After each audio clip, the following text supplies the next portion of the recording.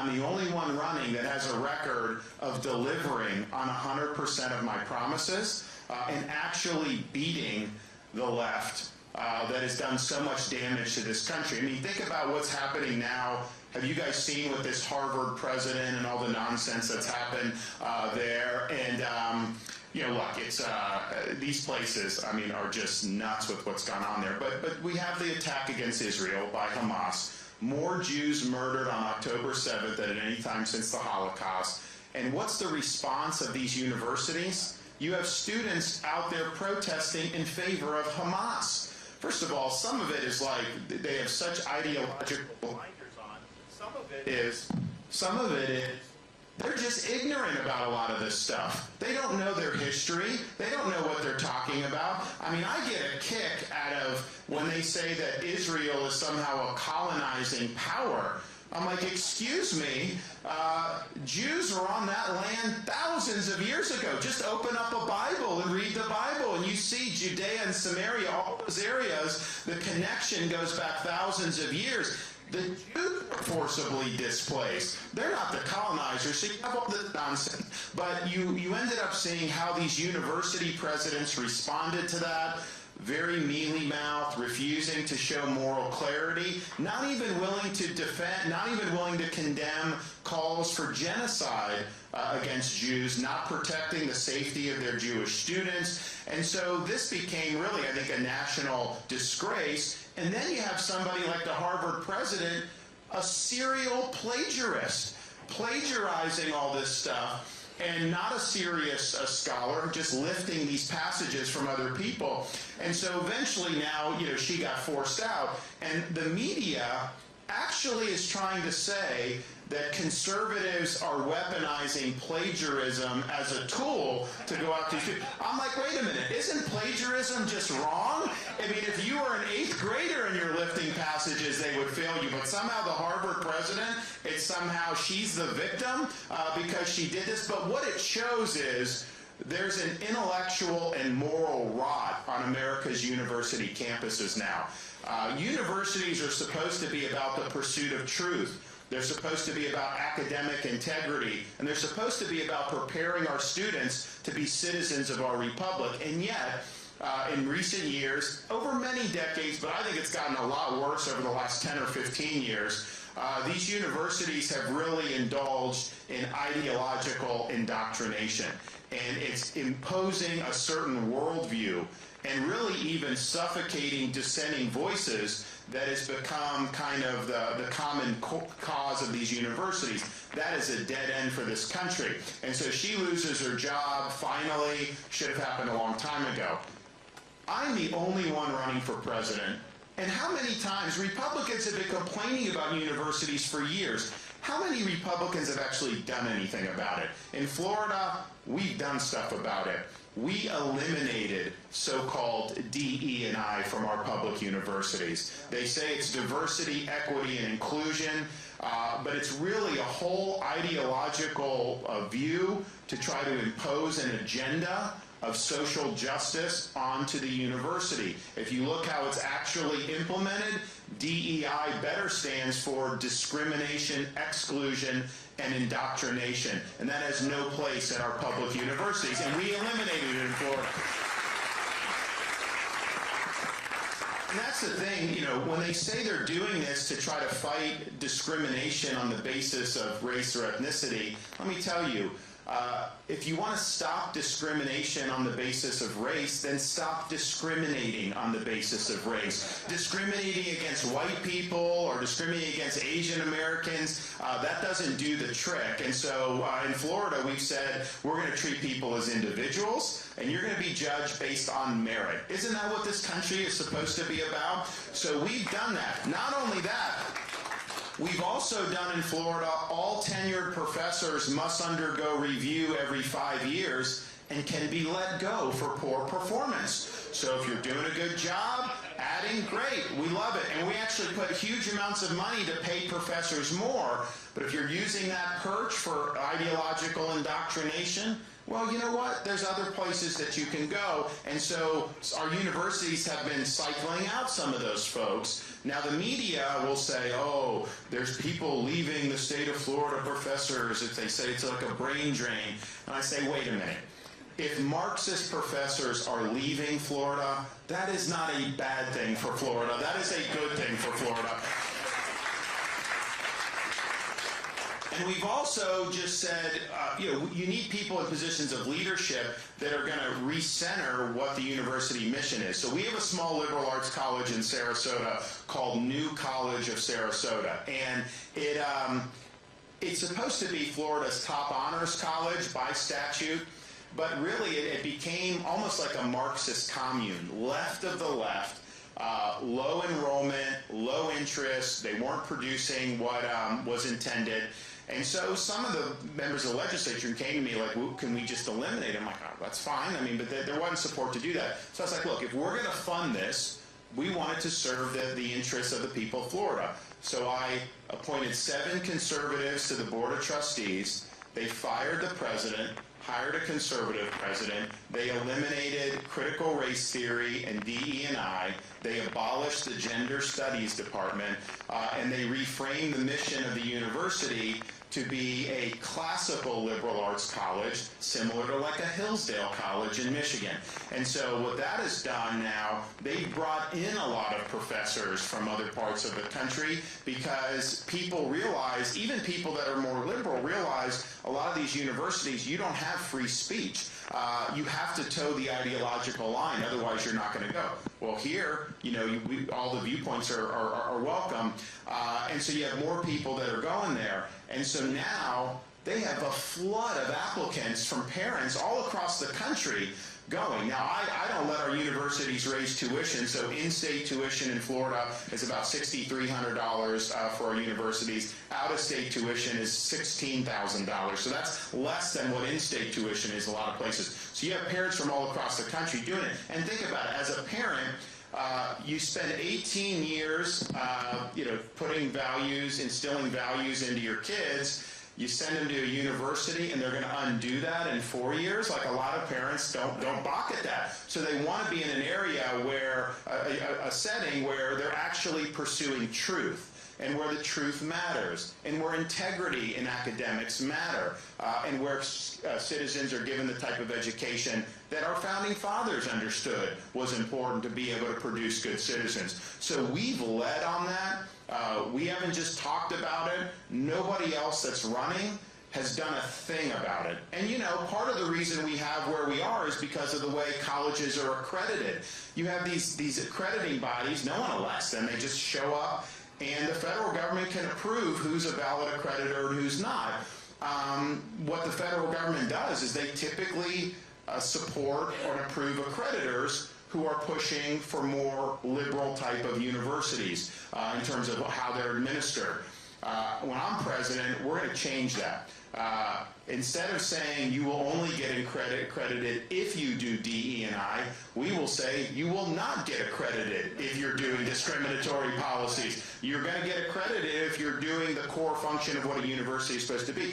Trump was president for 4 years. Did he do a single thing to challenge the orthodoxies at these universities? Did he do anything to push back and reform? No. And so you've got to do it. And I'm telling you this, if these universities are making common cause with Hamas, I am not sending your tax dollars to these universities. This is ridiculous. We've got to start standing up strong. The other thing that I've actually done stuff about, you hear a lot about the threat posed by China. Deliver that. Yes, sir. Can I be honest with you? Okay, so I think a lot of it's focused on Trump, and I have a couple questions. For one, why haven't you gone directly after him? Polls are down. He's, up to the... What do you mean by going directly after? I mean, you're in my viewpoint, you're going pretty soft on it.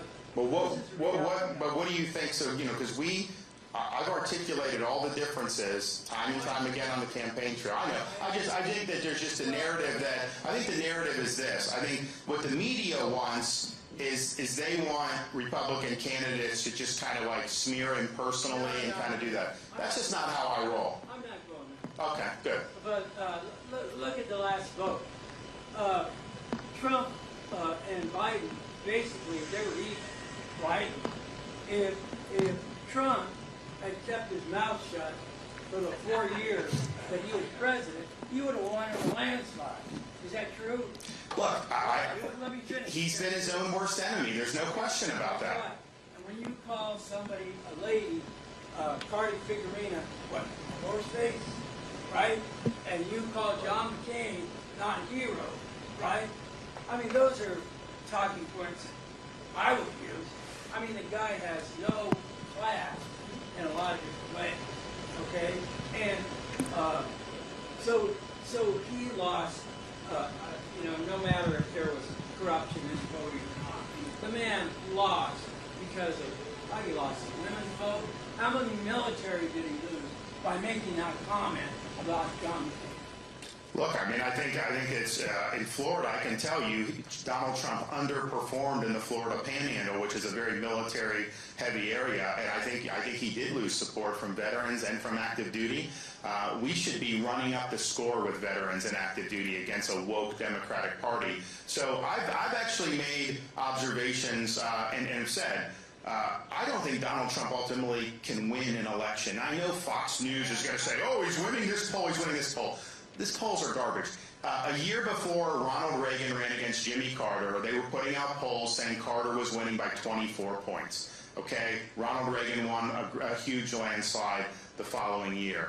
There are just going to be so many voters that are activated to come out and vote against him that it's not even related to policy. It's related to other things. And we've seen it on the ballot how many times now? 2018, 2020, 21, 22, most recently in 23. And the whole election will end up being a referendum on his behavior, all the lawfare. He's going to hold his Democrats, just like you're going to hold your Republicans. He's going to hold that bait. Well, what I'm saying is Iowans have an opportunity to say, okay, what's the best way to turn the country around? Obviously, you need to win the election, right? I mean, to have Biden again, and I'm not even convinced it's going to be Biden. One of the reasons I debated Newsom is because I think they may want to put Newsom in. Maybe not after that debate, they may not want to put him in, but who knows? So I think that they're going to do whatever they need to do, but I think that it's interesting. There's been more money spent, $40 million spent attacking me than has been spent attacking Biden and Trump combined so far in this election cycle. What does that tell you? I mean, if the Democrats were scared to run against Trump, they'd be pouring money into that. People view me as the threat. That's why they're doing all these. And I think these are dumb commercials. I don't think that people believe it, but they're putting all this stuff out there to do that. So I'm the guy that's going to be able to beat the Democrats, yes, at the ballot box like we did in Florida. And I would point out, I mean, when I was running for re-election, I mean, the media would put out polls saying somehow the race was tied, or that I was up 1 or 2, even some that were down, and we won by 20 points.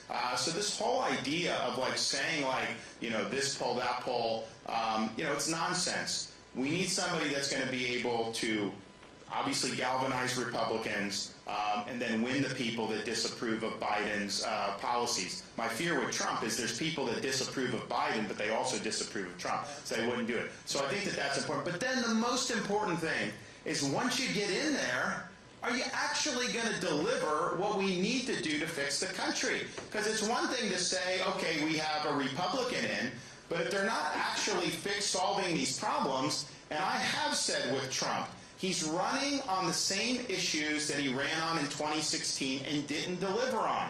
Border wall with Mexico paying for it, deporting illegal aliens, draining the swamp, holding politicians accountable, like he said Hillary. All these things were promised there. Now, he's even doing things like saying he wants to have the federal government fund 15 new cities. How much is that going to cost? The media doesn't talk about it, but that's not going to work as a policy. Then he came out this weekend and said he wants a $1 billion+ new headquarters in D.C. for the FBI. We got to get these agencies out of D.C. It's a swamp. Why would you want to build a massive building there for them? So the thing is, I think his agenda, if he could get in, I think he's going to indulge in some of these more liberal inclinations, which are not going to be not what we bargained for. But I also think he's not going to be able to recruit personnel the way he needs to. I mean, he had a tough time with that in the first term. Just imagine in this second term, because first of all, you're buying yourself potential a lot of problems with all the stuff that's swirling, and then the way he's treated his people, people aren't going to want to go there and then get tweeted out of office with a tirade. I mean, it's just not human nature to want to do that. So I'll be able to attract, really strong people, and that's the thing. You got to have humility. You're the leader. You set the agenda. You make the decisions. But if you don't have a cadre of people surrounding you that are going to be able to bring that to fruition and implement that against a lot of opposition in the bureaucracy and in official Washington, none of it's going to work. And so we're going to be able to do it. And it's not just going to be recycling people from Washington, D.C. We're going to be asking for people all throughout the country. Pick up your family. Give us 2 years, 4 years, 6 years, 8 years. Come to D.C. and let's work together to return this government to we the people. Yes, sir. God bless you for taking on this challenge. I think you're the most conservative governor I've ever seen in my lifetime. And I look at Trump, and I don't understand the polls. We heard New York Times with Trump and Hillary saying, 92%. So they're all talking about you with the polls. I'm not buying it, and I think Iowa's going to turn it around. But I don't understand, Governor, with Trump. The guy's the most radical leftist I've ever seen. The guy gave Hillary Clinton a standing ovation on his first day in office. He's the godfather of the jab. He's the godfather of woke. He said, take the guns first, ask questions later. He tried to ram through amnesty, and the Senate stopped it. The guy had Kim Kardashian as his de facto criminal justice reform czar. His leftist son-in-law and their shady Saudi business dealings. And, he didn't pardon any of the January 6ers, the ones that weren't violent. I want to ask you, Governor, why do you think, in my opinion, that's a radical leftist. He's a New York con man. He's a New York liberal. Why do you think, Governor, yeah, he is. And why do you think, Governor, that just doesn't, all the things I just said, he's a liberal. Why do you think that doesn't resonate with Republican voters? Well, I don't know that message really gets out. I mean, how many times have you heard that critique offered on talk radio or Fox News or any of these things? A lot of times they don't want to do it. I mean, just like I've had differences with Donald Trump, and I supported him in 2020 and raised him a lot of money. But, we really diverged on COVID because he had elevated Anthony Fauci.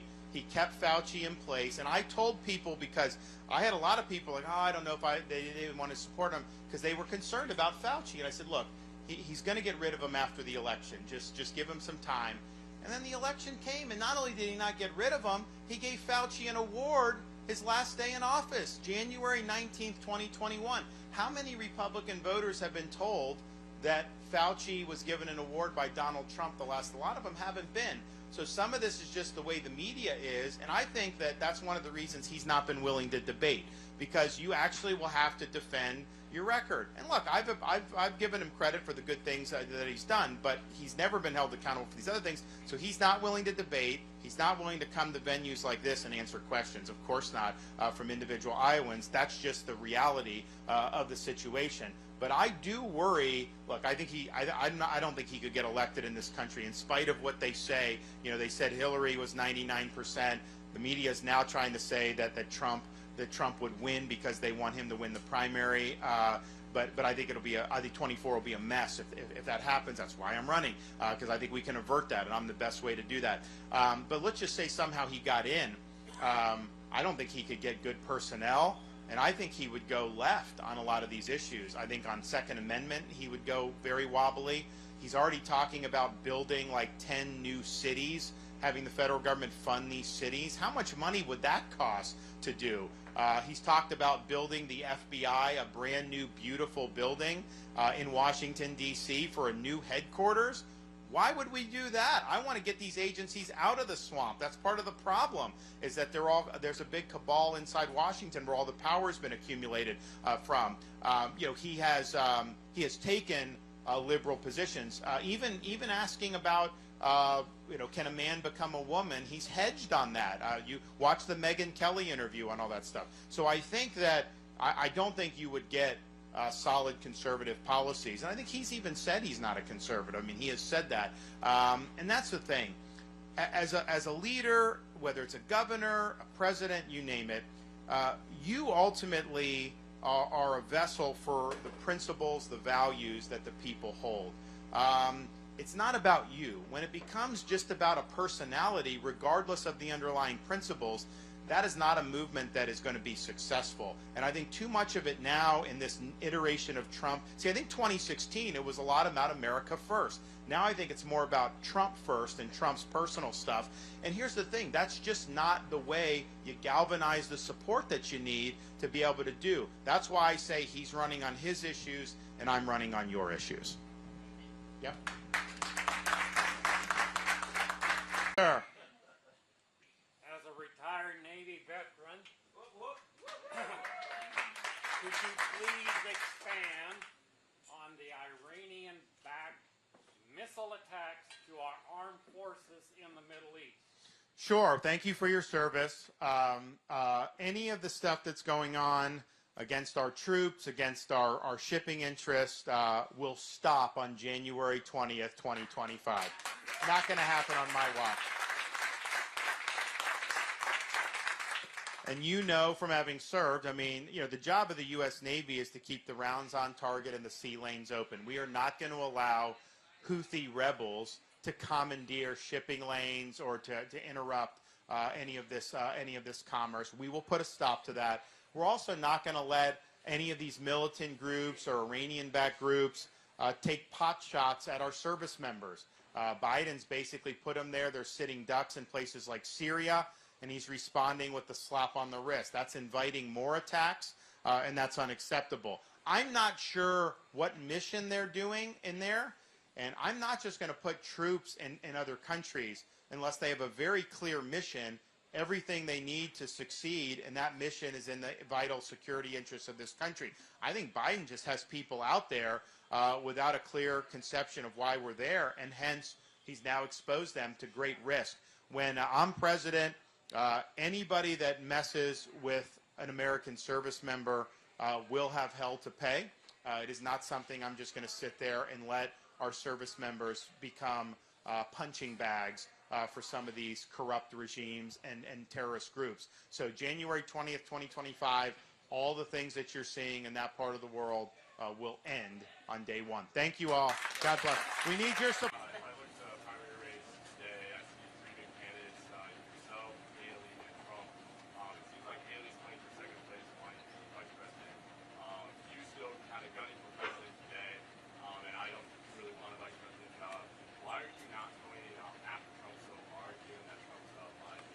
Well, I mean, first of all, he won't debate. I mean, like, he's not willing to get on a stage.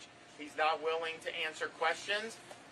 He's in Mar-a-Lago. I mean, like, so, yes, show up and debate. Let's do it. I'm willing to do it. We're doing a debate on January 10th in Iowa. He was invited. He declined. I accepted it. Haley accepted. And so then yesterday he just announced he's going to do a town hall on Fox News the same time we're doing the debate. So if he's able to come to Iowa to do a town hall, why not just go over and do the debate?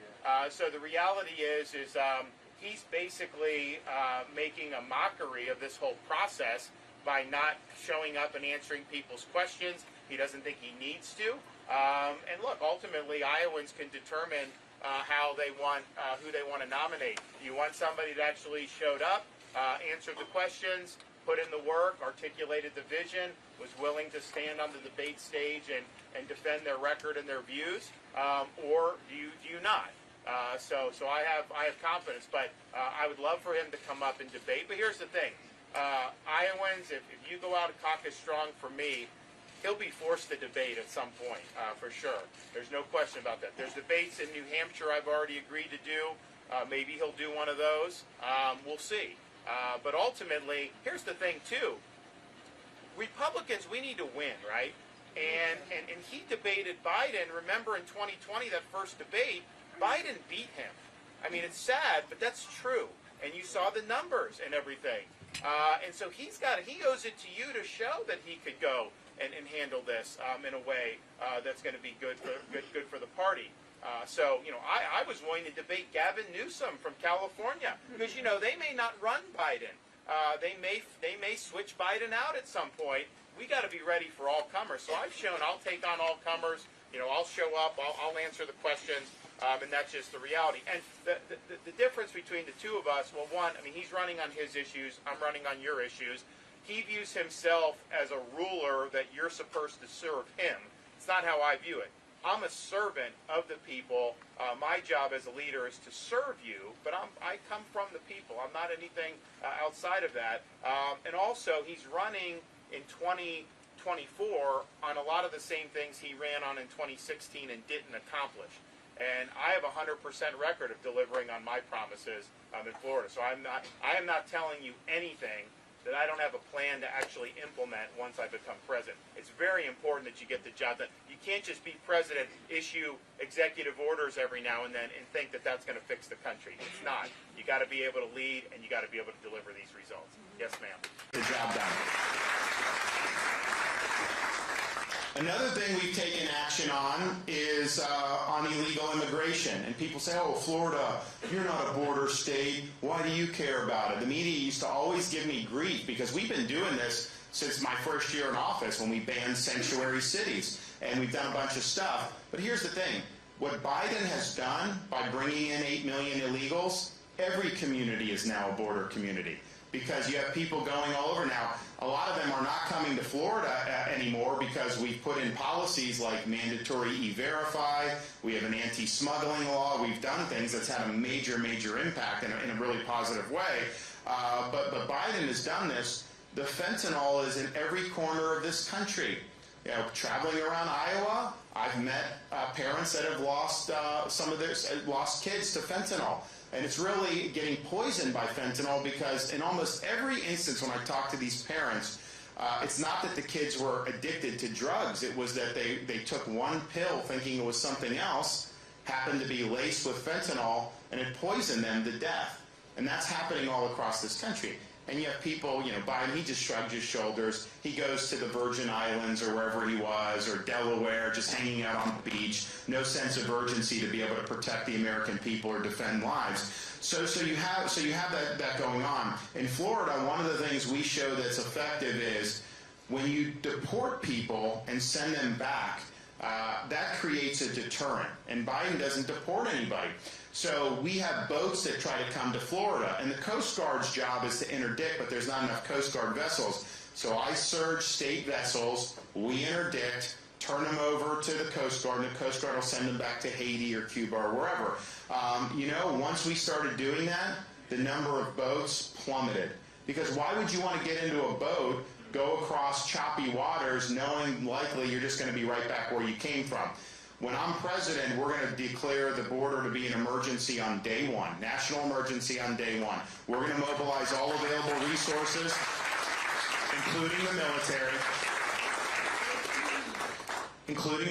to be at the border, stop the invasion, not entertain these claims coming in, but ensuring that the people here illegally, particularly the 8 million Biden has let in, they need to be sent back to their home countries. Once you do that, people are not going to want to pay the drug cartels $10,000 to be able to get passage to the southern border. People are willing to do that because they know if you just show up at the border, they give you a letter to say, come back in 3 years for a court date. Enjoy your stay. Your expense, too, as taxpayers, by the way. That is an insane policy. So that is going to be a huge deterrent. But if you're not willing to do that, you're never going to solve the border problem. And, Donald Trump is running saying he's going to do the largest deportation in history, which is interesting because I was at his rallies in 2016 where he said the exact same thing. And what was the result? Fewer deportations than the first term of Barack Obama. that is not getting the job done. So when he said it before and didn't do it, I would say if he's saying it again, what makes you think somehow he's going to get it done the second time around? Anytime I put the nose to the grindstone, we've got it done. I understand how important it is. I understand we got to do. And yes, we'll do the border wall too. I think the border wall is a great idea. I supported it in 2016. It didn't get built and Mexico didn't pay for it, but you can do it. How do you get Mexico to pay? They're not just going to give you money. What you do is you impose fees on remittances that workers are sending to foreign countries. You'd raise billions of dollars a year, put that right into border wall construction, and if we had a border wall, Biden would not have been able to bring in 8 million people. It's a physical fact of life, and it's important, so we will do that. The most important thing that we'll do, we're going to designate the Mexican drug cartels to be foreign terrorist organizations. We're going to hold them accountable. And that means authorizing the use of military force, just like we would deal with ISIS or any of these other terrorist groups, who, by the way, the drug cartels have killed more Americans than all terrorist groups combined. They've killed hundreds of thousands of people over the last decade. And so I think you not only have a right as president, you have a duty as commander-in-chief to fight back on behalf of the American people. So we're going to do that, and I can pledge to you this. We've been talking about this border for years and years and years. I'll be the president that finally brings this issue to a conclusion. We will solve the problem once and for all. Yes, sir.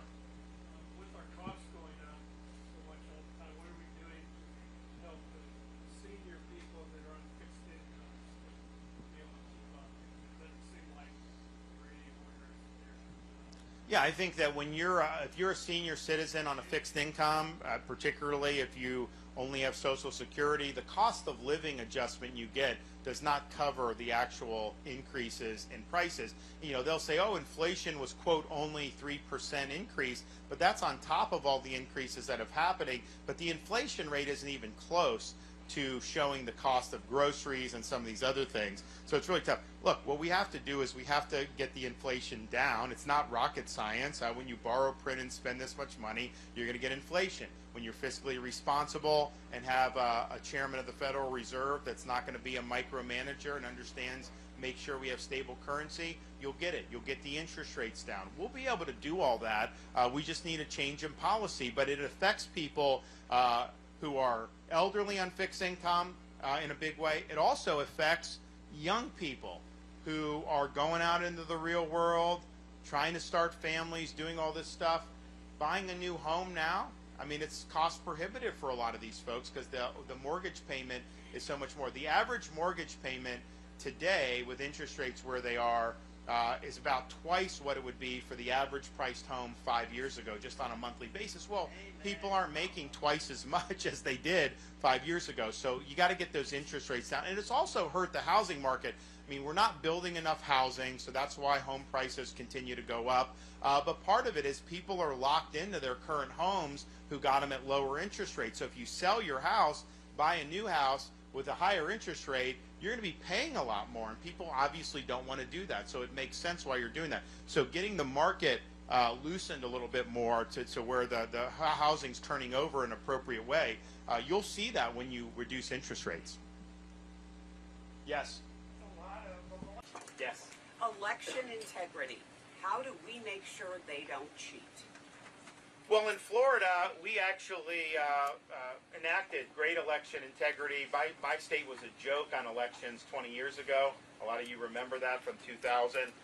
We banned ballot harvesting in Florida. We banned the use of Zuckerbucks. We have universal voter ID. And we have an election crimes office now in the AG's office that actually prosecutes people who violate the law.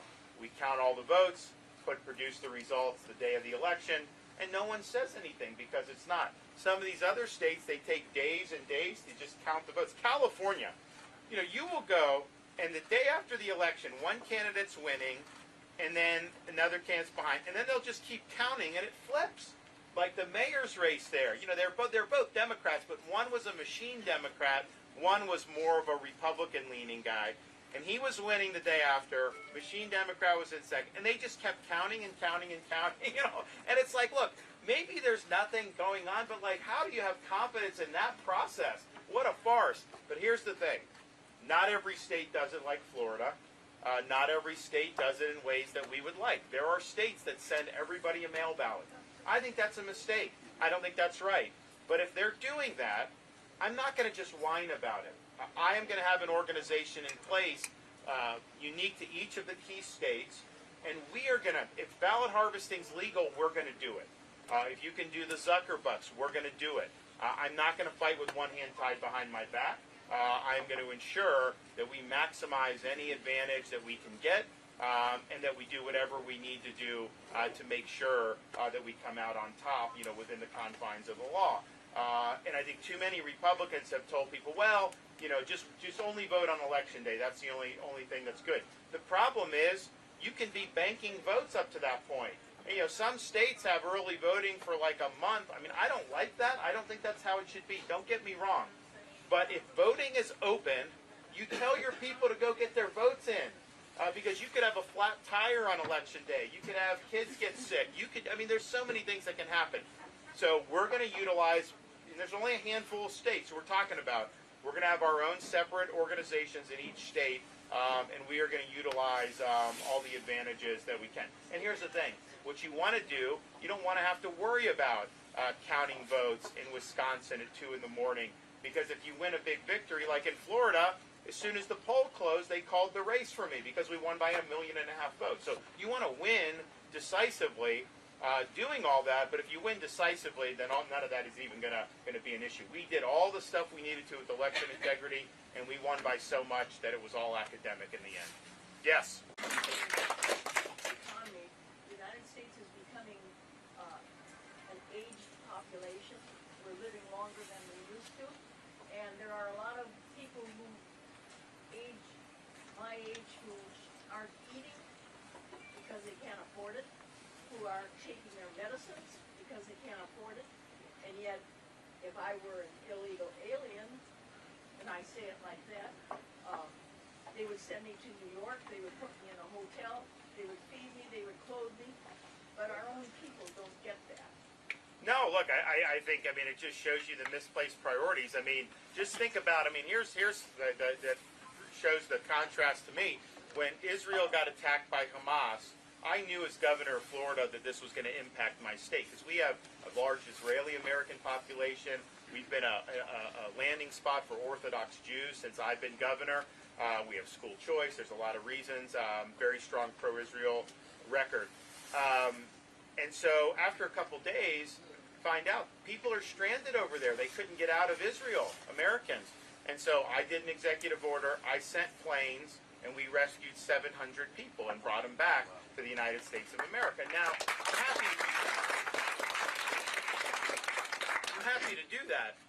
Now, what Biden started to do was they would take people who wanted to leave and dump them in Greece.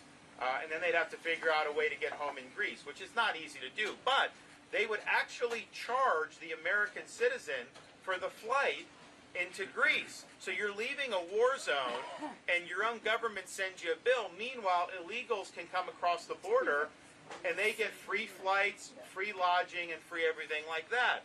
So you have these people in D.C.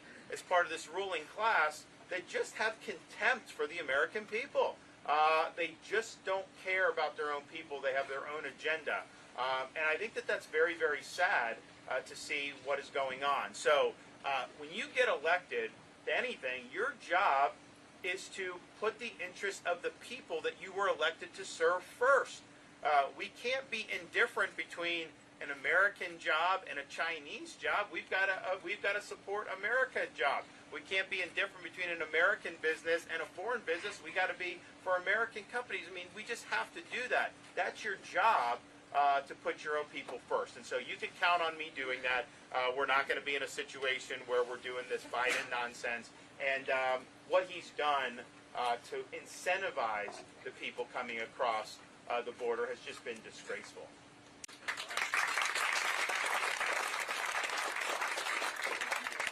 What's your thoughts about trying to straighten out the military and trying to get younger people to do their fair share, like you and I do? Yeah, well, Well, thank you for your service. So we got a problem with the military right now with recruitment. We got a problem with morale. Recruiting's at the lowest level since the end of the Vietnam War when they abolished the draft. And I have veterans come up to me frequently now saying, you know, I'm not sure I'd want my kids or grandkids to join today's military. And that is really sad that that's the case, because veterans have always taken pride if family members join. They've always encouraged that, and yet they're not now. And I think it's because the military has lost focus. I think you have a lot of civilians who are trying to impose a political agenda. You've seen things like woke ideology in the military, the whole DEI. You know, I've talked to people on active duty, and they got to be very careful. They'll whisper to me. But when I have a pilot telling me he did more DEI training than he did flight training, you know, that shows you that that's the priorities are misplaced. So we'll come in on day one as commander-in-chief. I'm going to rip out all of the political nonsense, all the woke, all the social experimentation, put that in the trash can. We're going to return the military to focusing on accomplishing the mission above all else, and the promotions are going to be based on merit. And once you do that, you increase morale, and you are going to be able to increase people that want to sign up. I mean, if you look back, we've had presidents talk about the nobility of military service in ways that have been inspiring. I mean, Ronald Reagan, he used to say that some people spend a lifetime wondering whether they've made a difference. Marines don't have that problem. John Kennedy said you can look back on your life with a great deal of satisfaction saying, I served in the United States Navy. That stuff matters, to have a president who's going to talk about that. And I have credibility in doing it because I volunteered and I served when the other candidates have not done that. So I think you're going to see an improvement. And I think the good thing about it, there's a lot of problems we deal with. The one good thing about the military is, as commander-in-chief, you really have carte blanche authority to ensure good order and discipline. And so we'll be able to do what we need to do to get everything right. And here's the thing. I look at China, threat from China. You know, we've got to do more to have more military power to deter them in the Pacific. But how are you going to do like a naval buildup if the military culture is out of whack and we can't even recruit people? So you really got to fix that right off the bat, and we will do that, and it's important that we do that. Go Yes. Navy! Go Navy! They didn't quite beat Army this year, but that's okay. Yes, back there. The crime situation. One of the reasons why people like coming to Florida is because our crime rate's at a 50-year low. Why? Because we support the men and women of law enforcement. We support them doing their job. It's important.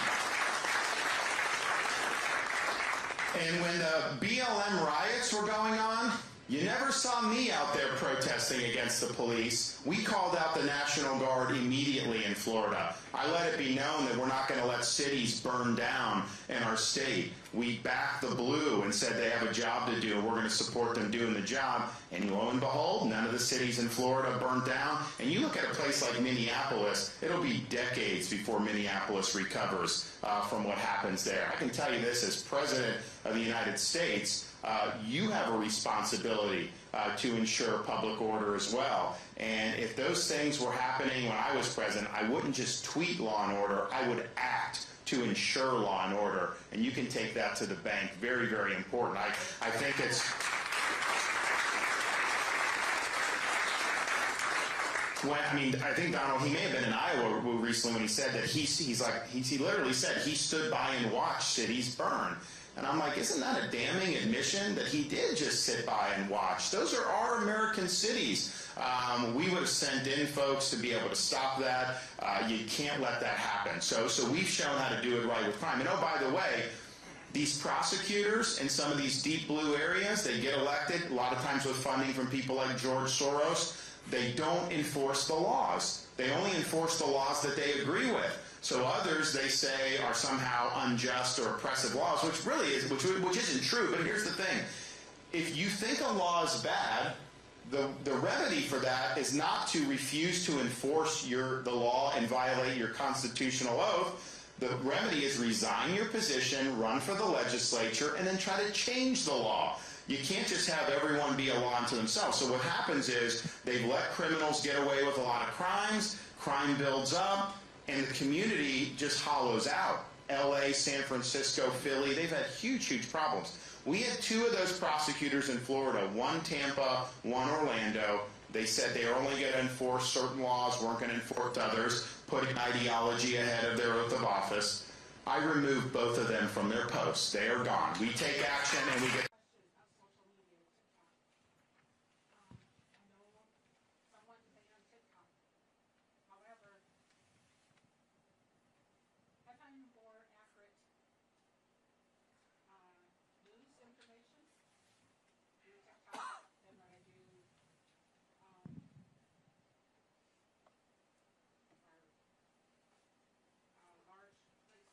Compared to like corporate media? Well, yeah, but I mean, like, that wall is more accurate than corporate media. So, but I take your point, though. No, I take your point. So here's what I'd say. So I actually think TikTok is a big problem in this country because what they're doing is China controls the algorithms. China is able to control what is going in to our kids' phones, and then China is taking the data for the users here in the United States. So it's kind of a unique problem. Like, look, I think social media as a whole is a big, big problem overall.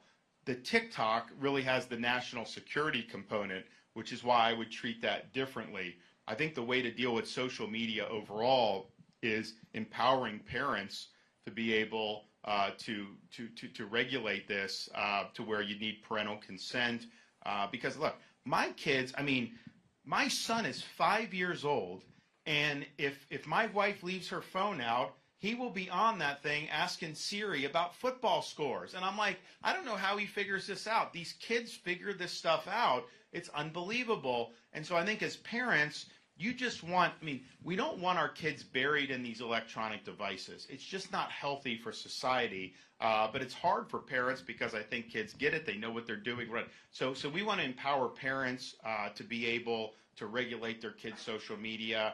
I'm in favor of saying that if you're under 18, you need parental consent to be able to get on these social media accounts. I think that that's absolutely something that's fair, and I think there's other things that can be done with that. I would view TikTok as differently because I think the CCP, they're playing for keeps on this, and they're using that to their advantage against us as a country. Yes, sir. First of all, you mentioned the military, and I want to thank you for your service to our country.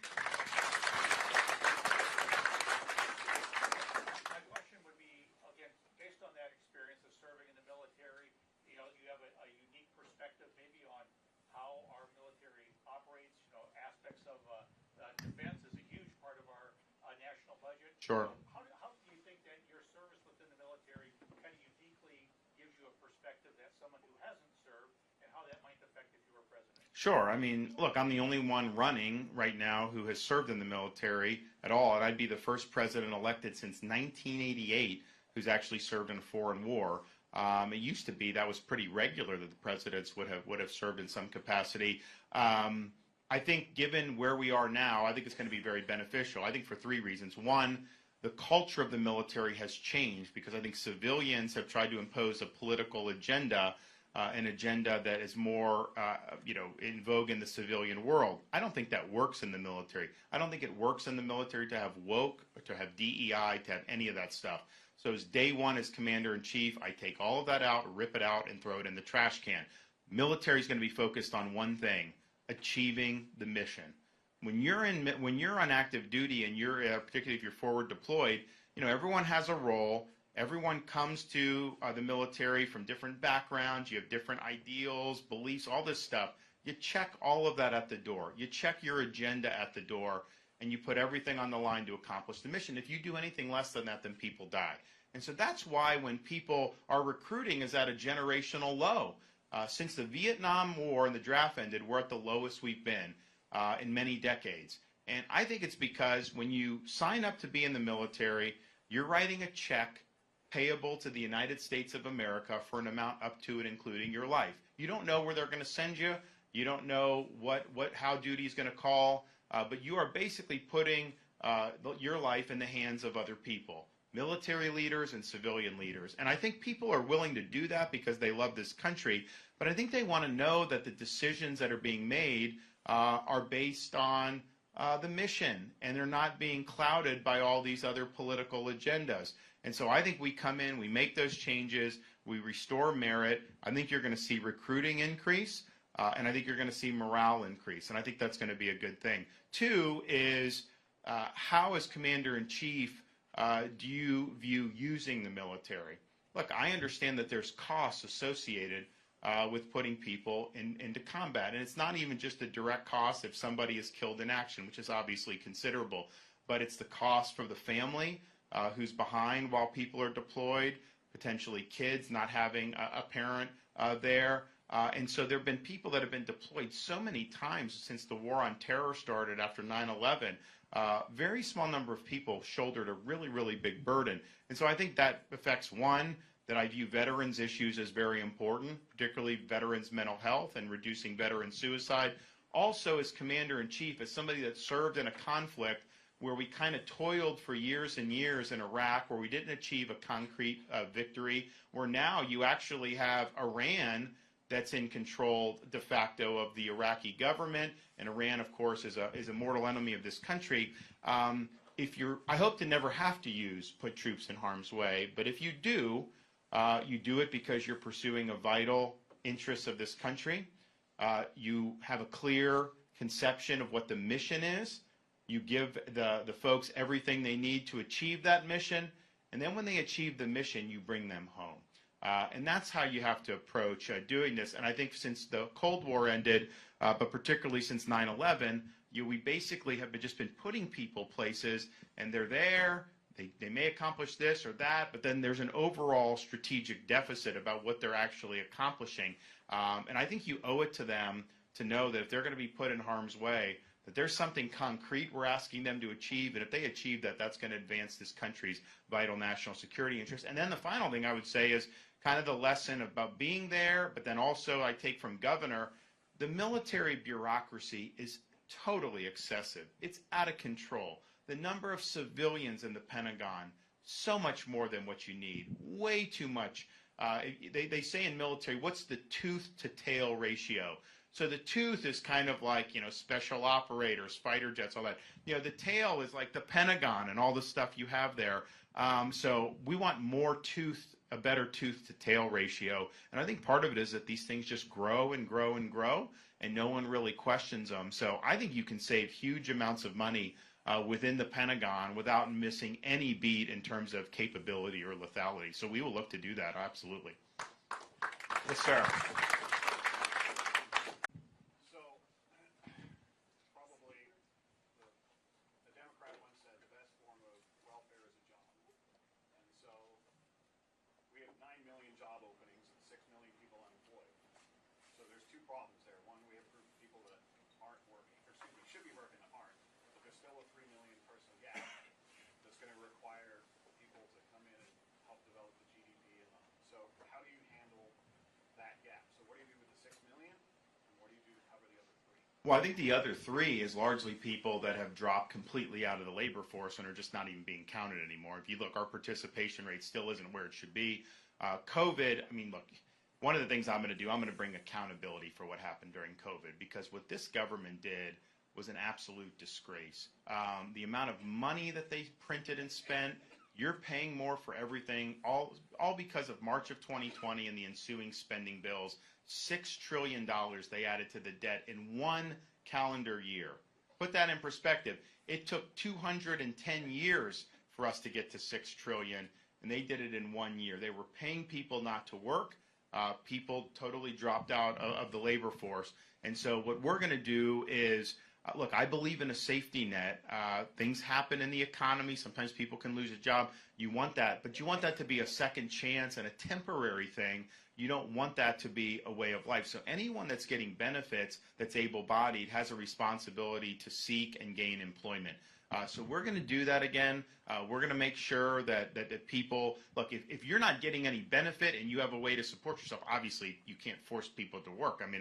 But if you're getting benefit, you can't just have that and go forward. So we are going to do that. I think it's going to make a difference. Now, Florida, we have more people employed by far than prior to COVID, but there's a lot of places they still haven't gotten back to where they are, and the participation rate has gone down dramatically. There's also a mismatch of skills in terms of the openings versus the people that may need jobs, And that's why I think going back to some of the things like the vocational education and the skilled trades, you will have, there are openings for those things, those are in demand, but you also create more demand for it because we'll be able to expand our manufacturing footprint. I didn't really get into China, but I think the two biggest threats to this country's security are the southern border and China. And I think China is the only country that's close to a peer competitor of ours. Part of the reason they've become more and more powerful is U.S. policy has basically let them eat our lunch for over 20 years. So a lot of the manufacturing migrated there, even things that are really significant, pharmaceuticals, things involving military, you name it, it's there. We need to work on bringing that back to the United States. Part of that's regulation, incentives, tax incentives, all that. Part of it, though, is making sure that you have a good workforce for some of those areas that are really, really significant. So we're going to do that. We're going to regain our economic independence from China. But I can tell you, in Florida, we've added 100,000 manufacturing jobs since I've been governor. And part of the reason we do, yes, we've got a good business climate, but people see that we're serious about workforce. So they know that they're going to be able to get people. You can go to, like, Elon Musk will hire people out of high school in Florida, right there on the space coast of Florida for SpaceX, these aviation mechanics and stuff. They're making really good money right out of school, and so we're going to do that. But matching the skills to where we need to go, I think, is very, very important. Yes? Yes, sir.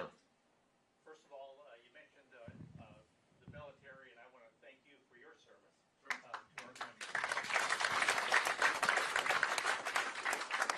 My question would be, again, based on that experience of serving in the military, you know, you have a unique perspective maybe on how our military operates. You know, aspects of defense is a huge part of our national budget. Sure. How do you think that your service within the military kind of uniquely gives you a perspective that someone who hasn't served, and how that might affect if you were president? Sure. I mean, look, I'm the only one running right now who has served in the military at all, and I'd be the first president elected since 1988 who's actually served in a foreign war. It used to be that was pretty regular that the presidents would have served in some capacity. I think given where we are now, I think it's going to be very beneficial. I think for three reasons. One, the culture of the military has changed because I think civilians have tried to impose a political agenda, an agenda that is more, in vogue in the civilian world. I don't think that works in the military. I don't think it works in the military to have woke, or to have DEI, to have any of that stuff. So as day one as commander-in-chief, I take all of that out, rip it out, and throw it in the trash can. Military is going to be focused on one thing: achieving the mission. When you're on active duty, and you're particularly if you're forward deployed, everyone has a role. Everyone comes to the military from different backgrounds. You have different ideals, beliefs, all this stuff. You check all of that at the door. You check your agenda at the door, and you put everything on the line to accomplish the mission. If you do anything less than that, then people die. And so that's why when people are recruiting is at a generational low. Since the Vietnam War and the draft ended, we're at the lowest we've been in many decades. And I think it's because when you sign up to be in the military, you're writing a check payable to the United States of America for an amount up to and including your life. You don't know where they're going to send you. You don't know how duty is going to call, but you are basically putting your life in the hands of other people, military leaders and civilian leaders. And I think people are willing to do that because they love this country, but I think they want to know that the decisions that are being made are based on the mission, and they're not being clouded by all these other political agendas. And so I think we come in, we make those changes, we restore merit. I think you're going to see recruiting increase, and I think you're going to see morale increase, and I think that's going to be a good thing. Two is, how as Commander-in-Chief do you view using the military?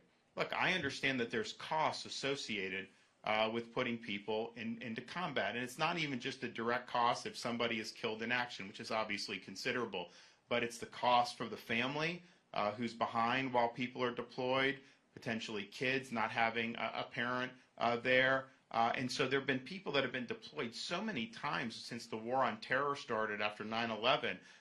Very small number of people shouldered a really, really big burden. And so I think that affects, one, that I view veterans issues as very important, particularly veterans' mental health and reducing veteran suicide. also as commander-in-chief, as somebody that served in a conflict where we kind of toiled for years and years in Iraq, where we didn't achieve a concrete victory, where now you actually have Iran that's in control de facto of the Iraqi government, and Iran, of course, is a mortal enemy of this country. I hope to never have to put troops in harm's way, but if you do it because you're pursuing a vital interest of this country.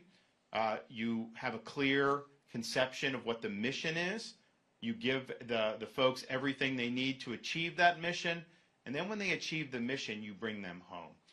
And that's how you have to approach doing this. And I think since the Cold War ended, but particularly since 9/11, we basically have just been putting people places, and they're there. They may accomplish this or that, but then there's an overall strategic deficit about what they're actually accomplishing. And I think you owe it to them to know that if they're going to be put in harm's way, that there's something concrete we're asking them to achieve, and if they achieve that, that's going to advance this country's vital national security interests. And then the final thing I would say is kind of the lesson about being there, but then also I take from Governor, the military bureaucracy is totally excessive. It's out of control. The number of civilians in the Pentagon, so much more than what you need, way too much. They say in military, what's the tooth to tail ratio? So the tooth is kind of like, special operators, fighter jets, all that. The tail is like the Pentagon and all the stuff you have there. So we want more a better tooth to tail ratio. And I think part of it is that these things just grow and grow and grow, and no one really questions them. So I think you can save huge amounts of money within the Pentagon without missing any beat in terms of capability or lethality. So we will look to do that, absolutely. Yes, sir. Sir. So one of the big reasons I'm here this weekend today is over the last couple holiday weekends, like a lot of Americans, I streamed a lot of football games with my family. And living in Iowa, every other ad was a political tack ad. Right. And so then after the games, I'm sitting around the table talking with my in-laws and my family and my kids, and we're just talking. Politics comes up. We talk about it. And the name of a politician comes up, and my son here repeats verbatim, oh, that's the guy that XYZ, negative, negative, negative, right? I can't remember if it was you or one of the others. I honestly don't. Right. But how do we clean that up? He's been super into politics this year, which is a great thing, and I love talking about it and teaching him. But when our leaders, and I know your campaign directly isn't doing it, but you look at the fine print on the sign behind you, it says not affiliated with campaign or candidate, but you're standing in front of the sign, So I know those aren't directly from your campaign, and it's not just you. I'm not trying to attack you by any means. Hey, look, I hear what you're saying. I mean, I'm the #1 recipient of all this stuff. $40 million so far in this election cycle. That's more than has been spent against Biden and Trump combined. It's also more than has been spent against all the other Republicans combined. And so, that's going through PACs and doing that. So, look, obviously, I mean, here's the thing, though. I think Iowans are much too smart for this. I think they see through it. I think they realize, okay, why is, they coming? And a lot of these are funded by liberal Democrats, Wall Street executives that are attacking me. And a lot of it is nonsense. I mean, I'm trying to think there's some of these PACs supporting Haley. She's very weak on China. When she was governor of South Carolina, she was the #1 Republican governor of bringing in Chinese investment and business into her state. They gave land to a company 5 miles from a military base. She's on camera, I think it's on our website, rondesantis.com, in front of a Chinese flag from a company that was in. She's like, we work for you now, all this stuff. She said China's a friend, all this stuff. So that's just her record. She knows that's not popular, so she's trying to take other positions. We've obviously in these debates hit her. So they want to try to muddy the waters and act like somehow I'm in favor of China, even though I'm the guy that banned China from buying land in Florida and kicked them out of the universities. So they say that Florida had a Chinese solar company and all that stuff, and they try to link it to me. Now, it is true, Florida did do that, but that was before I was governor. So it didn't have anything to do with me, and I just view it as, look, if that's the best they can do, attack me for things that my predecessor did, I must have done a pretty doggone good job as governor. I mean, that's just the reality. So, but I hear what you're saying.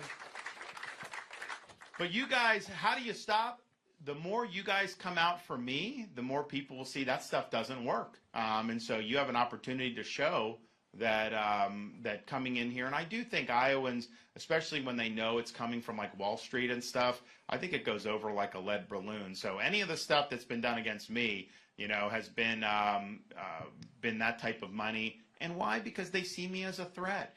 You know, they don't want us to stand up to China because these guys make a lot of money off China. I mean, this isn't anything, this isn't rocket science as to why they're doing this. They don't want someone, all the things you guys would like to see done in Washington, they don't want to see any of that done.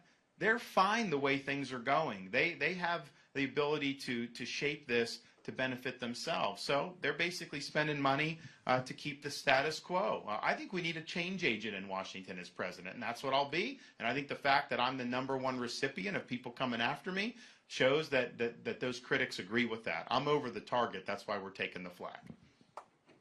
Yeah, see? Yes. First off, from one veteran to another, I respectfully thank you for your service to our nation. Likewise. Thank you. Appreciate you. Please give me your definition of patriotism. Did the January 6th insurrectionists display patriotism as some of them claim they did? No, of course not. I mean, that was not a good day for the country. I think the media has taken that, and I think the left has taken that and really tried to politicize it, but it was not a good day for the country. You know, patriotism to me is willing to put yourself out there and put service above self. I mean, you served. Anyone that serves in the military, they're writing a check payable to the United States of America for an amount up to and including their life. You don't know where they're going to send you. You don't know what you're going to be able to do. But when you're doing that, you are pursuing a higher purpose. And so to me, that's noble. We've had a lot of problems in the military now with recruiting. Recruiting's at a generational low in this country since the Vietnam War. I think there's a lot of reasons for that, and I will rectify that. But part of it is we haven't had a president elected who's been a veteran since 1988, a president that served in a foreign conflict. So I would be the first to do that. And part of what I'm going to do, I'm going to take out all the political, the woke, all the nonsense out of the military's commander-in-chief day one. But we are going to hold up military service as being something that's a noble cause. You know, Ronald Reagan was inspiring when he would talk about some people spend a lifetime not knowing whether they made a difference, but a U.S. Marine doesn't have that problem. John F. Kennedy said people can look back on their life with a great deal of satisfaction saying, I served in the United States Navy. And so this is something that I think is very important. So I will be an advocate for military service. I will talk about that being a worthy endeavor for young people to pursue, and we are going to solve this problem. We are going to get more people signing up. You're running for president, obviously. The physical safety should not be an issue with our schools, and parents need to have confidence in that. So I think what we'll do is support efforts like I did in Florida, school resource officers, help with hardening, but also help identify students that are exhibiting really problematic behavior. The Democrats want Trump to be the candidate. They are going to talk about all the legal stuff, January 6th. That will be what the election will be about. You don't want it to be a referendum on Trump and the past. You want it to be a referendum on Biden's failures, on our positive vision for this country. Thank you. Thanks so much. Now, it's great to be back at Grandview. Thanks, CNN. So I heard the other day someone say that Caitlin Collins had some basketball skills. Now, I don't know if that was a mistake or not, but I know in Iowa they have a Caitlin Clark. So I just wanted to give you this as a memento. And just respectfully, if the game's on the line and we need a buzzer beater, I'm going with Clark over Collins. So rest assured, her free throws and her threes are much better than mine, Governor. But thank you so much for that. Thank you. And good luck to her playing against Rutgers on Friday night. Governor, thank you for being here. Obviously, as you know, just 45 minutes away. And actually being one of the few who stands for what's right in Washington, D.C. There are not a lot of them, so they've been principled, and I'm proud to have their support. You know, Thomas has on his jacket pocket, so he's humble. This guy's got degrees from MIT. He's got patents to his name. In Kentucky, he lives on his own property with no electric grid. He powers it all through batteries and solar and all this stuff. So, but he engineered a national debt clock to go that he wears on his jacket lapel. So he will go on the halls of Congress while these guys are voting to plunge us deeper into debt. That debt clock will remind him that, you know what, this has consequence as it goes up. So he brought, we were in New Hampshire a couple weeks ago, and he brought one for me, and so I had it. But, you know, I told him, I said, can you engineer a debt clock for the state of Florida? Because if you did a debt clock for the state of Florida, it wouldn't be counting up, it would be counting down, because we're paying off debt in Florida. I want to spend most of the time just taking questions and hearing from you, so I'm just going to make a few remarks. I'm running for president because we're in jeopardy of being the first generation of Americans to leave to our kids and grandkids an America less prosperous and less free than the one we inherited. And if we do that, we will break faith with every generation of Americans from the founding of our country to the present who always stood up and sacrificed so that future generations would be able to enjoy freedom and have opportunity. I'm not going to sit idly by and watch the managed decline of this country.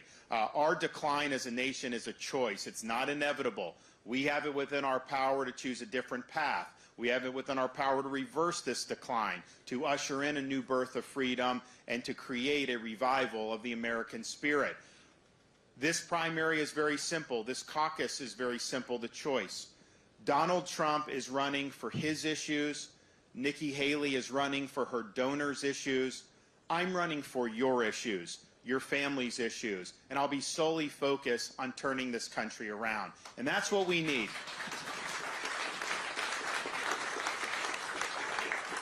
And you know I'll do that because I'm the only one running for president that has a record of delivering on 100% of his promises. Everything I promised the folks when I ran I would do, I have accomplished. I have followed through on those promises.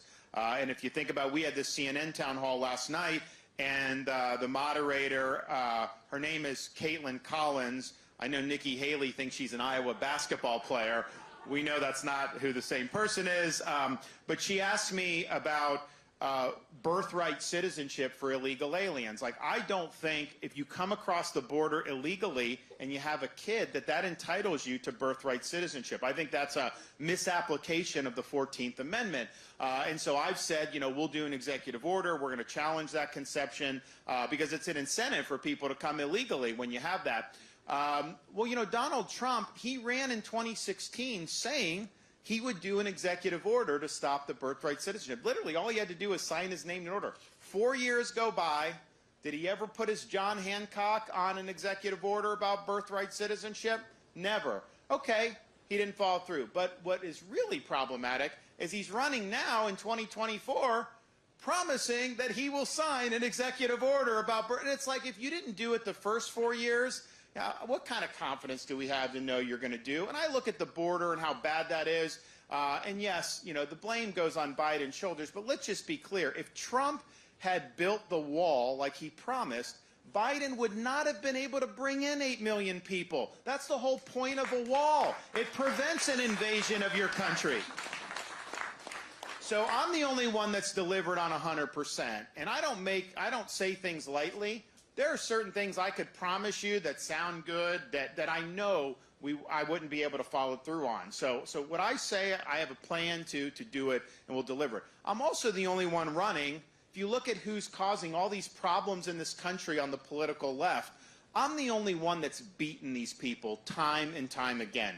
If you look in Florida, we beat the teachers union on universal school choice and on stopping the forced union dues. We beat Fauci on COVID to make sure that our kids were in school and our economy was open. We beat George Soros on crime by removing 2 of the radical left prosecutors that had gotten elected in the state of Florida but were not willing to enforce the law. We beat the Democrats on election integrity. You now have in Florida no ballot harvesting, universal voter ID, no Zuckerbucks, and even an office to prosecute election crimes in state government.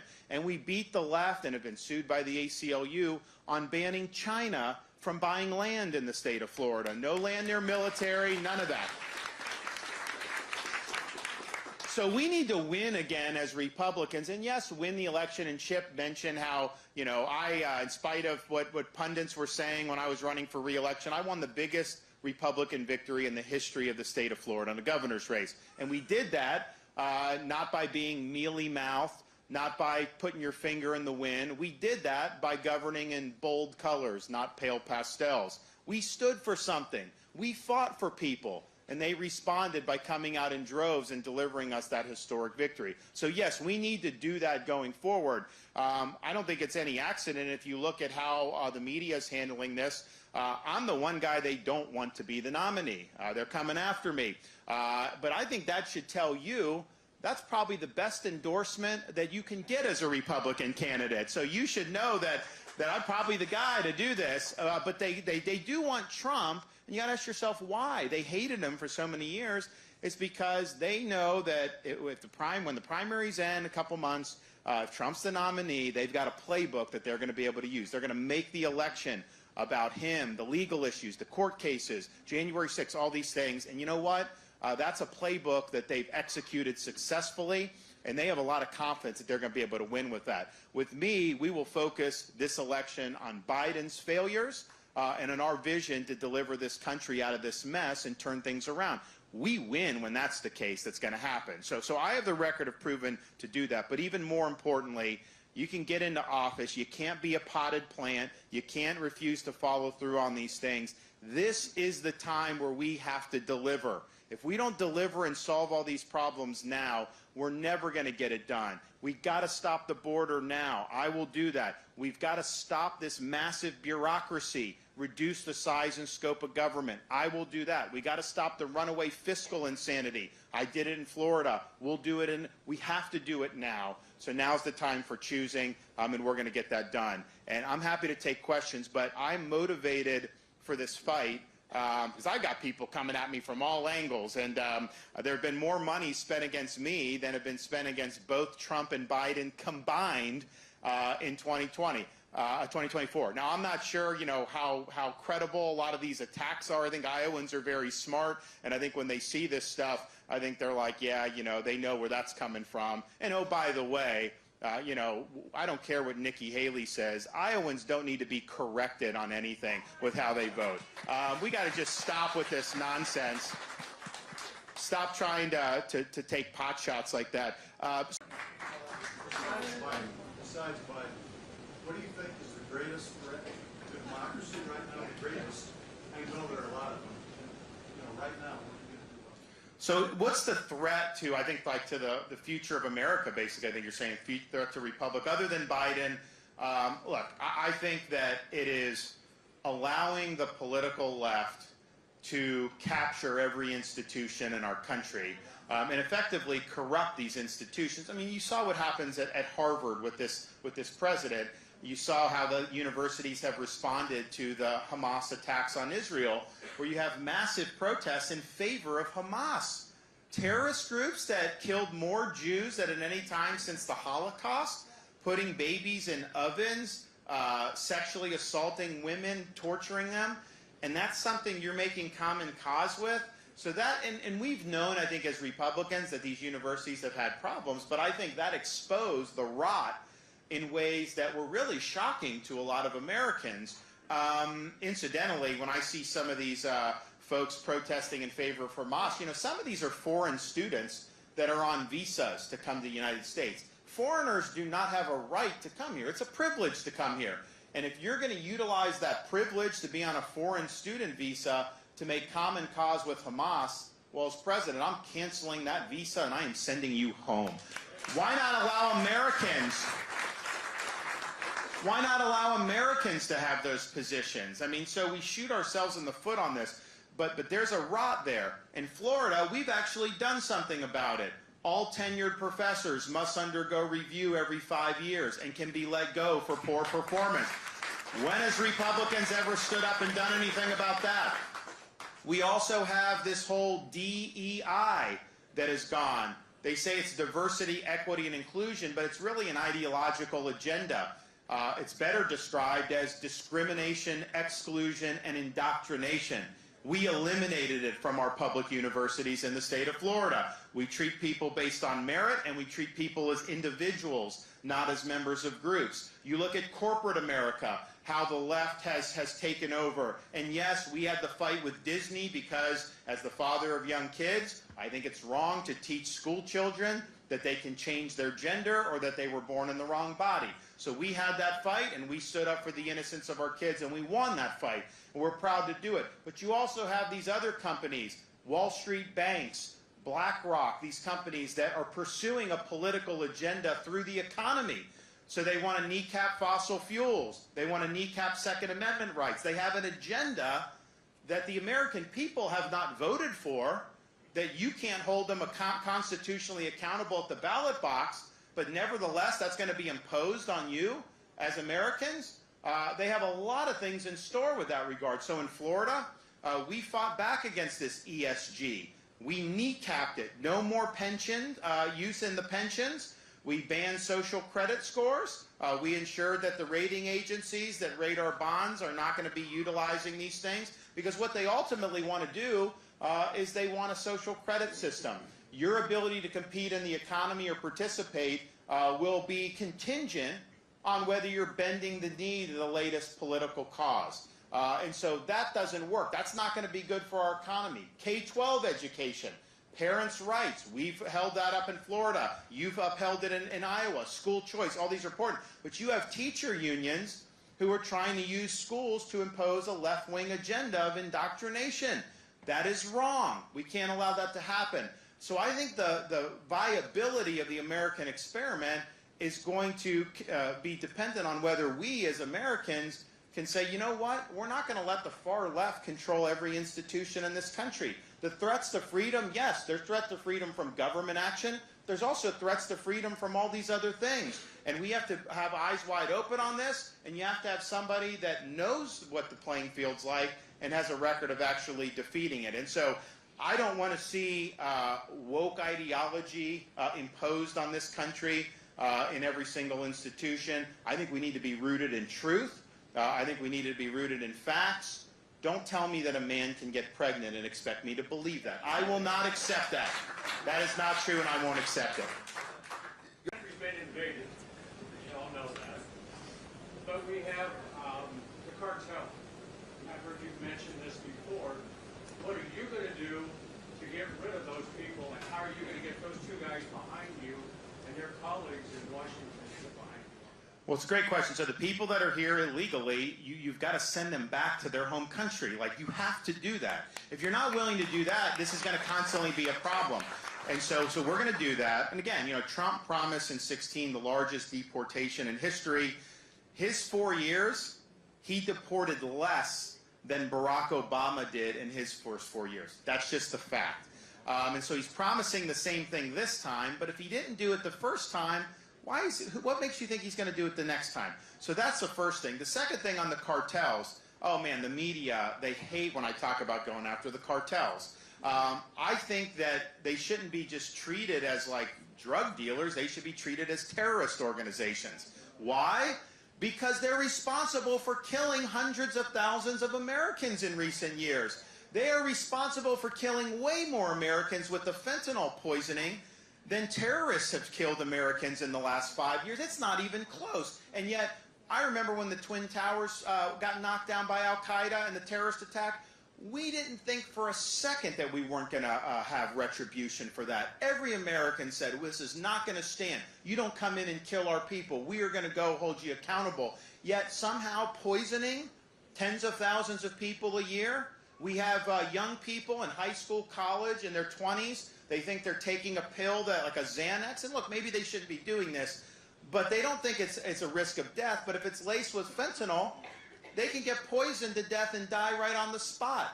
I've met angel parents here in Iowa. I've met them in New Hampshire. I've met them in Florida. And this is something that at the drop of a hat, all of a sudden, you could lose a loved one. And it's decimated families. It's decimated communities. And yet the people in Washington, D.C., by and large, not these guys, but most of them, they just shrug their shoulders. They don't care. They're more interested in doing all the other stuff that they want to do that benefits them. They allow the invasion, and they allow the deaths. And so, as President of the United States, you not only have a right, you have a responsibility to fight back when people are killing our citizens. So I will fight back. We're going to authorize the use of military force. We have a lot of other assets that we're going to be able to deploy. Think about it. They will cut, obviously we don't have a border wall across the whole border, but there are pieces where there's there. So I was in Arizona a few months ago, and these guys are at the wall. It's like steel beams, and they're doing something. Like, what are you guys doing? They're like, we're patching a hole that the cartels cut through this. So cartels cut through the steel beam and bring people through. And Biden just lets it happen. Now, if somebody was breaking into your house, I'm pretty sure in Iowa, I know in Florida, you'd have the right to protect yourself and your family by using lethal force. Well, how is it that a cartel member can break into our country, cut through a wall, and somehow we're not supposed to do anything about that? There's going to be a new sheriff in town on January 20th, 2025. Governor.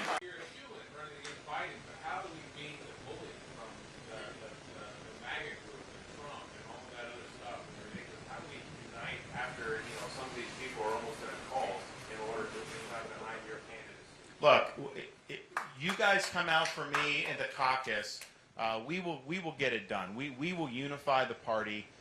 That's not an issue. I mean, if you think about America First policies, Donald Trump has been associated with those. I've delivered on those more than anybody in the whole country. Kim Reynolds, me. There's a handful of us governors who have outstanding records of delivering on conservative principles and conservative policies. So you'll be able to unify the party. When I ran for re-election as governor in Florida, I got 97% of registered Republicans. That's a record. Normally, if you get 90%, that's great. We got 97%, and so we'll be able to do it. And so I would just say, eye on the prize here. Iowa, then obviously we go on to New Hampshire and South Carolina and Nevada, all these other states. Just keep doing that. But Iowa can set the tone, and I disagree with Nikki Haley when she says that somehow Iowa's votes need to be, quote, corrected. I don't think you need to be corrected. I think that your voice speaks very loudly, and I think you're speaking with values and principles that Republicans all across the country share. Faith, family, patriotism. This is all something that we need more of in this country. So no corrections needed from my vantage point. You go out there and you vote your conscience, and that's going to help fix this country. I might add just one thing to that, which is, both Thomas and I have done this in terms of supporting Governor DeSantis, but also long before that. Thomas told a story about challenging the former president, and I've done it before at a number of different fronts, and we both survived to tell the tale because we're a republic.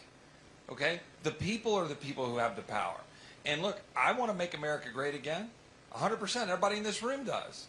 And every one of us, I'm guessing, we're fully supportive of wanting to do what the president did when he came in 2016, 2017 in the White House and challenging the status quo.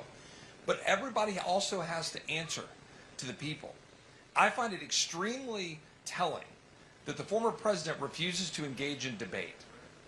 I think that he owes that to you, to come and debate and to get on the stage. So next week, will he not come get on the stage with Governor DeSantis and Governor Haley? I think he should, because I think he should have to answer questions about empowering Anthony Fauci, shutting down the greatest economy in the history of the world, $8 trillion in debt that then flowed from that decision, things that Governor DeSantis had to fix in Florida and make sure that he got Florida open again to lead the country, things like saddling up with Paul Ryan to pass an amnesty first bill in 2018 instead of a border security first bill. So we're now left dealing with that down at the border.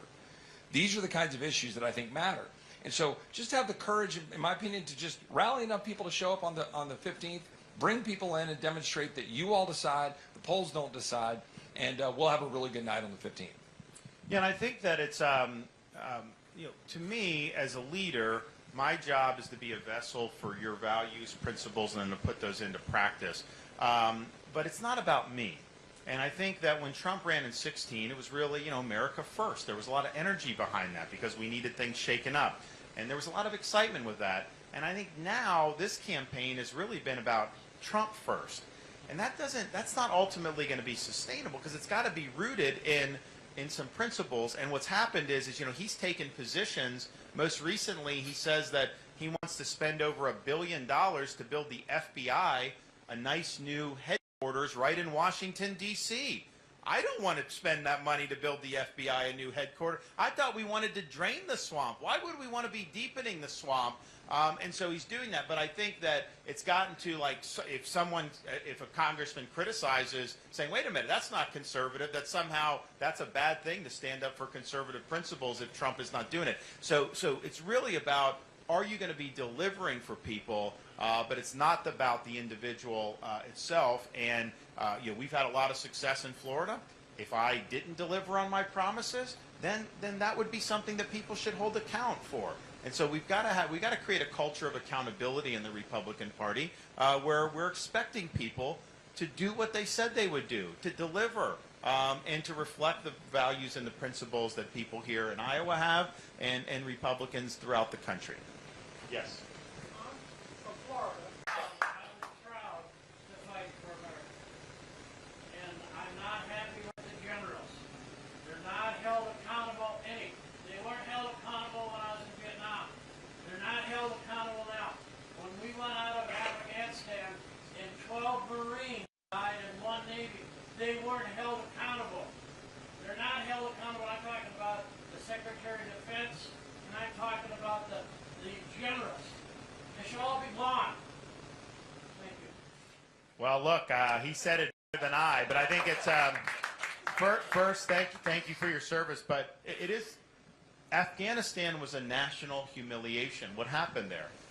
To lose 13 service members, to leave all that equipment behind that the Taliban now has and is using, and so that's bad enough.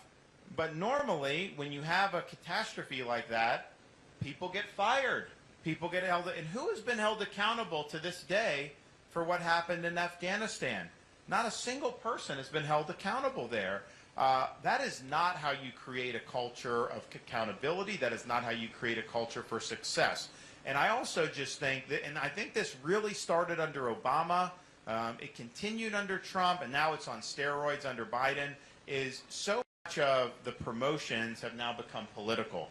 So when you talk about, you could be an 06, maybe you get that first star, but second, third, fourth star, you really got to toe the line. I mean, it's heavily politicized, and I don't want that. I mean, I want people that are really getting the job done, that are forward-leaning, that take risks, all these things. So we're going to overhaul that entirely, but we are going to have accountability, and we are not going to use the military to advance a social agenda or a political agenda. That is not the appropriate thing, to bring your political agenda into our military.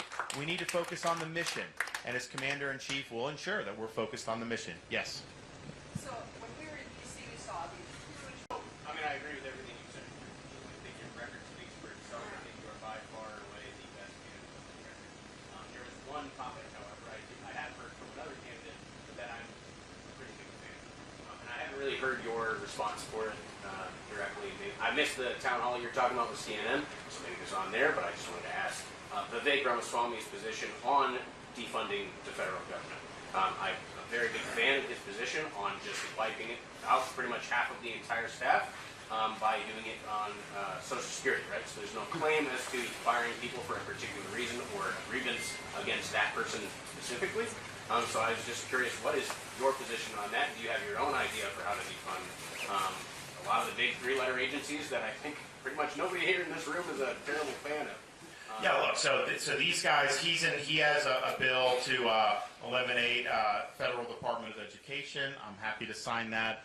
In terms of the bureaucracy, we want to reduce by 50%. The way I view it in Florida, we have millions of more people than New York. And yet in New York, we have half the budget that New York does, when we have the lowest percentage of state workers per capita in the country. When New Yorkers come to Florida, what do they tell me? Oh my gosh, you have better roads, better services, and then our education is better, and yet that's with half the footprint. So much of government is just excessive. There's core functions that need to happen, but you can do a big reduction, and so I want to do that. And even in like something like, look, I'm the only veteran running for president.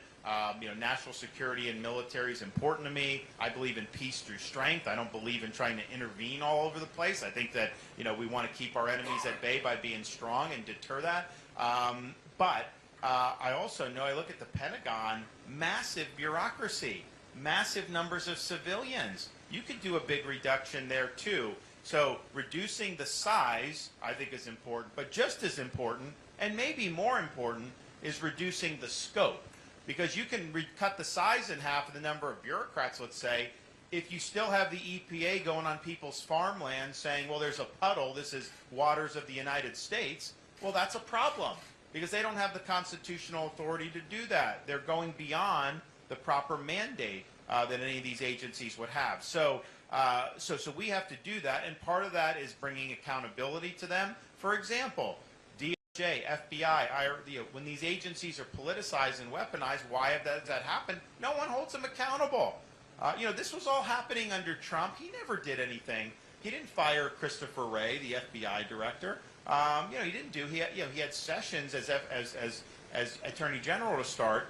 So you, as president, got to get in there. You got to hold people accountable. We all remember in the election of 2020 the censorship of the Hunter Biden laptop story. That was federal agencies working with the social media companies to censor that. And Republicans complained about that, but some people have said, oh, well, Biden did that. Biden wasn't president yet.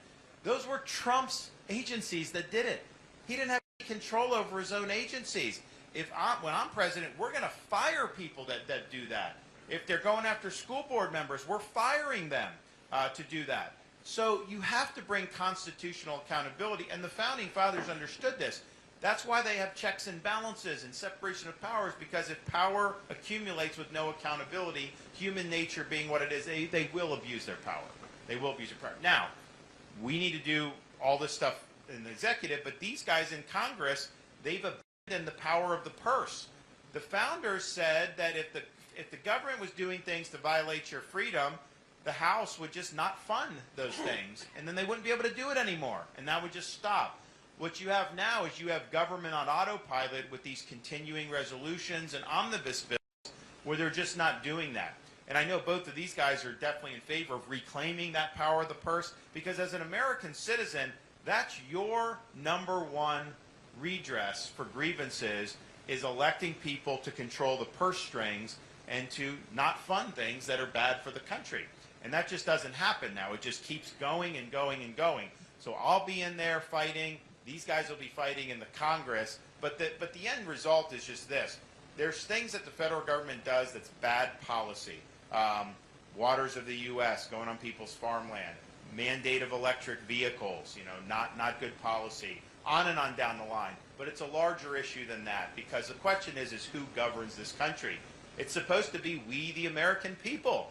It's not supposed to be a fourth branch of government, this massive bureaucracy. And, some of these people just laugh at the idea that we even have elections, because they just they're going to keep doing whatever they want to do anyways. That's not the way the Constitution was designed. So we're going to restore the Constitution to its rightful place as the centerpiece of our national life, and we're going to restore power to we, the American people. One of the most beautiful things I ever saw happen was when he fired his Surgeon General in Florida, who was in favor of keeping up the lockdown measures, the masking and the distancing and all that. Literally, he was removed from a press conference in the middle of contradicting the governor. And that's what we needed to see in the White House, but it didn't happen. When Fauci... Fauci... I'm not afraid of whether or not you're going to fire people. Right, you're going to... Look, you're going to get... I hear you say whether or not, if you're playing half to 70%. You're going to get sued, but you got to be not afraid of that. You just go to court and win. So yeah, look, I think it's an issue about the president's the only one elected in that executive branch. I mean, the idea that you can't fashion policy and that you have power that exists regardless of the outcome of elections, that's not what the founders intended. Yes, sir.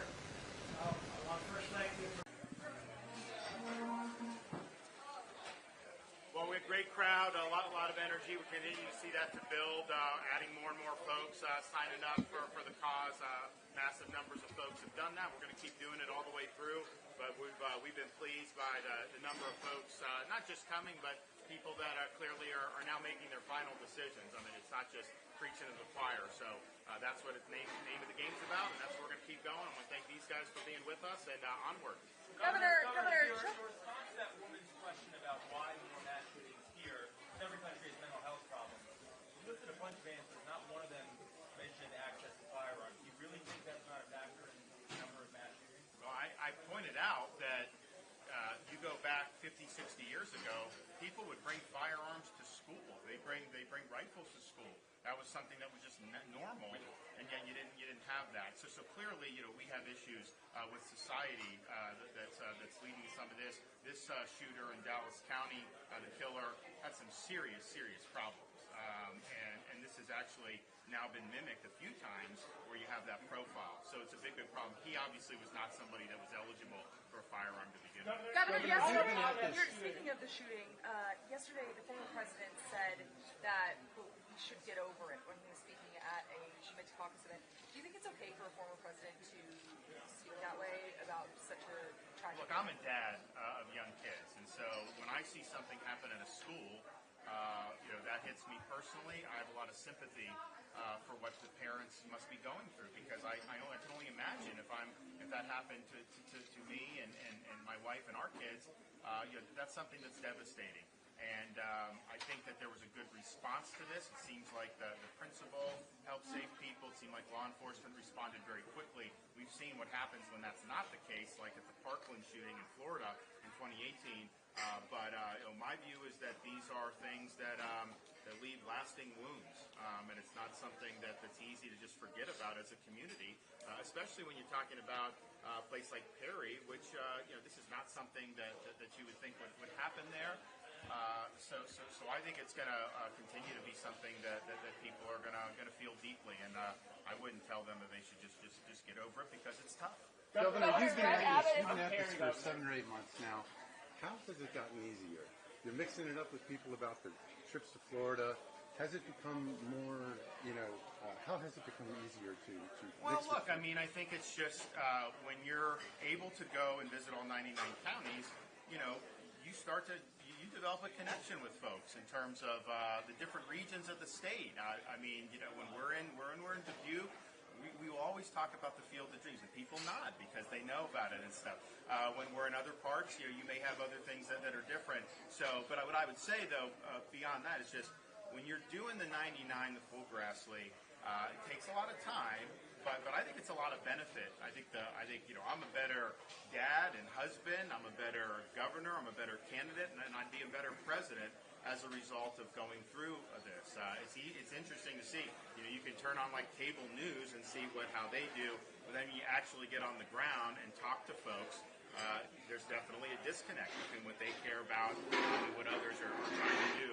So I think it's been invigorating. I think that there's a lot of optimism that I take away from doing the 99 counties and continue, because I think there's just a lot of patriotism, decency, hardworking, God-fearing people that represent the backbone of the country. That's the ingredients for America's comeback. Let's get the last question. I want to add one thing here, which is that I've been on the campaign trail now a few times, and I'm just seeing the energy and enthusiasm right now.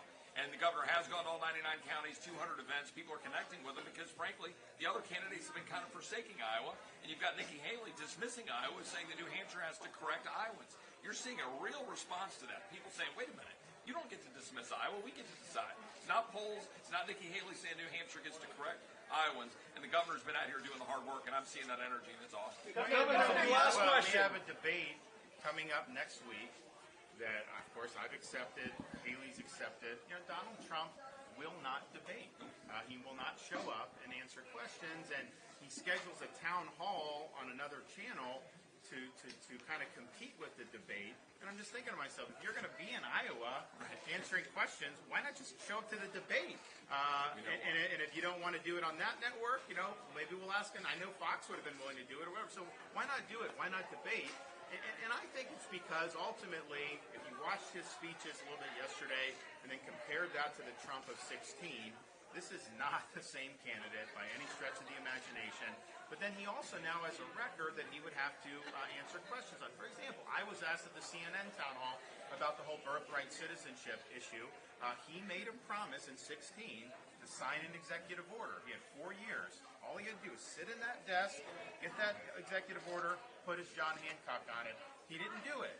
Which, that's obviously an issue that you would have to explain. But I think what's even harder to explain is he's now running in 24, promising that he'll do it next time. Well, why didn't you do it the first time? How do you respond to that? When you look at the border wall, how are you now saying things like, well, he said there was never a mechanism for Mexico to pay for the wall, but that wasn't what he said in 16. I was at those rallies. I remember that very clearly. Many of you ridiculed saying that Mexico paid for the wall, and he always would come back and say Mexico's going to pay for the wall, and yet that didn't happen. Of course, Biden has now let in a lot, but I think if the wall had been built, this would not have been possible. So what about that? What about the elevation of people like Anthony Fauci, not firing bureaucrats, all these different things? He owes answers to these things, because I look at it and say, okay, forget about whether you can even get elected, which I think is a huge question mark.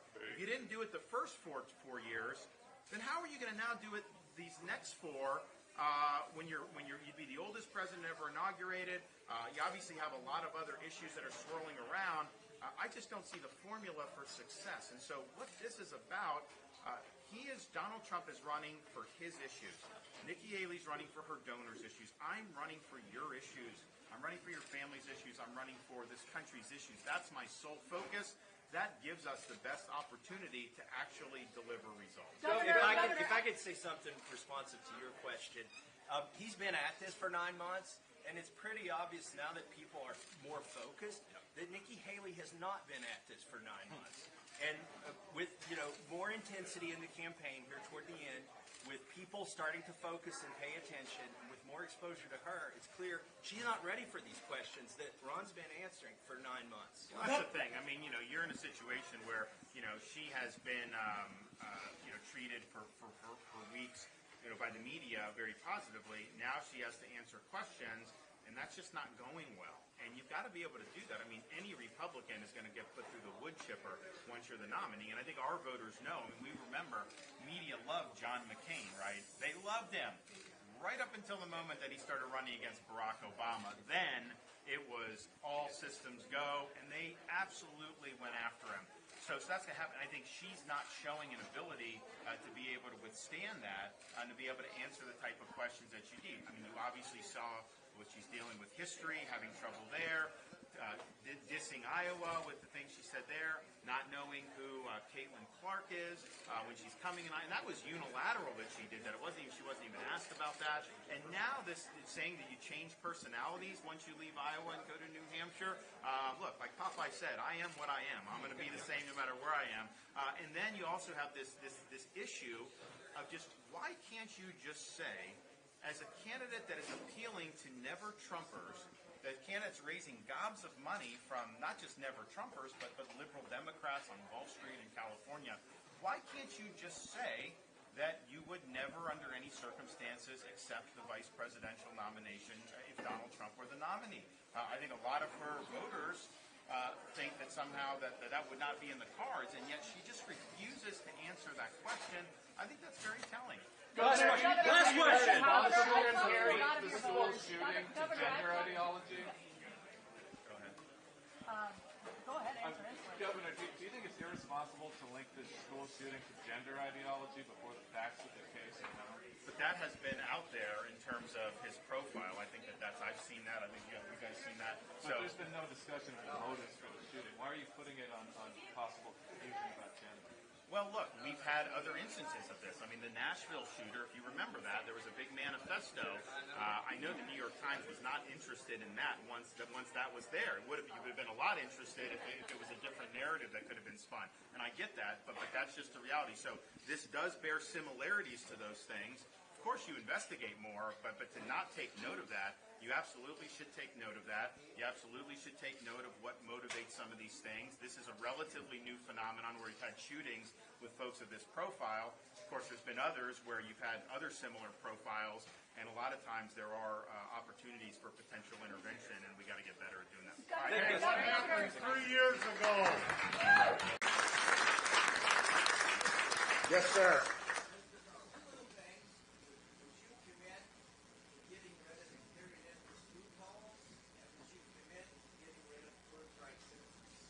Yeah, so the former, I had been in favor of that when it came up in Congress of doing what you said, and then on the latter, this I think is an important issue with the birthright citizenship. So obviously an American family that has a child, you're a citizen at birth. I think we all agree that's what it should be.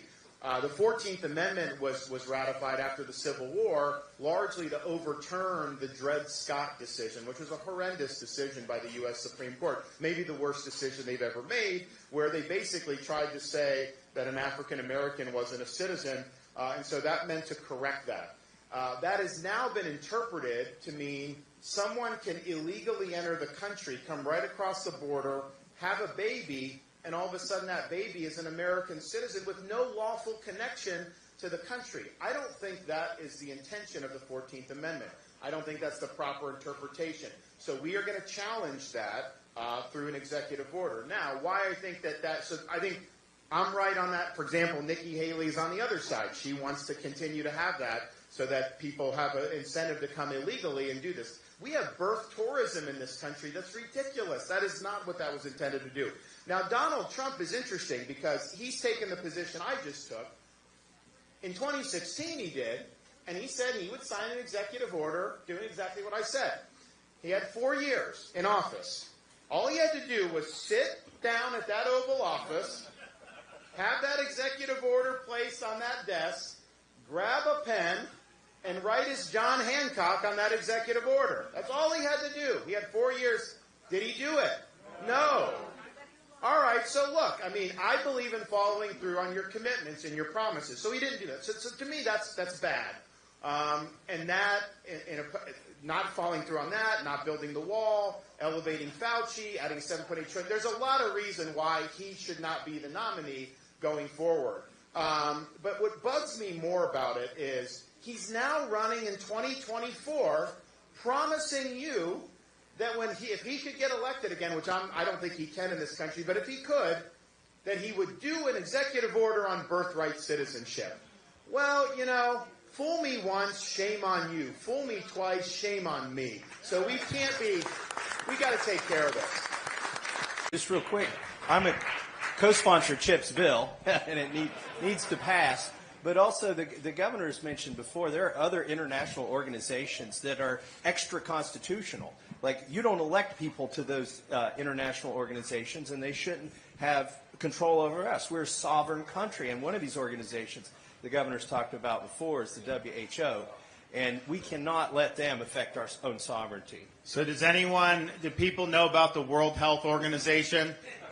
So huge problems, but first of all, even if there weren't huge problems, we should not be giving up our sovereignty to these international organizations. We're a republic of Americans, and we should be governed by the American people under the Constitution. So I have an opposition to doing that, period. But WHO, bad news, they have a pandemic treaty. It's a lockdown treaty, basically. Biden has agreed to it. I don't think it could actually be ratified by the Senate, but they're trying to basically implement that across the federal government. I work with my legislature in Florida to sign a law that says we don't recognize the WHO lockdown treaty in Florida. But as president on day one, January 20th, 2025, I take the WHO lockdown treaty, tear it in half, and throw it in the trash can, and it's done. Oh, one more thing.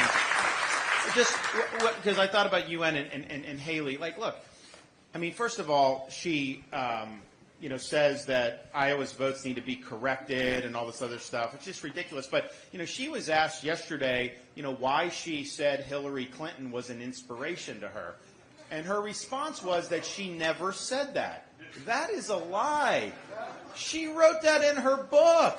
She's told the story. She's on video doing this. And it's like, okay, you were inspired to run for office, not by Ronald Reagan, not by Margaret Thatcher, but by Hillary Clinton. Just own it. You have video. This is on tape and everything to tell Iowans that she never said that when that's just factually false. That should show you.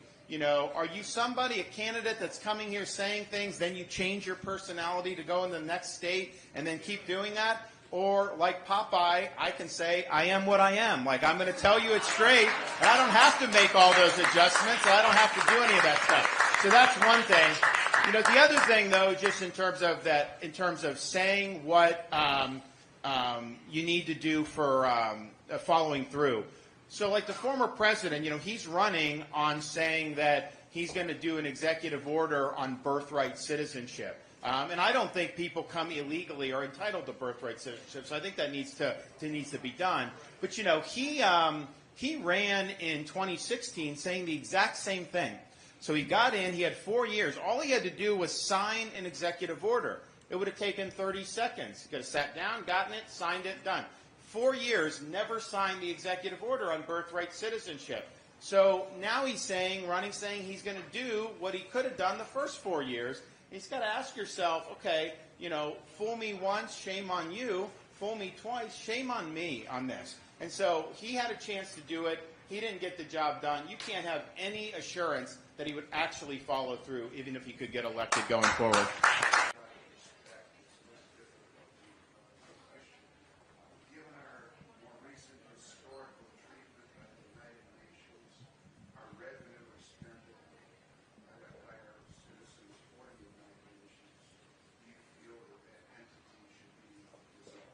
I will defund the United Nations. You should not be funding the United Nations. Absolutely. I mean, honestly, it's a total farce of an organization. The anti-Semitism, anti-Israel, it's like a rogues gallery. You have Iran on the Human Rights Council. And you know, just like the way I view it is like your tax dollars.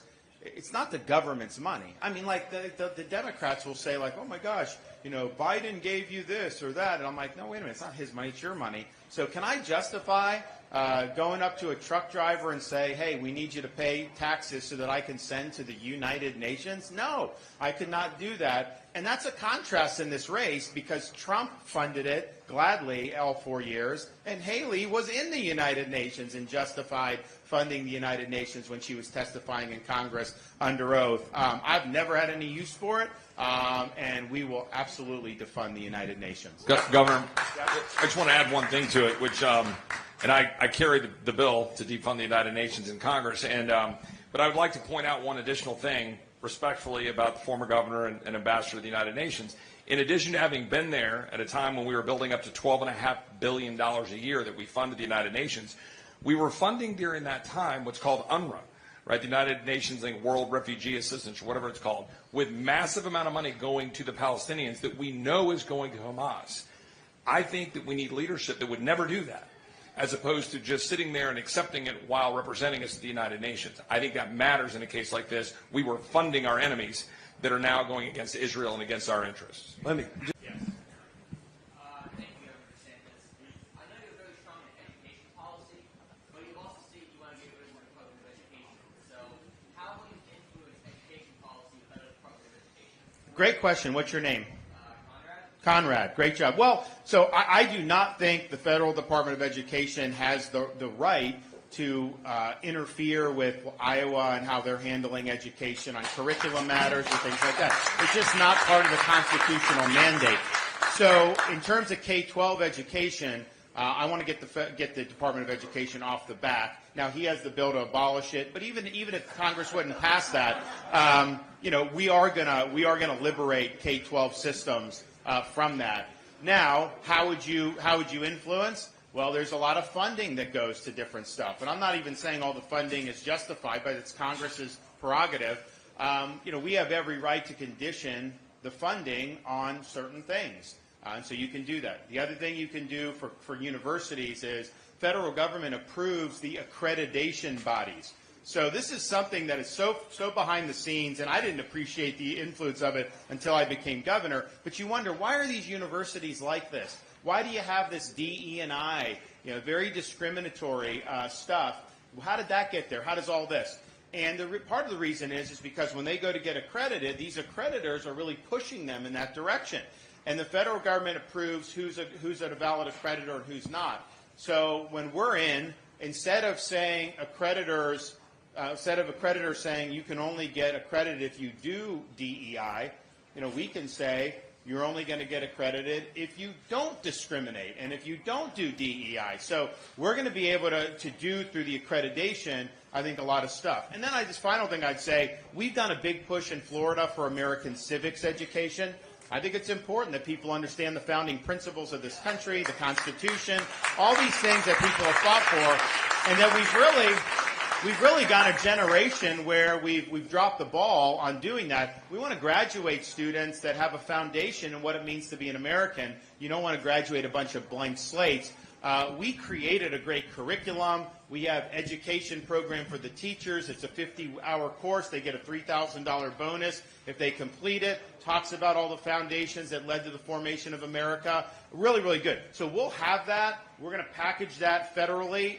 We're not going to mandate it, but I think we'll be able to provide that for folks so that they can do it. And the thing is, the people that have gone through that course, the teachers, it's got like a 90% approval rate amongst teachers. And, obviously not all teachers are like, conservative constitutionalists. I mean, like, they're going and it's valuable. So, and here's the thing, you got to do that because the colleges and universities are not giving students a good foundation in the core aspects of American history anymore. So you got to work to really do that. Governor. Now, on October 7th, Israel suffered one of the worst terrorist attacks in modern history. We knew the effects would reverberate here in the state of Florida. Many Floridians were stranded in Israel after the war broke out and were not receiving adequate assistance from the U.S. Embassy or the State Department. So the state of Florida stepped up. We organized evacuation flights, and we rescued more than 700 Americans and brought them back home to the state of Florida. That includes...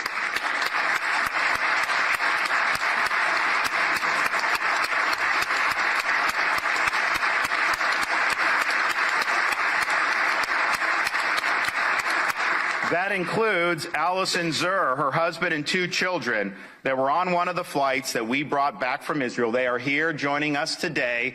They were able to come back safe and sound, and we're glad we were able to help you get back home.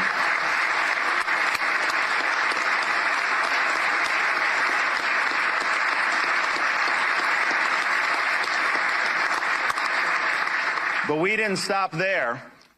Thanks to the help of the legislature, we were able to sign legislation after a special session where we passed expanded sanctions on the country responsible ultimately for these heinous attacks, the Islamic Republic of Iran. They were behind the attacks, they funded the attacks, and the state of Florida has recognized we are going to do everything we can to stop having money flow into the coffers of that regime. Now, as threats of violence continued here at home, we stood up to protect our Jewish day schools, our synagogues, and Jewish students on university campuses. But we realized that many universities outside of Florida have simply failed. This week, Jewish students across the country are returning to campuses that have outright condoned anti-Semitism. Over the coming months, they'll have a tough decision to make. Do they pack up and leave, or do they stay and continue to endure a hostile environment? And if they do decide to come to Florida, I can tell you this, we will welcome them with open arms. This includes waiving minimum credit hour requirements for transfers, waiving application deadlines for transfers, and encouraging universities and colleges to use their existing statutory authority to provide in-state tuition for students with a financial hardship.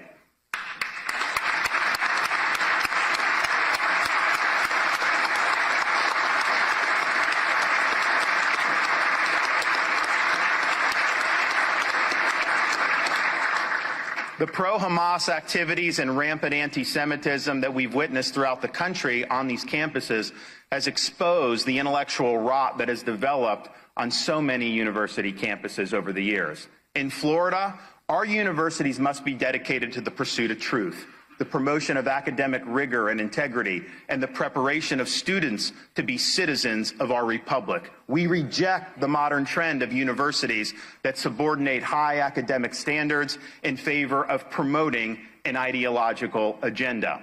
To this end, we have eliminated so-called DEI from our public universities.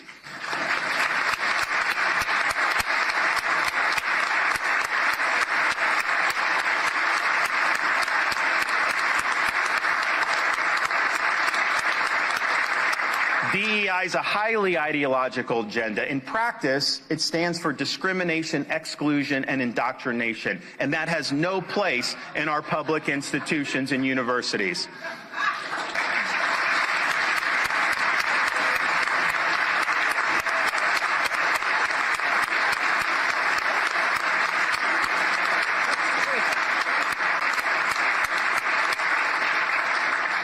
Florida is the state for fiscal responsibility and for economic freedom.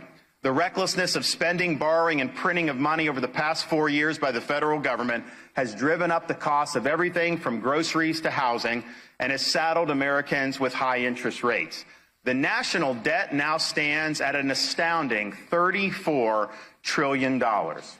In New York City, there's a famous debt clock that shows the national debt going up in real time.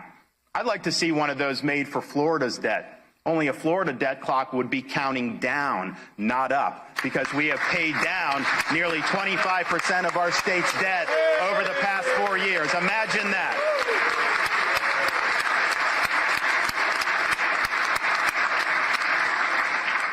Indeed, if you took the share of the national debt and apportioned that to every individual American, it would be $100,000 a pop that each American would owe. Florida, the average individual Floridian share of our state debt, isn't $100,000. It's $661, the lowest per capita debt in all of these United States. That is the way you do this.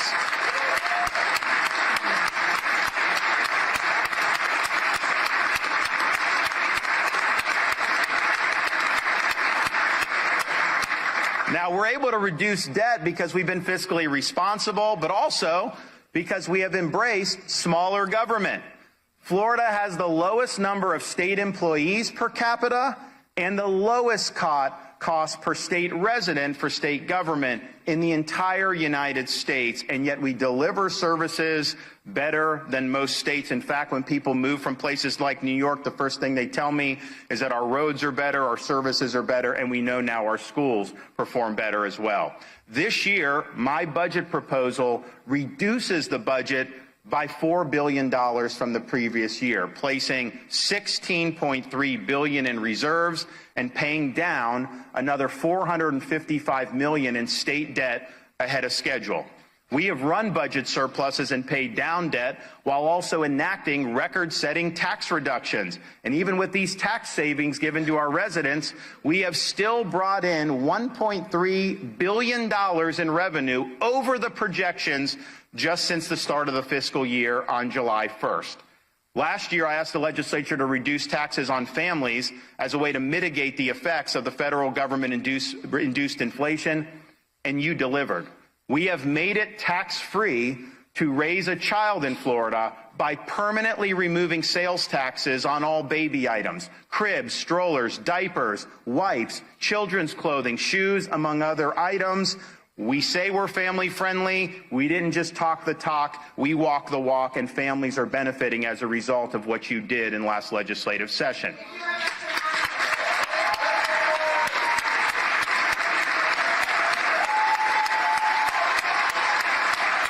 And we're proud of our successful efforts to provide law and order, but we still see the impacts of the open southern border that's made its way all the way to the state of Florida.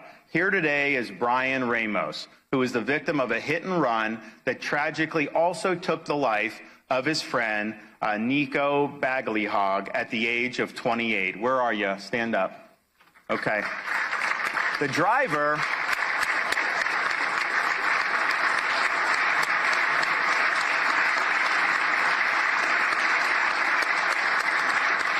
The driver who ran over Brian and Nico was here illegally, and when the suspect was arrested by the Florida Highway Patrol, they found that he had been previously deported 3 times and had no right at all to be in this country. If the federal government had simply done its job, this would not have happened in the first place. Also here today is Paula Frederick, the mother of Amy Frederick, who was killed by fentanyl at just 25 years old. Fentanyl that has undoubtedly been trafficked across our southern border. We're sorry for your loss, and unfortunately, this is a loss that's all too common throughout these United States of America. Every community has become a border community. The fentanyl is laced in pills that people don't even realize would be in that, and they take one pill with the fentanyl lace, and that could be enough to poison somebody to death. We're on your side, and we're doing everything we can to combat this scourge of the fentanyl epidemic. So God bless you. Thank you.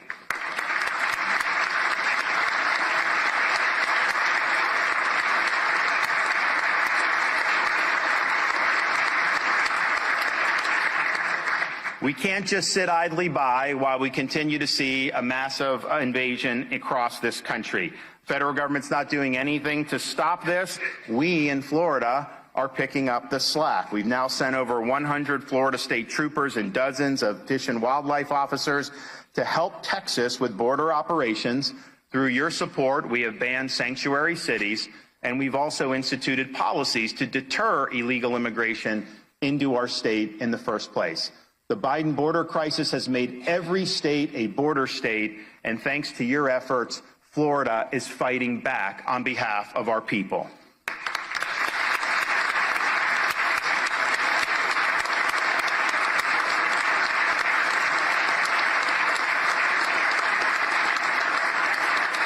Management can do. Governor, a big part of Nikki Haley's closing message is that she is the most electable Republican in this race, that she can beat Biden. What do you make of that argument from her?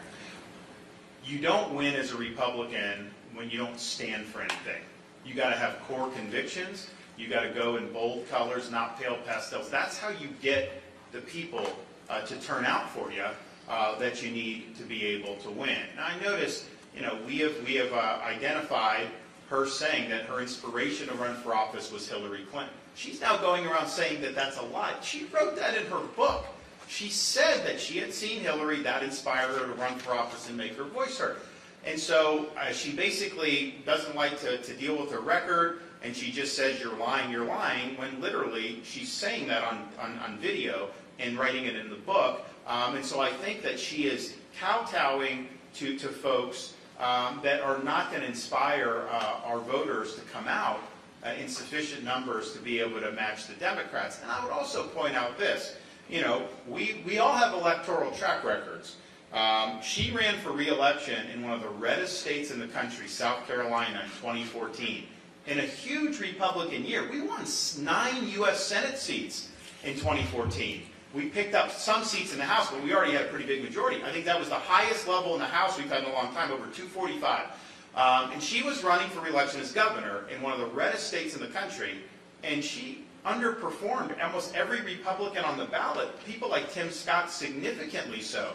So she's been on the ballot, even in a deep red state like South Carolina, major underperformance. I won re-election in Florida by significantly more than she did in South Carolina, and Florida had always been considered a swing state until we did it.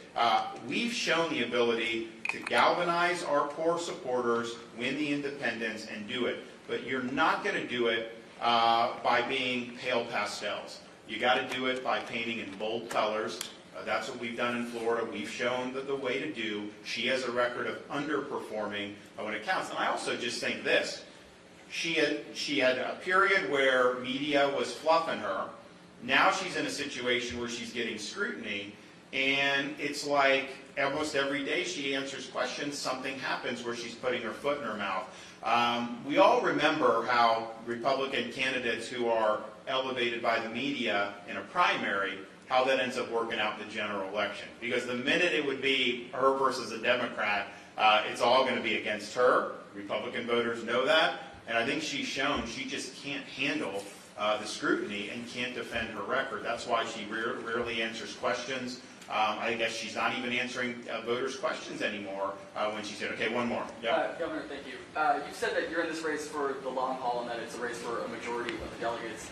Florida is a winner-take-all delegate state. Will you win Florida?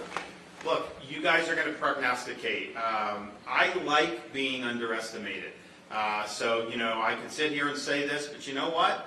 I think that being the underdog suits me better. So I hope people can, will underestimate, we're going to do well. But what's going to happen is, starting with Iowa, is you're going to see a lot of fluidity with this. Once people start voting, you're going to start to see that. And I just think as people look at all this, I mean, you had folks there tonight at the town hall who are saying, you know what, you're our best bet because, I'm somebody that can bring the party together. Conservatives trust me. We have a great record of concrete achievement. We're going to be able to do that. That's really what I think people are going to start honing in on. And the more people really pay attention, Iowa, there's going to be results. I think people are going to be surprised by the results. And then all of a sudden it's like, okay, well, wait a minute. The media told me this. Oh, actually, people get to register their vote. So buckle up. I think it's going to be an interesting ride, and we're just looking forward to it. I mean, we're doing the town hall or doing the debate tomorrow night, which we're looking forward to. I guess it's just one-on-one. And then basically barnstorm through the caucus. Then I'm doing the WMUR debate in New Hampshire. I think we may do a televised town hall there, maybe more than one. And I think we may even do more than one debate. And so we're working on all that stuff. So now I think you're going to start to see, and my view is just simply a Republican voter who, is not the ride or die Trump, but likes Trump, but is more soft. When they see me and see what I offer, we flip a lot of those folks. We just got to do it, and no one's going to do it for me. I mean, I know the information flow is not just going to be served up to them, by media trying to paint me well. I get that. I mean, that's fine. So I've got to take these opportunities, whether it's the grassroots, whether it's these debates and all that, whether it's advertising, and get the job done. So that's what we're going to do. Governor, Rachel. Thank you, Governor. You got asked about the economy during this town hall. It's top of mind for voters in this state. What do you make of Trump's comments that he hopes the economy crashes this year so that it wouldn't happen on his watch if he were to be reelected? I don't want the economy to crash because people's livelihoods depend on their 401ks, people's jobs. If the economy crashes, people would get thrown out of work, businesses would go under. I don't want to see that happening. I want people to do well. That's what we've done in Florida.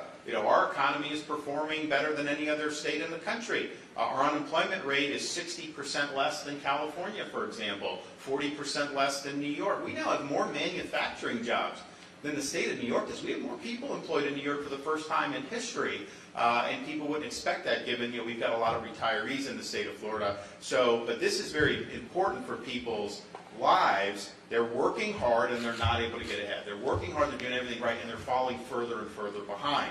We want to lift people up. We want to give them an opportunity that hard work will pay off. That nothing's going to be handed to you, but if you're grinding and you're getting the most out of that God-given ability in America, you can do better. So I want people to do well. I don't want to see people's retirements flushed away. I don't want to see people's businesses fail. I want to see people succeed.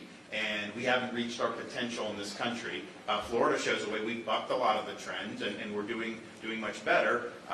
That's the direction we have to go. But it's about lifting people up, not grinding people down. And that's been true every year since I've been governor. Governor, a big part. In New York City are being kicked out of their high school to house illegal migrants, and they have to learn now remotely because of these illegals crossing over. What's your reaction to this? I think it's disgraceful. I mean, just think about it. You're a parent in the Bronx. Was it Brooklyn or Brooklyn? You're a parent in Brooklyn. It's a lot. You probably got a lot of single moms who are the breadwinners, so they've got to work during the day.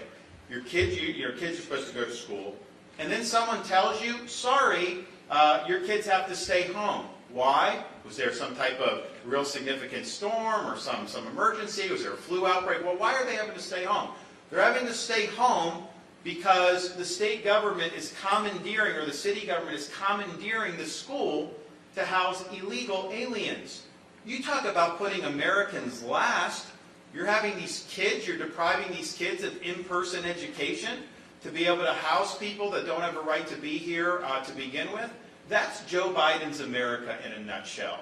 So I think it's disgraceful that that's happening.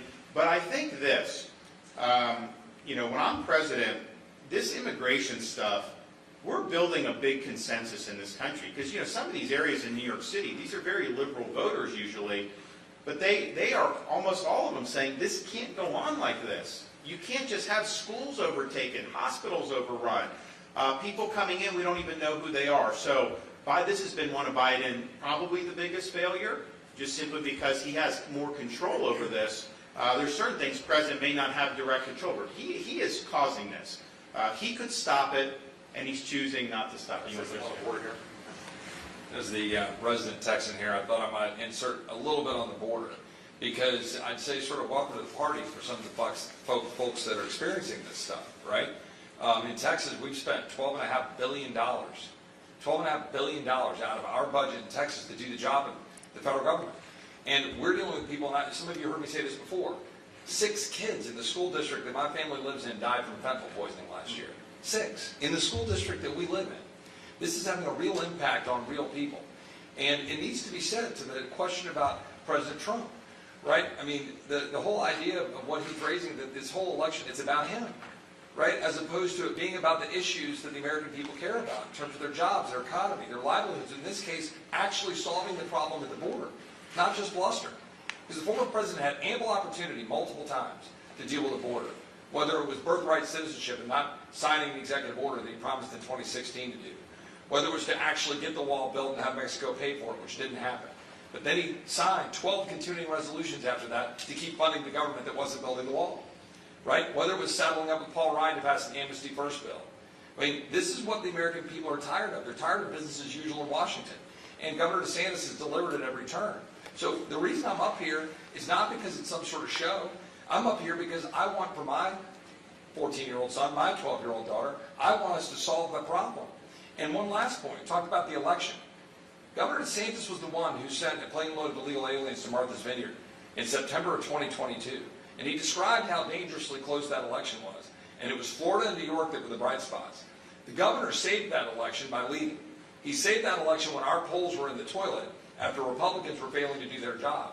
That's the kind of leadership that will provide coattails this fall and this November, and it's one of the main reasons I'm on the campaign trail with him. I also just, I didn't mention, okay? You said President Trump is the default.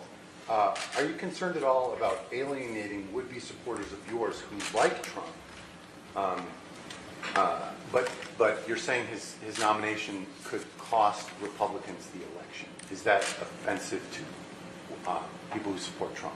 No, I mean, like, you remember the midterm results in 2022. We had the most favorable conditions as Republicans for a midterm, probably in my lifetime. You have a very unpopular president, Joe Biden. You had inflation at 9%, which of course is understating what people were really feeling. You had an open border. You had crime in the cities. You had international problems. You should have just been able to put anyone with a pulse with an R by their name should have been able to win in a competitive state, a competitive district. And we did. Barely won the House. And really, New York and Florida were the reason why they won the House. They lost everywhere they needed to. The Senate races, a total disaster. Some of these governor's races. Iowa and Florida were examples of the red wave we thought we would have. And so when that happened, I looked at that and said, okay, why is that the case? I think it's because people don't like the direction of the country. There's a lot of people that want to vote, for Republicans. But I think that there's a lot that are not going to do the Trump stuff. That's just the reality. And we can sit there and try to deny it, but that's been true in all these elections going forward. So the question is if we're right on the policies and we have people that don't like the current direction, the worst thing you want to do is run a candidate that even though they don't like the direction, they're still going to stick with that direction because of things that have nothing to do with the underlying issues. I think that's the story of the 2022 midterms. And that's one of the reasons why I'm running, because I think I'm the guy that can get us where we need to go and then actually deliver as Republicans. The number of people that will be amnestied when I'm president is 0. We cannot do an amnesty in this country. First of all, it's going to do is cause more people to want to come illegally. So you got to enforce the law. It's got to be consistent. People got to know it's there. You also have to remove benefits for people who are here illegally. We should not let states provide these benefits. In Florida, obviously, we don't do that. We don't allow the driver's license and all that. But some states do, and it creates a magnet for people coming in. You do not have to choose when it comes to national security. This is about keeping Americans safe. This is about preventing war. This is about keeping our military men and women from having to fight a war. And you only do that when you focus on national security, not telling lies to the American people that they have to choose. That is wrong. That's never been the case. So this is the UN way of thinking, that we're somehow globalists and we have unlimited resources to do. You know, I think here's the problem. You can take the ambassador out of the United Nations, but you can't take the United Nations out of the ambassador. When you look at Donald Trump, I have said, I think he was the right president at the right time. I agree with a lot of his policies, but his way is not my way. I don't have vengeance. I don't have vendettas. I don't take things personally. For me, it's very much about no drama, no whining, and getting results and getting them done. So I don't think that President Trump is the right president to go forward. I think it's time for a new generational leader that's going to go and make America proud again. That's what I'm going to try and do. You're going to find out tonight that there's going to be a lot of Ron's lies that have happened. He's only mad about the donors because the donors used to be with him, but they're no longer with him now.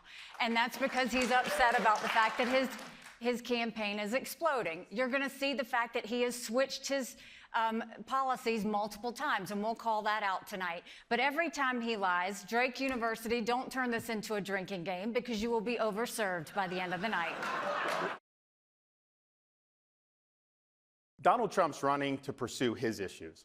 Nikki Haley's running to pursue her donors' issues. I'm running to pursue your issues. We don't need another mealy-mouthed politician who just tells you what she thinks you want to hear just to try to get your vote, then to get in office and to do her donors' bidding. She was in another state and she said the people of Iowa's votes need to be corrected.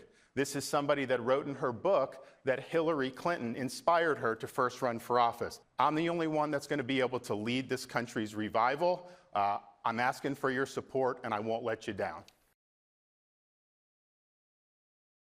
Caitlin, thanks very much. I'm here with Florida Governor Ron DeSantis. How do you think it went tonight? Good. You know, I think that it was lively, but that's what we need. We started with 8 people, and that's hard because you're just kind of trying to get a word in edgewise. We had 2 people. I thought the moderation was great. I think it was substantive. All the questions were things voters would care about one from another. I just heard a little snippet about that, about not taking on Trump.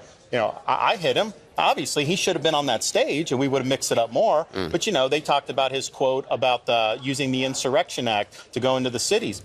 He had the BLM riots on his watch. He never did a thing to stop any of the rioting. He didn't give any federal support. And so we held him accountable for that. We held him accountable for not building the wall, not doing the deportations and other broken promises. But it's easier to do that when somebody's willing to go on the stage. And I think the reason that he doesn't go on the stage is because he knows that there are vulnerabilities in his record. You were asked tonight about the character issue. You were asked about if you believe former President Trump has the character to be president again. I want to play what you said. I appreciated what President Trump did, but let's just be honest. He said he was going to build a wall and have Mexico pay for it. He did not deliver that. He said he was going to drain the swamp. He did not deliver that. He said he was going to hold Hillary accountable, and he let her off the hook. He said he was going to eliminate the debt, and he added $7.8 trillion to the debt. So we need to deliver and get this stuff done. You didn't answer about whether or not he had the character. Well, that is how I view that question. Is about leadership is not about the show. It's not about the entertainment, which he has a premium on that. He can beat anyone on that. Leadership's all about delivering results. And if you deliver the results, that's what people want to see. He was not able to deliver on those core promises. Do you think he has the moral character? Look, I think he's got, I think since the 2020 election, it's been interesting watching his evolution on social media and everything. Let's just put it this way. I think that he doesn't get as much scrutiny for the stuff he's doing on social media right now. I imagine if he ended up being the nominee, that's going to change. And I do think that would turn off a lot of voters. I want to play the thing you said about the Black Lives Matter protest that you were just referencing. Let's play that. He was president during the worst rioting in the modern history of this country, the BLM riots in the summer of 2020. When I saw that happening in Minneapolis, in Florida, I called out the National Guard. We had state law enforcement deployed. We said, you're not burning down our cities in this state. And you know what? It didn't happen. He sat in the White House and tweeted law and order, but he did nothing to ensure law and order. As your president, I will never let our cities burn. You have every right to stop this runaway rioting. As president, in fact, you have a duty. What do you think he should have done as president? Well, he did have the right to invoke the Insurrection Act. I mean, that's one of the whole reasons the Constitution was created, because they feared mob violence. You had places like Minneapolis that were burning down. And by the way, that is not recovered. It's going to take probably decades to recover. He could have gone in and brought in National Guard, federalized the Guard, and kept order. And I think because it came off the question about, I think they're in the media, they're saying Trump is going to be some madman. He's going to abuse all his powers. And I get that's a narrative. But if you actually watched his 4 years, a lot of the tale is him not using the perfectly lawful authority that he had. You during would have COVID. used the Insurrection Act. I would have used it. And then, for example, during COVID, a lot of us were telling him to fire Dr. Fauci. He didn't have to put him on that COVID task force. Not only did he not do that, Fauci's Trump's last day in office, he gave Fauci a commendation. He oftentimes would complain about people who were in his administration, but he had the authority to fire them if these things weren't doing, and he never really did that. And so, I get like people are trying to do the narratives, but I was there, and I remembered he had opportunities to follow through on his campaign promises and didn't necessarily do it. Governor Chris Christie obviously dropped out of the race. What did you make of that? I was a little bit surprised. I mean, I thought that he was going to stick through New Hampshire and kind of see how it goes. But at the same time, I mean, people got to do what they think is right. Chris Christie was caught on a hot mic, as you probably know, before he made this announcement. I just want to play what he said. She's going to get smoked, and you and I both know it. She's not up to this. DeSantis called me, petrified that I would. It then got garbled. You couldn't really hear. Did you call him, and were you petrified about something? I mean, look, I've been to Fallujah and Ramadi. I mean, this is nothing. I did call him just because I felt he was being treated poorly with all these people saying, like, you should go. I said, you have every right to do this. And I think a lot of it is, and he and I have both kind of needled Nikki Haley on it. Chris is against Trump, right? Nikki is becoming a darling of the people who are more than ever Trump. And yet, she won't answer the question about whether she would accept the VP nod. And she gives all these mealy-mouthed response. What's wrong with just saying, no, I would not under any circumstances say that? And I think the fact that she has not done that is part of the reason Chris had been staying in. And I think that's part of the reason I think he's had those choice words. Do you think she would agree to be vice president? I do. Under Trump? I do. Because I think, why would you not just say, I would not? I've said I would not. Why not just say that? She will not give a yes or no answer to that, because if she says yes, she loses support from the people that don't like Trump. If she says no, then that forecloses potentially her ability to be on the ticket. You say categorically you would not serve as vice president. Yeah, no, and the reason is a couple of reasons. One, I can do more for Florida in the country serving as president rather than my last 2 years as governor. But I can do more for Florida and the country serving the last 2 years as governor than being vice president.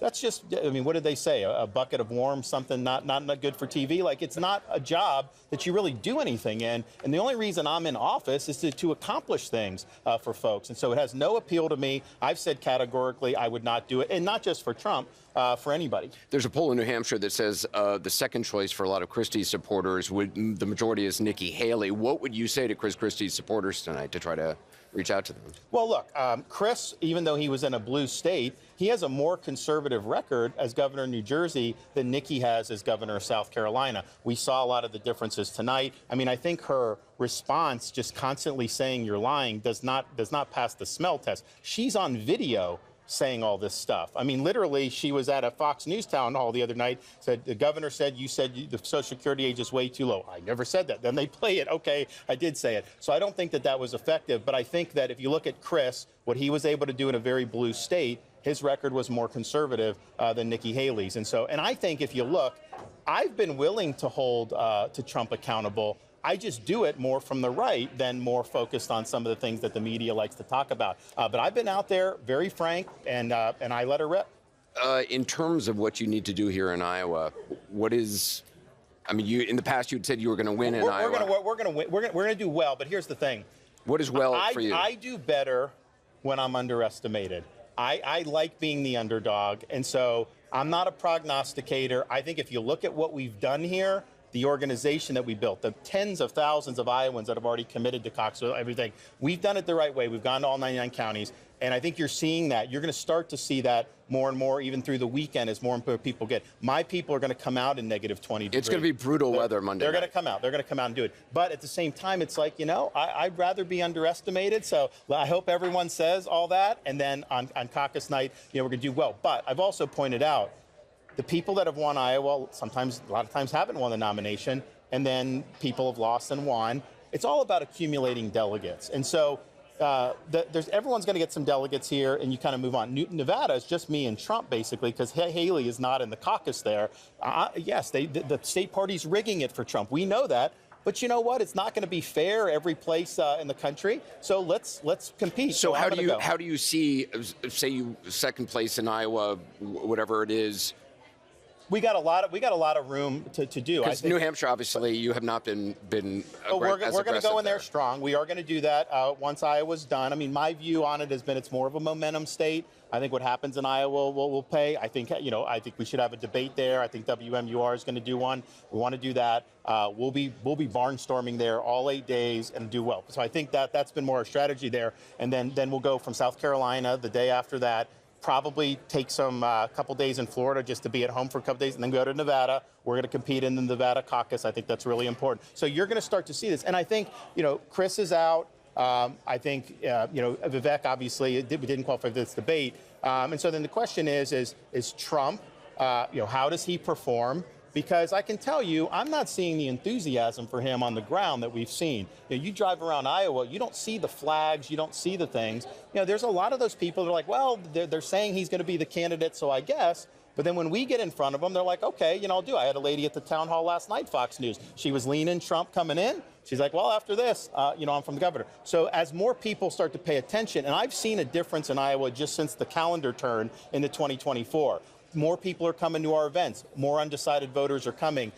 So I think the caucus night's going to be clarifying. I think these things will be clarifying. But I think part of the fallout from the debate tonight is, Nikki, she just, I think she lost her cool. She's constantly saying you're lying.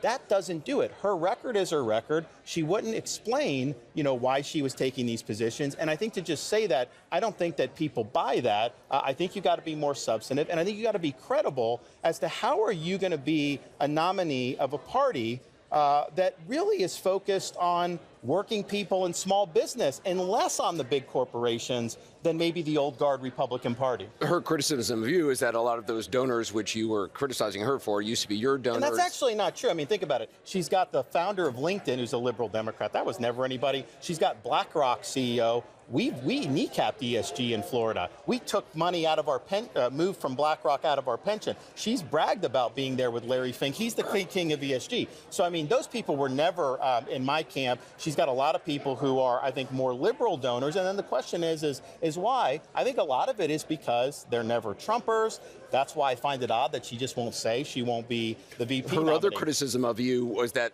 you essentially have not run a good campaign, that you have wasted tons of money. Here's the You've been thing. flying First around of all, private jets. that's all process stuff. She's citing an organization that's an outside group that I don't even control. People in Iowa, they don't care about process stuff. They care about the substance and they care about the leadership. So she spent a lot of time focusing on There has been a polling. lot of turnover in your campaign, though, hasn't there? In the PAC side that I don't control. But here's the thing. What does that have to do with what's going on in the country? I don't think people care about these PACs. So I just think, we had this, she brought that up in relation to her failure to do school choice. It's a huge issue for Republicans. We've delivered on it in Florida more than anyone. And she failed on it, and she blamed the legislature. And I said, that's not leadership. And then she pivots to talking about commercials and polls and stuff. No process stuff. I've not been asked one process question in any town hall I've done in any state during this whole campaign. It's all substance all the time. If you don't have a strong showing in, what is a strong showing for you here in Iowa? We're going to do well. I mean, I'll let you guys play the expectation game. I'd rather be underestimated. I do better when I'm an underdog. We're going to do well. And I think people are going to see, okay, who can honestly compete with Trump? Because if you look, if Trump weren't running, I would get most of those votes, right? Haley does not have purchase with core conservatives. And you have to do that to be able to win a Republican nomination. Like she's going in New Hampshire, she's catering to more the Democrat leaning, which is fine in a general election. You know, you want to be able to do that. But if you're not getting any support from conservatives, you are dead in the water, especially against somebody like Donald Trump. With me, I can compete with him in that lane in a one-on-one. And I think that's what we're looking to do. Get it to a one-on-one, get him on the debate stage, and then let people do it. You know, a lot of the times when you have differences, when you're on the stage together, that's when people really start to process that. And I think that's been strategic on his part to not be willing to go on the debate stage because he knows that this stuff would resonate with conservative voters. Viewers might not know, but your 5-year-old son was in the front row in your wife's lap. Did he make it through the whole debate? He stayed the whole time, all the way to 10 p.m. And keep in mind, that's 11 o'clock East Coast time. Impressive. He was a trooper. All right, Governor DeSantis, appreciate it. Thank you. Thank you. Caitlin, back to you. Chris Christie was caught on a hot mic, as you probably know, before he made this announcement. I just want to play what he said. She's going to get smoked, and you and I both know it. She's not up to this. DeSantis called me, petrified that I would. It then got garbled. You couldn't really hear. Did you call him, and were you petrified about something? I mean, look, I've been to Fallujah and Ramadi. I mean, this is nothing. I did call him just because I felt he was being treated poorly with all these people saying, like, you know, you should go. I said, you have every right to do this. And I think a lot of it is, and he and I have both kind of needled Nikki Haley on it. Chris is against Trump, right? Nikki is becoming a darling of the people who are more than ever Trump. And yet, she won't answer the question about whether she would accept the VP nod. And she gives all these mealy-mouthed response. What's wrong with just saying, no, I would not under any circumstances say that. And I think the fact that she has not done that is part of the reason Chris had been staying in. And I think that's part of the reason I think he's had those choice words. Do you think she would agree to be vice president? I do. Under Trump? I do. Because I think, why would you not just say, I would not? I've said I would not. Why not just say that? She will not give a yes or no answer to that, because if she says yes, she loses support from the people that don't like Trump. If she says no, then that forecloses potentially her ability to be on the ticket.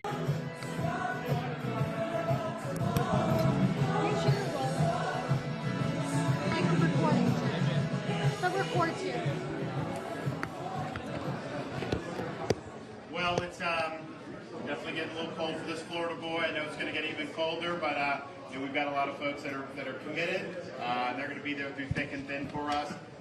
We see Donald Trump running for his issues, Nikki Haley running for the donors' issues. I'm running for the people's issues.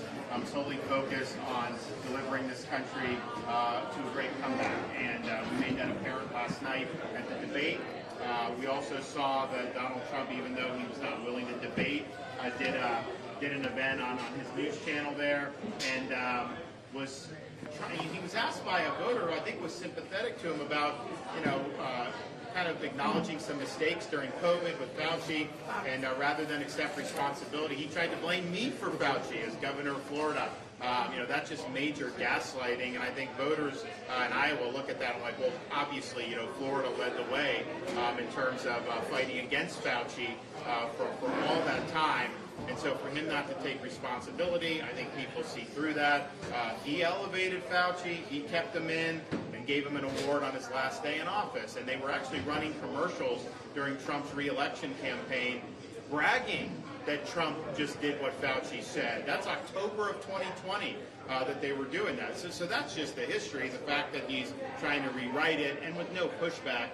But I think it just shows you, I mean, he understands that that's a vulnerability. He's not somebody that will admit he got it wrong. But what I would say is, you know, knowing what you know now, clearly, I think anyone would look and say they would not have done all the stuff that he did. I think he's saying, knowing what he knows, he still would have done it. And somehow that the stuff that people don't like, that somehow he wasn't responsible for that, and that it's other people. So that's not true. He will not get on a debate stage and say that, because he knows that would not go well for him. So I think that was a big error for him. I know maybe some of his folks don't care, but I think a lot of people here do care, because they know he hasn't learned his lesson and he knows he's not telling the truth. Governor, hi from Florida. Yes. Why is it so important for you to visit small towns like this? Because everybody counts. And, you know, I've never been somebody that thinks you just go to the major metro areas. As governor of Florida, I was the first governor to do public events in all 67 of our counties. Not as many as Iowa, but we have a handful of counties that have millions and millions of people, and we've got a lot of very rural counties. And so as governor, you can never go to a rural in terms of the number of voters, and as long as you're in those big areas, people say it's fine. But my view is you got to get everywhere. And so we've been able to do that. I think we've been able to learn a lot just by talking with folks, and it's good to be back here. I think the last time we were in Northwest Iowa last week, I think it was 26. Now I think it's single digits, and I know it's going to get negative, and so I'm preparing to bundle up. But I usually don't see a lot of Floridians up in Northwest Iowa in January. I usually see people from up here down in Florida, but we're happy to be. Governor, we are from Florida, from Fort Myers, from Lincoln, Florida. Hi, it's cold up here. So there are a lot of voters who probably heard Nikki Haley brand you a liar last night. What do you say to them today? And those who may believe her? Well, I said at the beginning of the debate, the way she runs from a record is to say she never said something, which she did, or to say you're lying, which means not only did she say it, she's on video saying it. So I think she really stepped in it by repeating that ridiculous website. People were groaning in the audience as she was doing it for the 10th, 12th time. There are people that knew that this was her tactic to just say everyone's lying. And I know some people were doing drinking games. There's a lot of people that woke up hungover this morning as a result of that. So I think it was like a Hillary Clinton type performance. I think people don't buy it, especially when she's on video saying this. She proposed to raise the gas tax. That's on video. She said Hillary was an inspiration for running for office. That's on tape. That's in her book. That's the facts. She was asked in the summer, what should the law do about the gender mutilation? She said the law should stay out of it. That's in her own words. So I think when she's saying she never said things or that people are lying, and then voters look and see her actually saying that, I think her credibility really goes down. But clearly she was very flustered last night. Clearly she didn't have, very much in terms of a positive agenda. Her hits on me were lame, and I don't think anyone buys it, especially when she was trying to criticize Florida, and then the last answer she says, I've been a good governor. Well, you can't have it both ways. So I think that they did the one scientific poll we won overwhelmingly in the debate. And when you're on CNN, and even the CNN people are acknowledging that I won, then you know that was a decisive victory. The ambassador also attacked you for some of the disorganization behind the scenes of your campaign. Well, here's I think it's interesting because I run the third largest state in the country. We'd be the 14th largest economy in the world. We run massive budget surpluses. We have the leanest government in America. We've paid down 25% of our state's debt. I have more people on net moving to my state than any other state in the country. That, to me, would be the best indication of your management and leadership skills, not a PAC that I am legally prohibited from managing or interfering with. I mean, they can do events for me, I can show up, but I have no involvement in how they're spending or the leadership or any of that. So if that's the best you can do, honestly, I think that shows that I must have done a pretty good job as governor. And for her response to be her failure on school choice, she runs around saying how much she's for it. She was governor, she didn't deliver it. To then talk about campaign spending as like an excuse for why you didn't give low-income families a lift up. I mean, we've done millions of kids in Florida that have been in choice programs. It's changed people's lives. And so I thought it was offensive to try to equate super PACs with things that actually impact people's lives. The voters here care about education. They don't care about the minutia of all the political back and forth. On top of the weather, you may impact in terms of the actual turnout. Do you see a situation where lower turnout actually will help you come caucus day in terms of attendance? Well, we have, the organization has identified tens and tens of thousands. I think we have more commit to caucus going into the caucus than people have had in the past. And I think our folks are really committed to vote. I think that they are going to come. I think that that's just the nature of it. I think they tend to be high propensity voters. They're used to cold weather. It's not pleasant when it gets that low, but I think this is something that they've had on their calendar for a long time. I think it may affect turnout from some more casual voters, maybe some people who don't always caucus, haven't even decided whether they will. Well, if you're not fully committed to caucus and you wake up and it's negative 15 degrees, you can see, especially if you're more of a of a casual voter who's, like polling for Trump now. He's saying that he's got all the votes he needs. He doesn't need your vote. And so, I can see some of those folks maybe deciding, you know what, that they don't necessarily need. We're telling everyone we appreciate your commitment. We're obviously adding more people. We just flipped a couple of Trump people here today, so we're going to continue to do that. But our message is your vote counts. Show up and vote. Bring friends and family. You're never going to make a bigger impact. I mean, if you bring 3 or 4 people with you, given that the turnout may be lower than 2016 on total, that's packing a really, really big punch. Thank you. I didn't want to vote for Trump when he ran in 2016, but it was either him or Clinton. I don't like his bravado talk and his attitude and stuff, but I saw him go to office and do things that nobody else would be able to do. Why did you decide to run against him this term? Because after a couple reasons. One, after the 2022 midterms, Republicans lost almost everything except Iowa and Florida. So we showed the pathway to success. His candidates were losing. And if you think about this, we never had a more favorable environment to win than 22. Unpopular president, inflation at 9%, crime out of control in the inner cities, open border, international turmoil. Every Republican with a pulse should have won. Why not? Well, it's because there's certain voters that if the candidate gets linked to Trump, they won't go there. So they don't like Biden. They agree the country's going in the wrong direction. But if that's the choice between Trump or they will stay with Biden and the Democrats. That's what we can't have. And here's the thing, 24, the economy may not be, it may be improved from where it was in 22. I mean, that's possible. So the idea you're just going to walk in and do it, I don't think. So in Florida, we bucked that trend. I won the biggest victory that any Republicans ever won in the history of the state in the governor's race. And just 4 years ago, people were saying Florida was going to end up being a blue state in 5 years.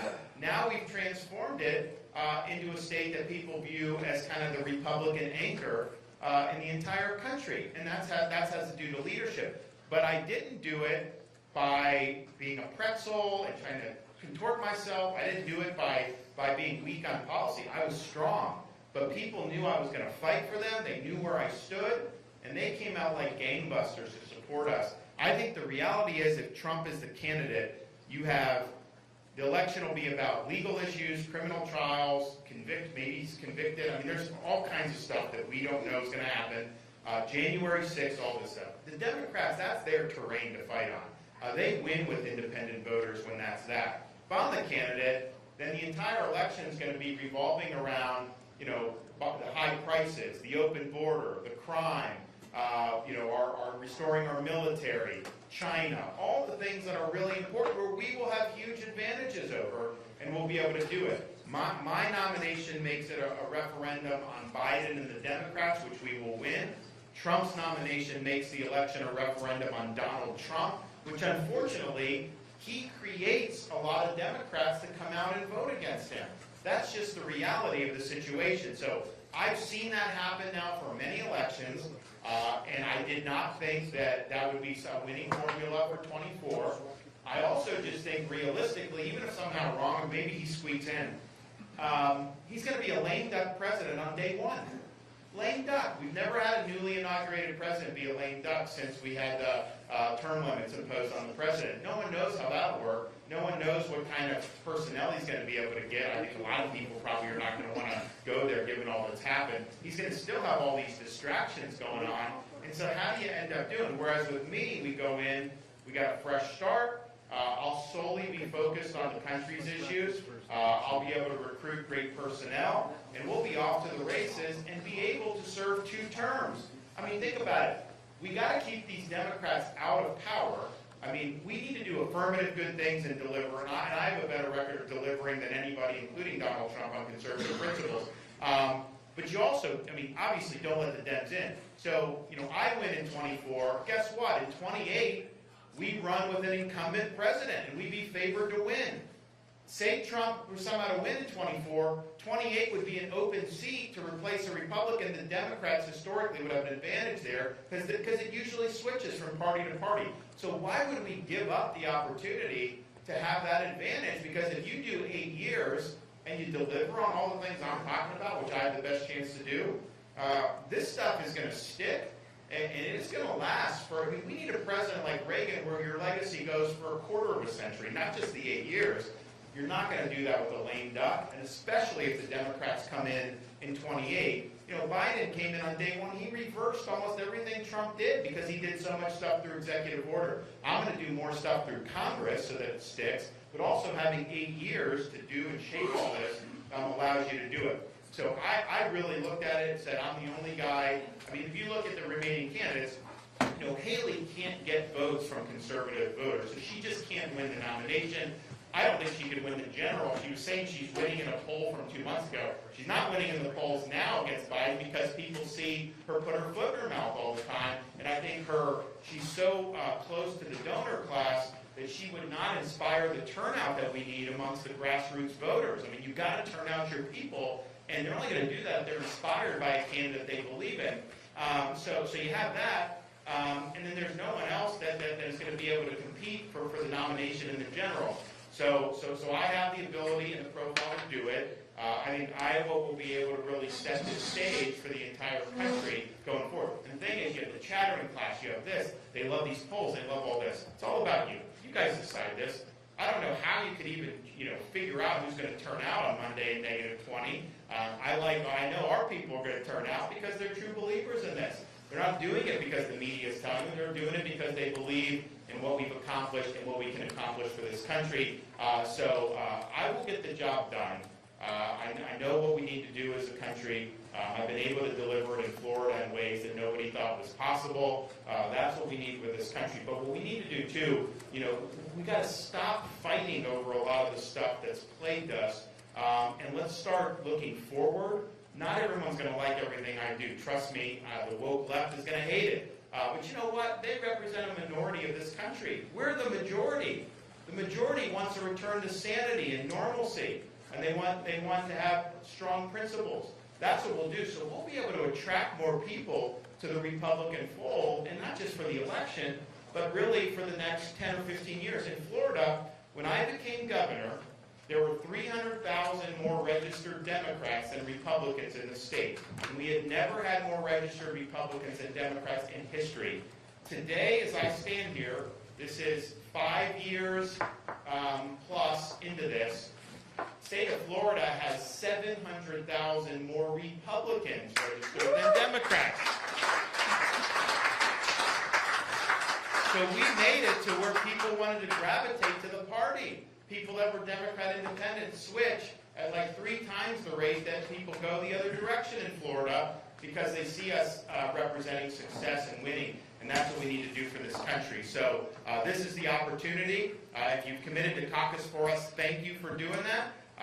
And please turn out, bring as many people as you can. It will have a major impact. And if you're willing to commit to caucus for us now, we have this stuff to sign up. You want to be in touch with you. Make sure that all the caucus locations, that everyone knows that.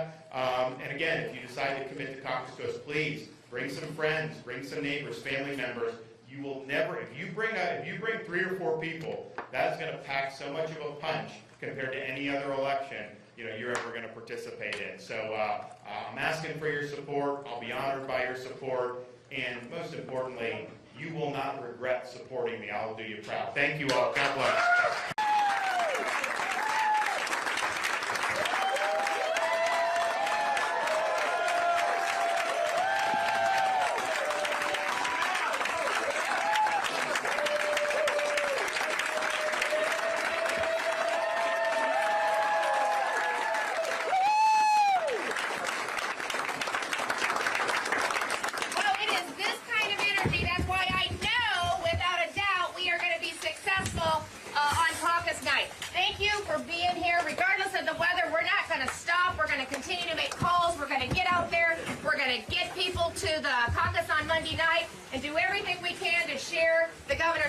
And really give this country what they need, a leader that can turn this country around and get it back on track. And without a doubt, that leader is Governor DeSantis.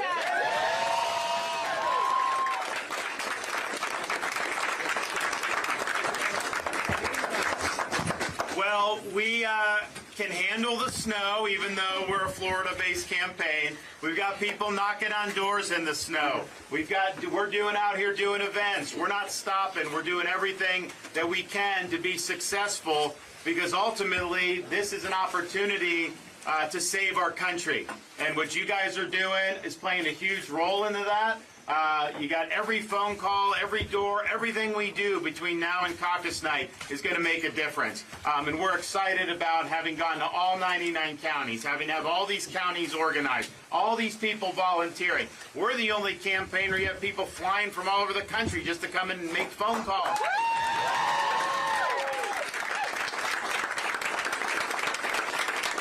That's what it's all about, and that's why this process here in Iowa is important, because it doesn't matter what the people with the cameras think. It doesn't matter what pundits think. We have actual citizens here in Iowa that are conservative and patriotic, and they get to go, and they get to caucus, and they get to start this process off. So we're excited about the opportunities here. I don't necessarily, as a Floridian, want to be in negative 20-degree temperatures, but I know we're the campaign that's built to turn out our people in negative.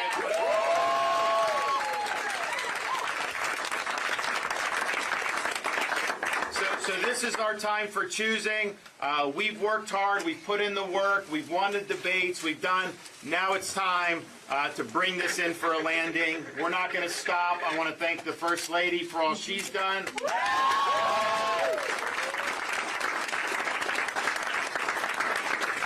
Not going to find too many other First Ladies out knocking on doors in the snow in the middle of January, especially people from people and the little boy there, little buddy. So she's been great. A complete rock star. Has been couldn't be more supportive as a spouse, as a mother, and just as a Floridian who wants to see the country turned around. So now is our time.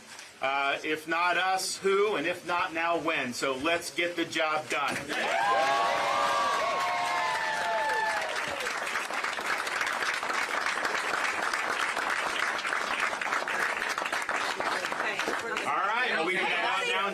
Good to see you, man.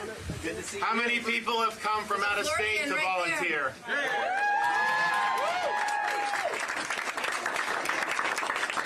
Yeah, you know, you have some people. Chip, he got diverted because the weather. He went to St. Louis and drove all through the night. Got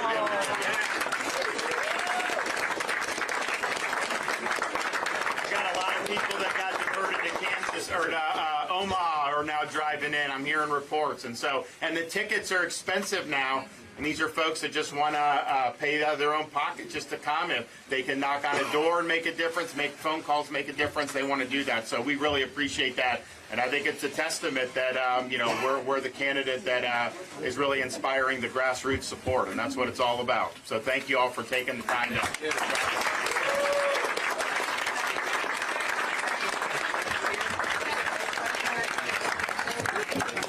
And why President Trump is dropping as well. And you know, he also would brag. I was at those rallies in 2020. He was bragging that he shut the country down. Yeah. He said he shut the greatest economy in the history of the world down, and he said that it was the right thing to do, and he stood by it.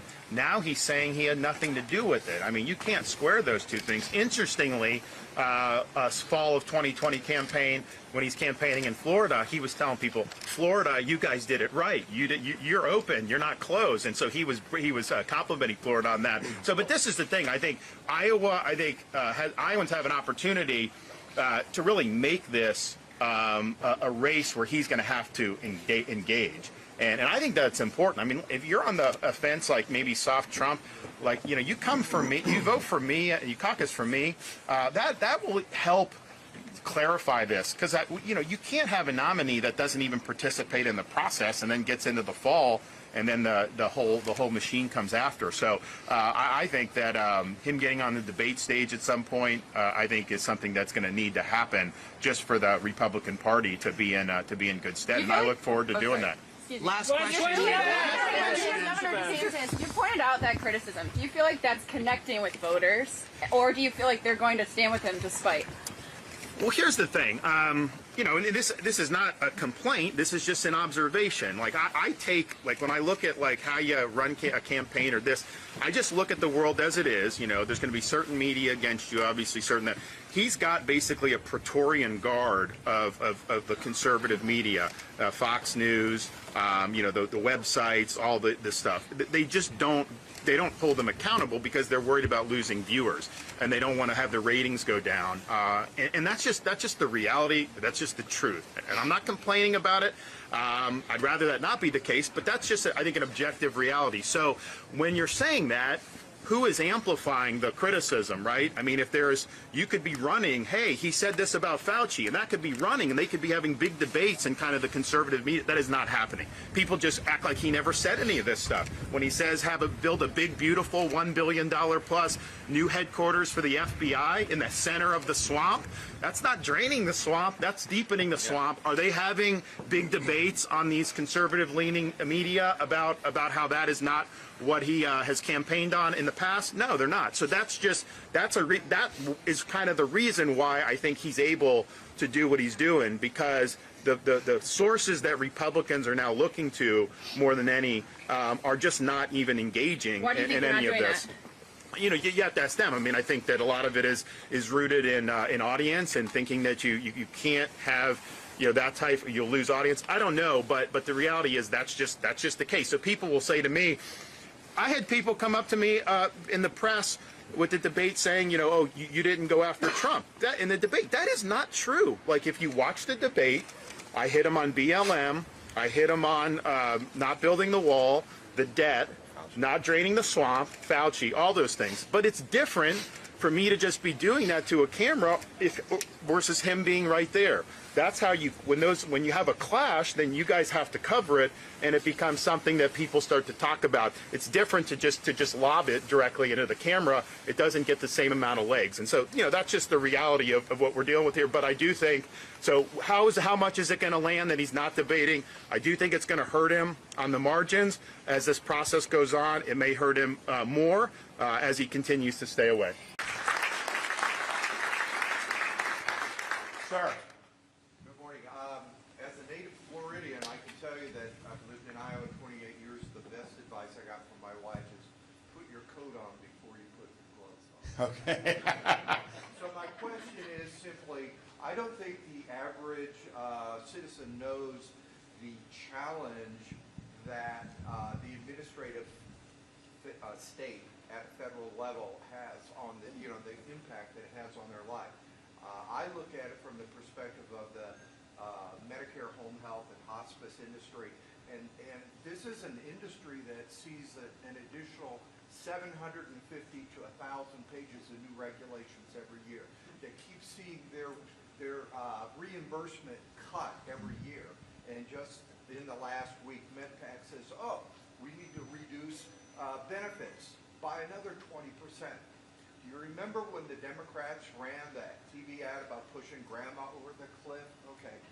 It's already happening, but it's happening so quietly and so subtly behind the scenes from the administrative state. Yep. So the question is, how can your administration have a significant impact on this administrative state, not just in healthcare, but all these...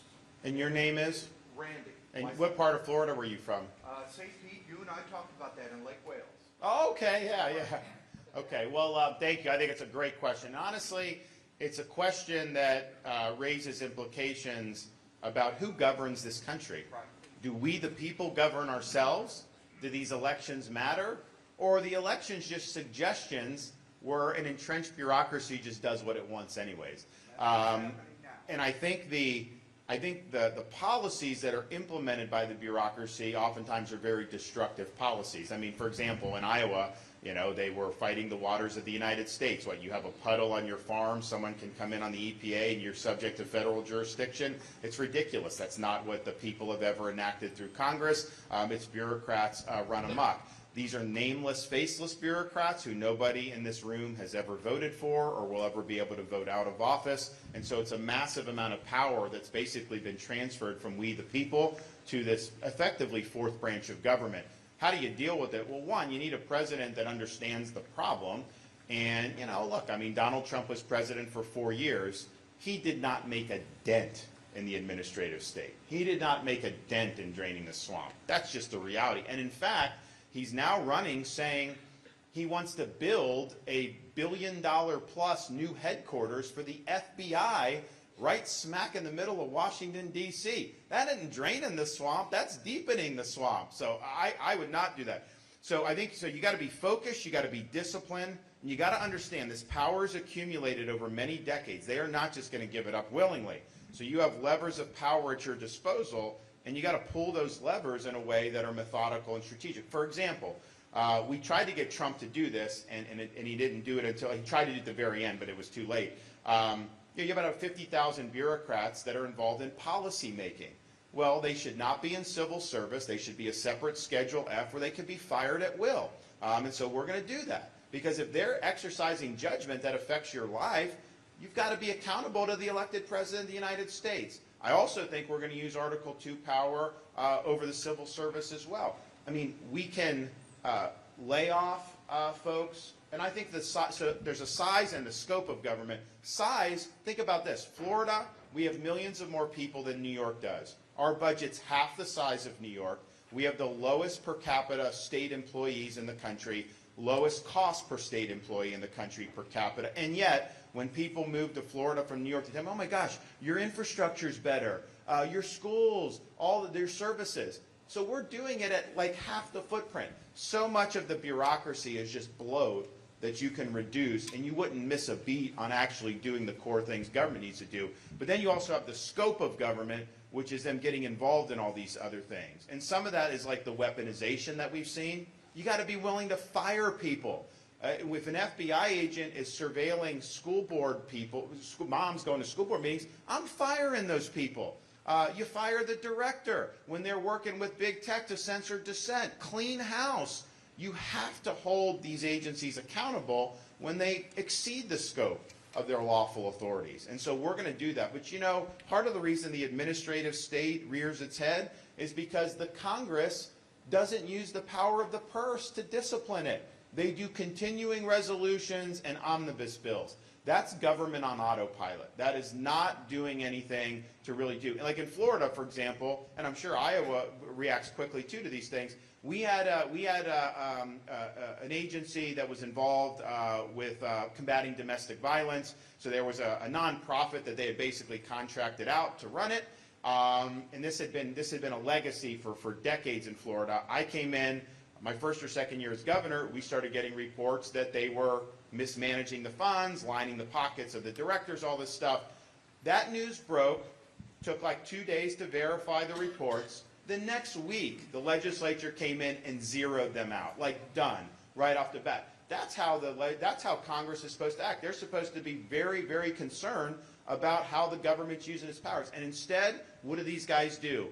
They'll go in a committee hearing and they'll complain. They'll go on cable news and they'll complain. They'll send fundraising emails and say, you need to support them so they can fight back. And do they ever actually do anything to change? No, they don't, because they're scared. They're scared of having a government shutdown. They're scared of the media attacking. They're scared of all this. So Congress has been pretty much useless with respect to this issue. I'm going to really goad them to do more, because ultimately we're going to be able to do a lot from the executive, but depriving the bureaucracy of the funding when it's doing things that are contrary to our freedoms is very, very important. The Founding Fathers created 3 branches of government. We have a de facto 4th branch. I think the task of the next president, and it will take 2 terms to do this, is to have that 4th branch disciplined, constitutionally accountable, so it's now part of the executive branch again. And your votes for president mean that how the government operates will meaningfully change depending on who's in the Oval Office, and that's what they intended. Well, that's a great question.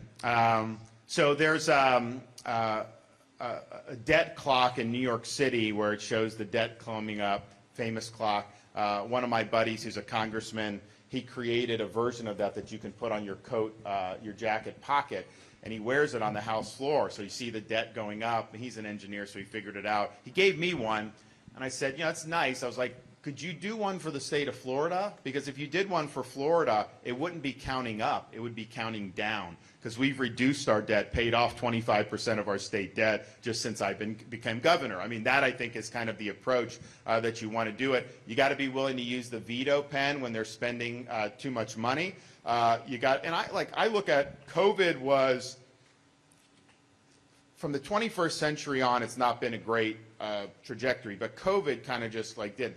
They used COVID as a pretext to just shove a bunch of money out that they knew they couldn't do under normal circumstances. And so massive debt, starting with Trump, and he did $4.2 trillion just in his last year. Then Biden did 1.9 and other stuff. But what they've done is they basically just kept those levels of spending where those were never justified to begin with. And so you have to go back to where we were before that and then freeze that in place for the non-defense. I mean, I think that would save hundreds of billions of dollars. I think you have to do that. The other thing is I think you need structural reform. Part of the reason Florida, we've been able to pay down the debt is I have a balanced budget requirement in the state constitution. So you go in, there's not even a question about running a debt. Like you have to balance the budget. The other thing is I have a line item veto. They put a budget on my desk. I can veto individual items out. I vetoed 3% of the budget one year, $3.3 billion. I wouldn't have been able to pay down as much debt had I not done that. So you have your money is being spent on things like promoting transgenderism in Bangladesh. Like, is that really something that your tax dollars should? But president gets a big, massive bill, and you can fund everything and sign it, or you can fund nothing and veto it. So the incentives are to pack as much nonsense into there that the congressmen want, knowing that the vehicle's going to go and you're going to get that. Having that line item veto for president, I think, would be important. So balanced budget requirement and line item veto, that can be done through the states, and Florida's already done things like that. And I think you need term limits for members of Congress, because what happens is their main goal is to stay in office. Like, that's just it. Well, if that's your goal and you're trying to deal with fiscal, borrowing is the best way to stay in office. Because if they reduce spending, there are constituencies for the programs. Some people may get mad at you. Obviously, if you raise people's taxes, they're going to get really mad at you. So they're always going to want to just do that. If you're term limited, I think, and I've seen this in Florida, people are thinking, okay, I'm here for 3 terms or whatever. I want to have something to show for it. I want to leave a legacy. I know I'm not going to be here for the next 20, 30 years. So I think they're willing to make better decisions. I think in Florida it's shown having term limits has been a big benefit. So I think there are things in the long term. The incentives in Washington are hot-wired to produce the results we have right now. And I can sit there and tell you I'll offer better leadership, and I will, and it will make a difference. But is that going to be enough for 30 years, 40 years down the road? I think we got to have some structural change so that we're changing the incentives of how Washington operates. And you won't regret it. Hey, Governor, would second place be good enough for you here in Iowa? Look, we're accumulating delegates. You got to get a majority of the delegates, and there's obviously delegates here. There's delegates in New Hampshire, less delegates there than here. Nevada's got this caucus that they basically rigged that for Trump. But I'm competing there because I want to get delegates, and the scales are against us on that. But we're going to do it. So that's the name of the game. We're doing it. I think the debate was very telling the other night, because I think it's pretty clear, as Republicans are watching that, who was able to be in command and handle all this, and who got really flustered. And Haley got really flustered and just was not, I think, projecting the type of confidence that people want to see in their nominee, and somebody could be a president. And obviously, she doesn't have support from traditional conservative voters or core Republicans. It's more of less traditional voters, and that's fine in the general election. But I think to win the primary, you got to be somebody that can do that. Now, Donald Trump is not willing to debate, because I think he wants to have kind of these pre-cooked forums like he had on Fox News the other night, where he's not really asked any difficult questions or confronted in any meaningful way. So that allowed him to go and say that who is this Anthony Fauci guy? He had never heard of Fauci. He had nothing to do with Fauci. Like, seriously? Like he's honestly going to run with that? He gave the guy an award his last day in office and basically turned the presidential podium over to him for months and months. And then he tried to blame Florida for being responsible for Fauci. I'm the guy that sold "Don't Fauci My Florida" t-shirts, so give me a break. So, but I think that when you're not willing to debate, and you only put yourself in those environments, you know, you can get away with putting out. I don't think people buy it. I think particularly Republican voters look at that and say, really, are you really going to go down that? And that's the thing, as a leader, you got to take responsibility. Not everything you do is always going to work out. And so just acknowledge that and say how you do it differently. And I think his position is basically he would do the same thing all over again. They didn't do anything wrong. That is not something that I think is going to fly with Republican voters. And I think it's really important.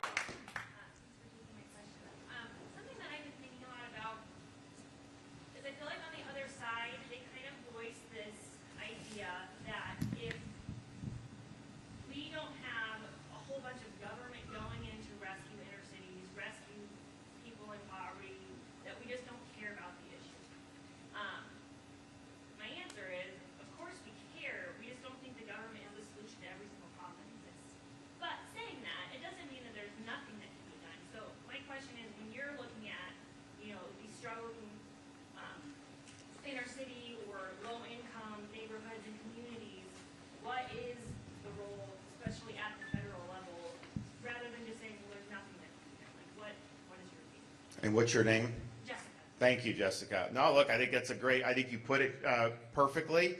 And actually, that's the approach we've taken in Florida. So, for example, and it's not just limited to low income, government can't solve these problems. That's obvious. I mean, you know, we saw, I mean, in the 60s, they did a war on poverty. They said they just spend money that will end poverty. And what happened is they created a culture of dependency that caused problems. So it was a total failure. And other stuff that's been done just hasn't done.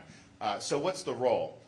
Government's role is there are certain things that it can do, but we've tried to use government in Florida to be a facilitator for resources that are outside of the bureaucracy. So, for example, my wife started something called Hope Florida, Pathway to Prosperity. So when you go in for, say, welfare benefits, yeah, you can just say, here, whatever the state can give you and do that, and then just keep coming back. But we know that's a dead end, right? So she created something called the Hope Care Portal. I know Iowa's working on this too.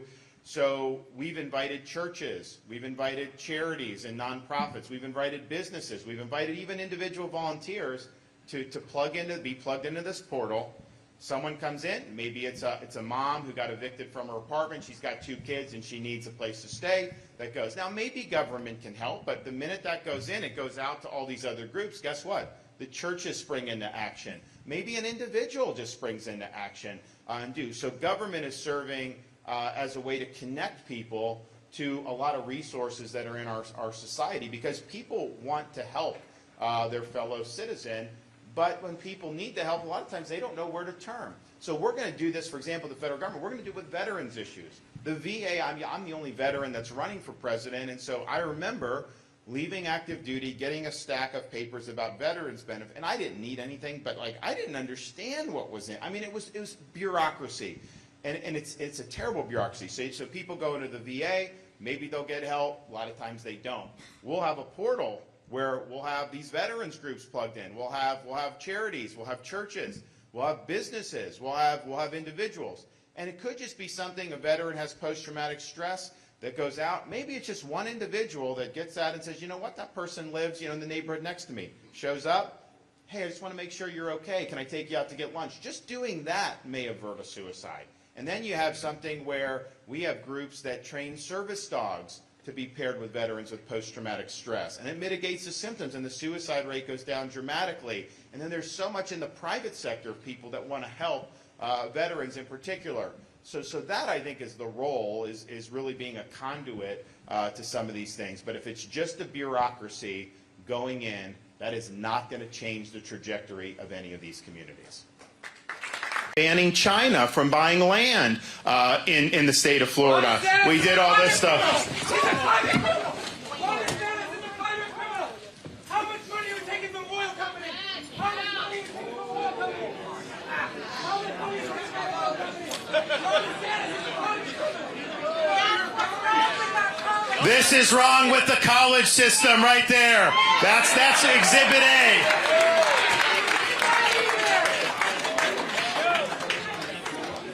And honestly, you know, it's like, if you're going to do that, like, he was like stumbling around to get his flag out. Like, he telegraphed that a mile away. Anyone could have seen that. Some of these guys, they actually infiltrated. I did a town hall on Fox News. And well, I don't know if they infiltrated or were welcome to do that, but they were there, and they tried to bum rush the stage there, and they got taken down and done.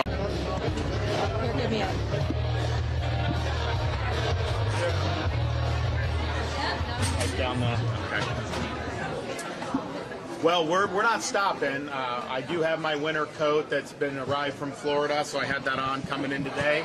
And we have other layers we're going to need to. I know it's going to get even colder, and we're showing up. I mean, you know, Donald Trump, I guess, has phoned it in. He's just going to be hanging out down in Mar-a-Lago. I'm sure it's probably 75 degrees there. We're going to be in the negative temperatures, talking and making the case to Iowa voters all the way through Monday night. I think that's what you need to do. That's what they expect. You know, we've been surprised. I mean, we had the event in Ankeny here.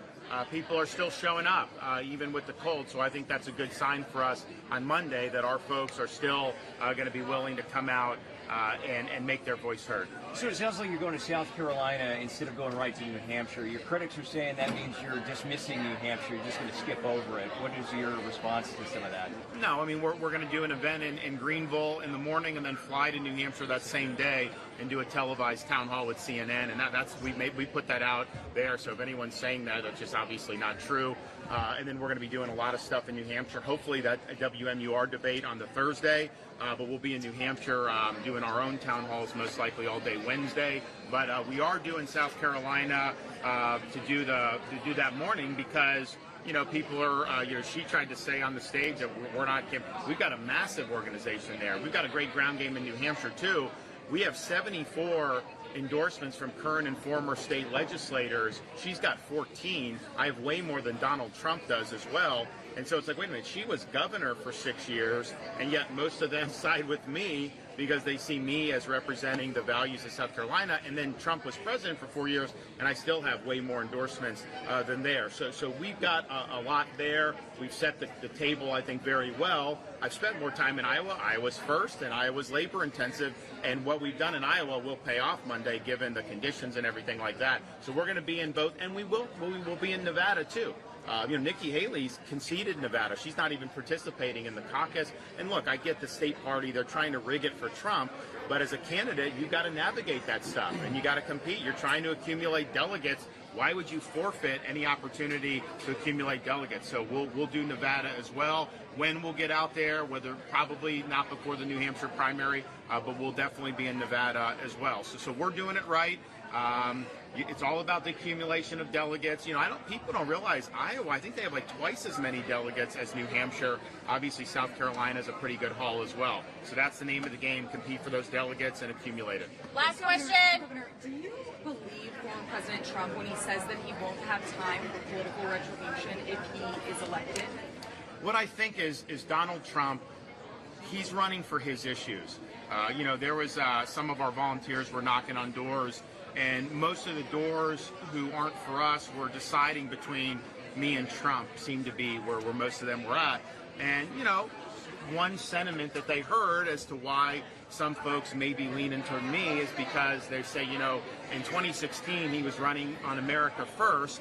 Now his motivation seemed to be about him and his issues more than anything else, and that kind of trumps. Because if you run in 16 saying drain the swamp, now you're running in 2024 saying you're going to build the FBI, a big, beautiful, billion-dollar-plus headquarters right in the center of the swamp. That's not draining the swamp. That's that. So that's his focus. If he would be the nominee, the focus will be on the legal issues, the criminal trials, any criminal convictions, January 6th, all that plays into the Democrats' hands, that plays into Biden's hands, or whoever they end up running if it's not Biden. And I've been saying, I debated Newsom because I think we should be prepared as Republicans that it's someone else. If I'm the candidate, the election's going to be about me holding them accountable for their failures at the border, failures on China, failures on inflation, failures on energy, all these things, we're going to be able to show the American people there's a better way. That's what you want the election to be about. You don't want it to be about all be a referendum on Trump and all these other issues. And it'll have effects far beyond the presidential ballot. I mean, people that are running for state house in Iowa, you know, they want to talk about education. They're going to get asked, well, this witness just testified against the former president. What do you think? That's going to dominate the discourse, I think, in a way that's not going to be helpful for Republicans. And look, we've run since 16. How many different election cycles with Trump as the titular head of the party? And how have we fared? Not good. How did we fare when the election was being led in Iowa by Governor Reynolds? Tremendous. How did we fare in Florida when the election was being run by me and led by me? Tremendous. So Republicans... Thank you to everybody who has showed up today, has showed up for the last several months, been working hard this last year, working as hard as Governor DeSantis to make sure the people of Iowa know who the next president of the United States is going to be. You know, I've been talking about my kids. I have a 14-year-old son, Charlie, a 12-year-old daughter, Virginia. They're home in Texas where it's been about 70 degrees. It's getting a little cooler. And they had a 4-H show yesterday. Well, my son won. He won Best Showmanship. So, but look, I came up here in December with them, and I came up here for one simple reason. I want to make sure that my son, 14, my daughter, 12, can look up to the man in the Oval Office. And as we've been going around the state, it's very clear that the people of Iowa recognize that the man they want to look up to in the Oval Office is Governor Ron DeSantis of Florida.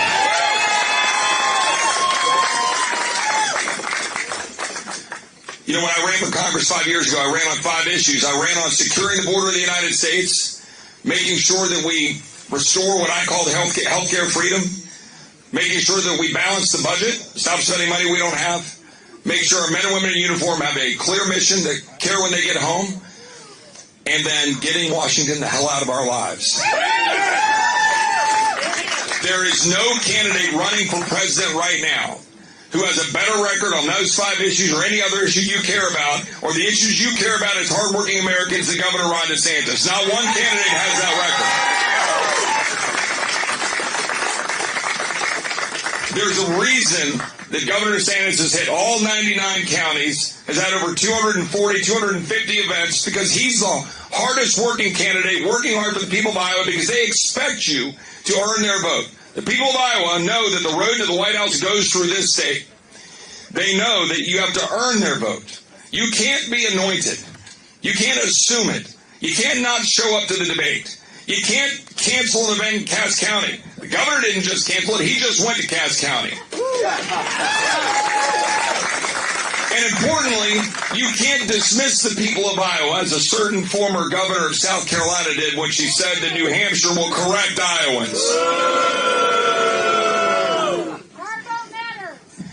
Let me just tell you one last thing. I'm going to turn it over, which is this. When I said that list of things the governor has stood up for, go issue by issue, whether it was dealing with the border of the United States. The governor sent a plane load of illegal aliens to Martha's Vineyard and fundamentally transformed the debate when they told him he couldn't do it. And he did it even though everybody said, you can't do that, you'll alienate Hispanic voters. Well, guess what? He won 62% of Hispanic voters in Florida.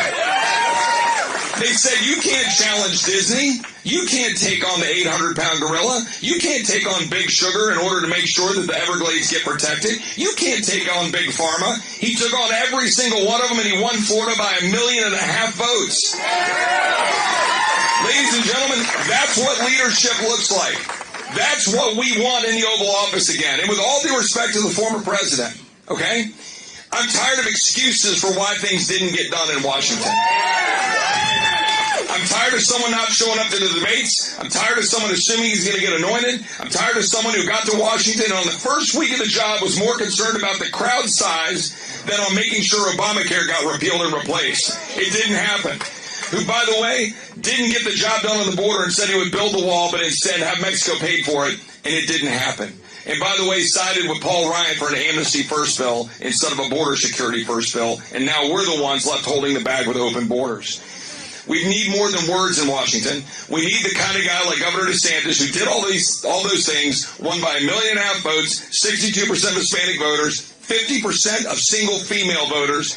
We need leadership like Ron DeSantis in the White House. That's why the night before last, I drove 8 hours from St. Louis to here in the blizzard because I'm going to make sure I run through the tape like St. Paul tells us to do in Timothy. Finish this race. Show up on Monday. Get this man elected to the White House.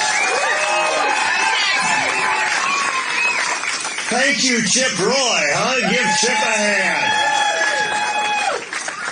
I tell you what, guys, you inspire me. This is why this process starts right here in the state of Iowa. Look at this. A blizzard warning, a wind chill warning, and this place is packed.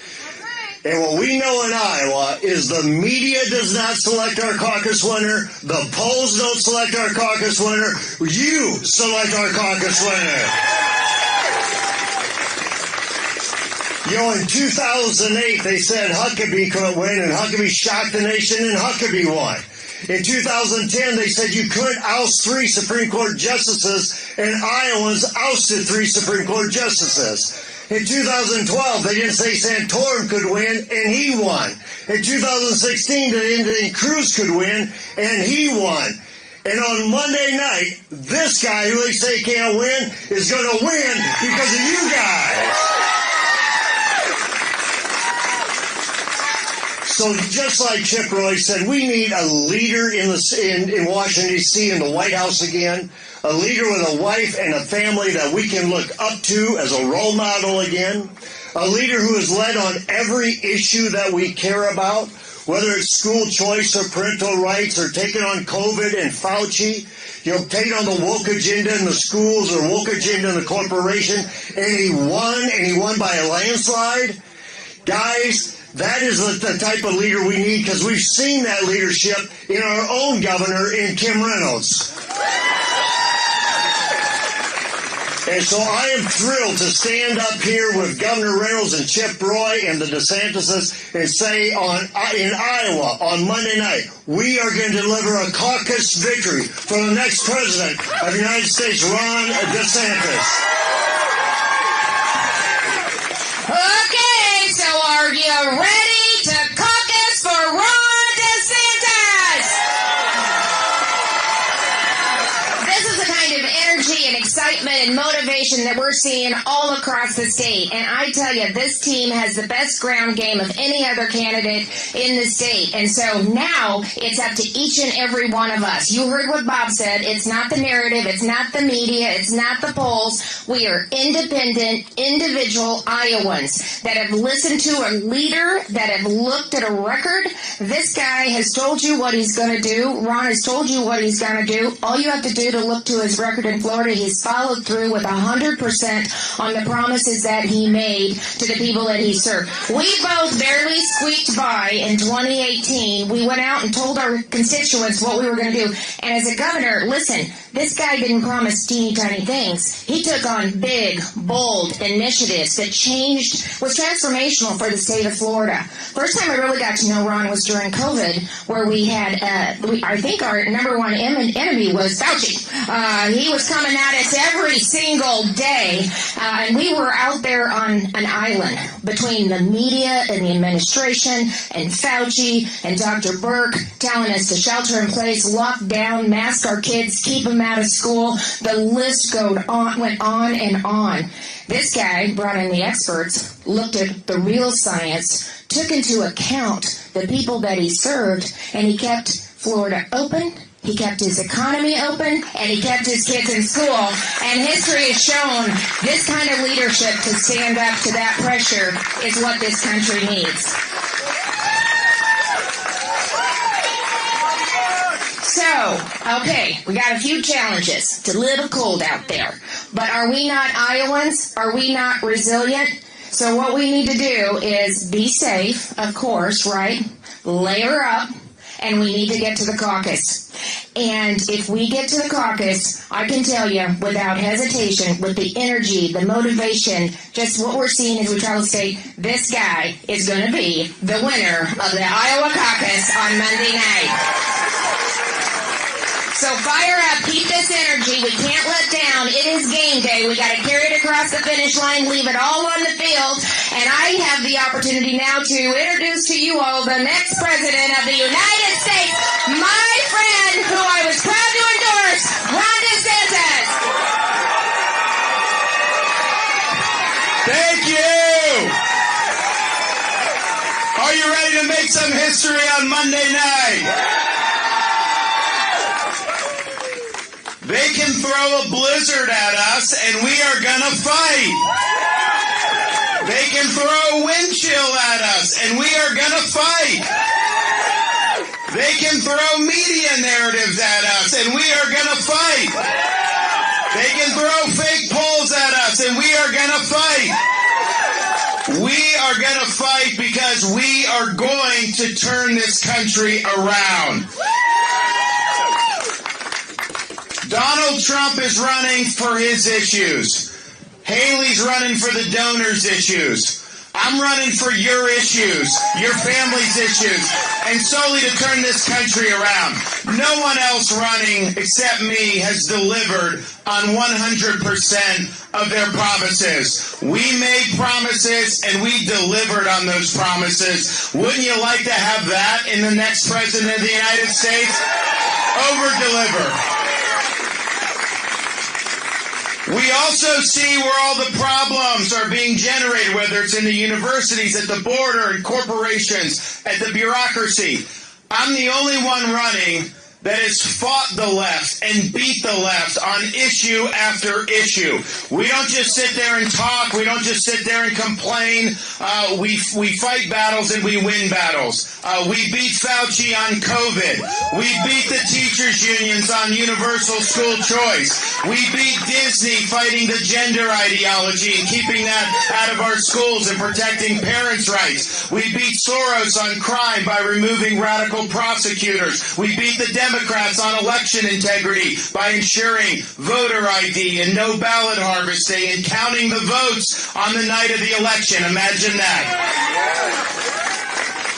We beat the left by banning China from buying land in the state of Florida. No farmland or land near military bases, none of that. So we have a record of leadership that is second to none. And I'm sick of Republicans. You see what they're doing right now in Washington and with these senators doing some border agreement, which is basically caving on everything to the Democrats. These guys get beat by the Democrats time and time again. They've got a majority in the House, and Chip and some of these other guys are fighting, but they're doing budget deals that cave to the Democrats. I'm sick of the Democrats winning. I'm sick of the fact that the Democrats beat Donald Trump on the budget time and time again, and they added so much to the debt. I'm sick of the fact that the Democrats beat him on the border wall, and we did not get a border wall over 4 years like we were promised. You need to win the election, of course, and nobody has a better track record on that than me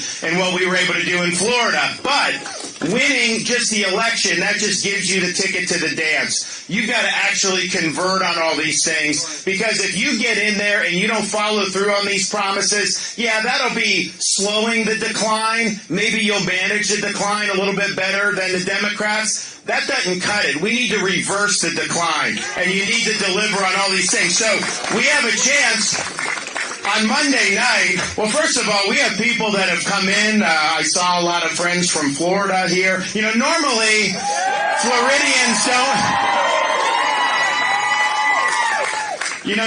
Floridians don't choose in January to travel north in the middle of a blizzard. Usually that's why you're in Florida in January, and normally it's more expensive to come from Iowa to Florida in January than vice versa, but people are having to pay a lot of money to get up here because of the caucus. They're putting forth their time, their effort, just to be able to come make phone calls, knock on doors, and to do that. And people come from all over to be able to volunteer for this. So thank you for doing that. It really means a lot, and I don't know that any other candidate, has folks that are organically wanting to come up and help, because I think people realize this country needs leadership, and we can't just rerun the 2020 election. We know that's not gonna do it. So we need leadership. So people have been doing that. So thank you. And then so many people throughout Iowa that have been volunteering for us. We have all the counties. We've got all kinds of folks that are there running our precincts, all this. Thank you for what you've done. You put forth tremendous effort. This is how you do the Iowa caucus. I mean, people criticize me as, oh, you're spending time there because you're doing all 99 counties. Well, that's how you do well. That's what you want to do. You show up, you answer questions, you talk to folks, you learn as a candidate, they get to hear from you. That's the way this process is supposed to work. So we've done it the right way. So here's the thing. You will never have an opportunity to participate and to vote in a way that's going to pack as much punch as you will on Monday night. If you go out and you bring some family members and some friends with you, we don't know how many people are going to turn out. Nobody knows. Anyone that says you that they can somehow take a poll and know, they don't know. But whatever you're able to do, you're never going to have an election where that is going to be as meaningful as this one is going to be. So take advantage of that. It's going to be cold. It's not going to be pleasant. But if you're willing to go out there and you're willing to fight for me, if you're willing to bring people to the caucus, if you're willing to brave the elements and be there for the couple hours that you have to be there, if you're willing to do that, you're willing to fight for me on Monday night, then as president, I'll be fighting for you for the next 8 years. Every single day, we're going to get the job done. So we're not going to stop. We know that the weather is not great, but if there's an event to be had, if folks want to listen to our message, we're going to do that, and we're going to run that all the way through Monday night. And so you can be rest assured that you're supporting the candidate that is working harder than all the other candidates, that is showing up, that is doing what you need to do here and obviously beyond as we get beyond January 15th. My wife and I, we have one of our kids here, Mason. He's a little tired. Sometimes he's up to say things. I don't think he's up to say, you don't want to talk right now? No, okay. Sometimes he does. We were actually I think we were in Northwest Iowa on the morning of the Big Ten championship game between Michigan and Iowa. And he's very good, he knows sports very well. And he's a big football maven. He knows who's good. And I didn't choreograph this with him, but I was like, hey, Mason, who's going to win between Michigan and Iowa? And I'm getting ready to move the mic down, and I'm like, oh, my gosh, these are all Iowa fans. If he says Michigan, he's going to get booed as a 5-year-old. He got it. He was calm, cool, and collected. And I was like, who's going to win? And he said, Iowa's going to win. He got a big cheer. It wasn't the right prediction, but he did do it good. So I'm proud. And then our girls are coming up tomorrow. So we really are concerned, just as parents of young kids, about the type of America they're going to grow up in. And if you think about it, our administration, even serving 8 years, is not limited to just those 8 years. I mean, we're really talking about decisions that are going to be made that are going to affect the next 25 or 50 years. And if we keep going in the direction we are, we're going to be in such a hole that it's going to affect people, even people who are yet to have been born. So we're very sensitive about what type of future our kids are going to have. But I'm also somebody that is the only one that has served in the military that's running for president this year, as somebody that appreciates our veterans and somebody appreciates.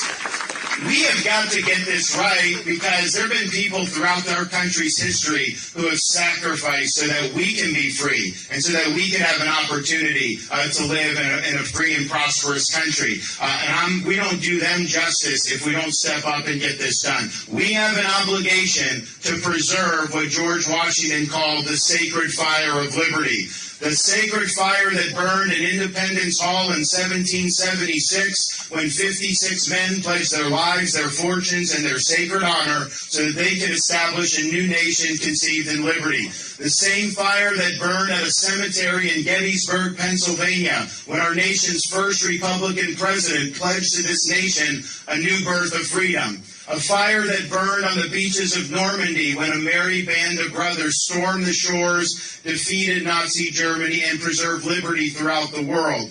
Same fire that burned in the foot of the Berlin Wall in 1987, when a resolute Republican president stood in front of that wall and said, "Mr. Gorbachev, tear down this wall," eventually leading to the destruction of the Soviet Union. This is our responsibility, to carry that torch and to preserve that sacred fire of liberty. We do not shy away from this responsibility. This is a responsibility that we welcome, because if not us, then who? And if not now, then when? I'm asking for your support on Monday night. I'll be a candidate that will help sweep us to victory all across the land. I'll be a leader that you can always be proud of. And as your president, I will win these fights for you. I will lead this country, and I promise I will not let you down. Thank you all. God bless.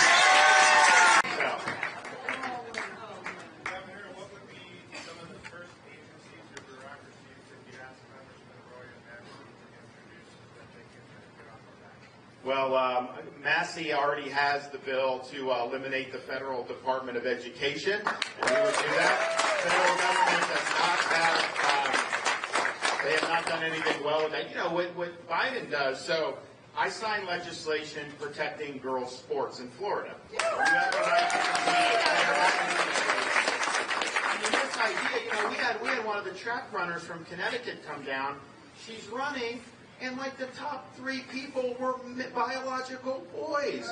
And then and so none of these girls have opportunity. So it's not just you didn't win and then we had the swimmer. You remember the swimmer from the 500-yard, so she was, I think she's University of Virginia, but she actually is from Florida. So she was the second place finisher.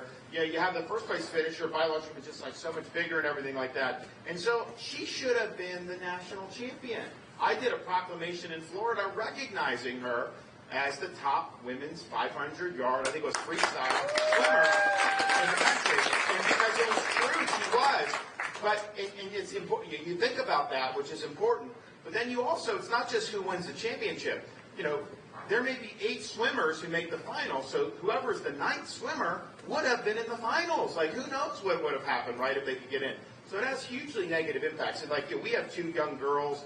And, you know, they both, they're actually both pretty good athletes, but, you know, whatever they want to do is fine. But if they want to go into that, they should be able to compete with fairness and with integrity. And so we've ensured that in Florida. But Biden used the Department of Education and the Department of Agriculture to say, if you protect women's sports, then you're going to lose lunch money for poor kids. Like, literally, they're threatening to do that, so we're fighting it back. So they use the Department of Education to try to impose their agenda on K-12, and so I would rather have, you know, the states be able to do that, and I think that that's something that would be really, really good. So that Republicans have promised to reduce government. This is an agency that has failed the public. It came in the late 70s. It has not made education better. I think we all know that. What makes education better is what we did in Florida, protecting parents' rights, getting the indoctrination out of the schools, universal school choice. That's how you improve education. That's not what the federal department wants to do. I mean, I might add just one thing there. I also have the bill to get rid of the United Nations, which I know the governor supports as well. But we'll defund the United Nations, absolutely. But the other thing is on this is like compare and contrast the governor with the former governor of South Carolina on the issues he was just describing, right? When he was going after Disney, Governor Haley said, "Hey, Disney, come on up to South Carolina." Well, Governor Haley had a bill on her desk to end boys being able to go into girls' bathrooms in schools. She didn't want to sign it. And she actually doubled down on it and said that she was proud of not doing that. It matters that you have people with the courage to stand up for your values and your beliefs. And there is a direct compare and contrast. Governor DeSantis has walked the walk. Former President Trump, for example, was asked on TV in an interview with Megyn Kelly, right? You know, can a man become a woman? And he goes, well, you know, I don't know. Yeah. The answer to that question is pretty simple. No. So I want to take some questions, but I just want to say, My wife and I, look, we've got a first grader, a kindergartner, and a preschooler. It's interesting, a month and a half ago, they're Florida born and bred. They had never even seen snow. And now our son's up, he's in the midst of this blizzard. Our girls are coming up tomorrow. Yesterday he pelted me with a few snowballs in front of the hotel, but it was so cold, he's just like, it's like, Daddy, it's too cold. We got to go inside. So I get it, and so we did. But we have, young kids, and so we think about, this country is going in some dangerous directions. And I think that the slide that we're seeing, the decline that we're seeing, I don't think it's inevitable. I think it's a choice. But we got to choose right in 2024.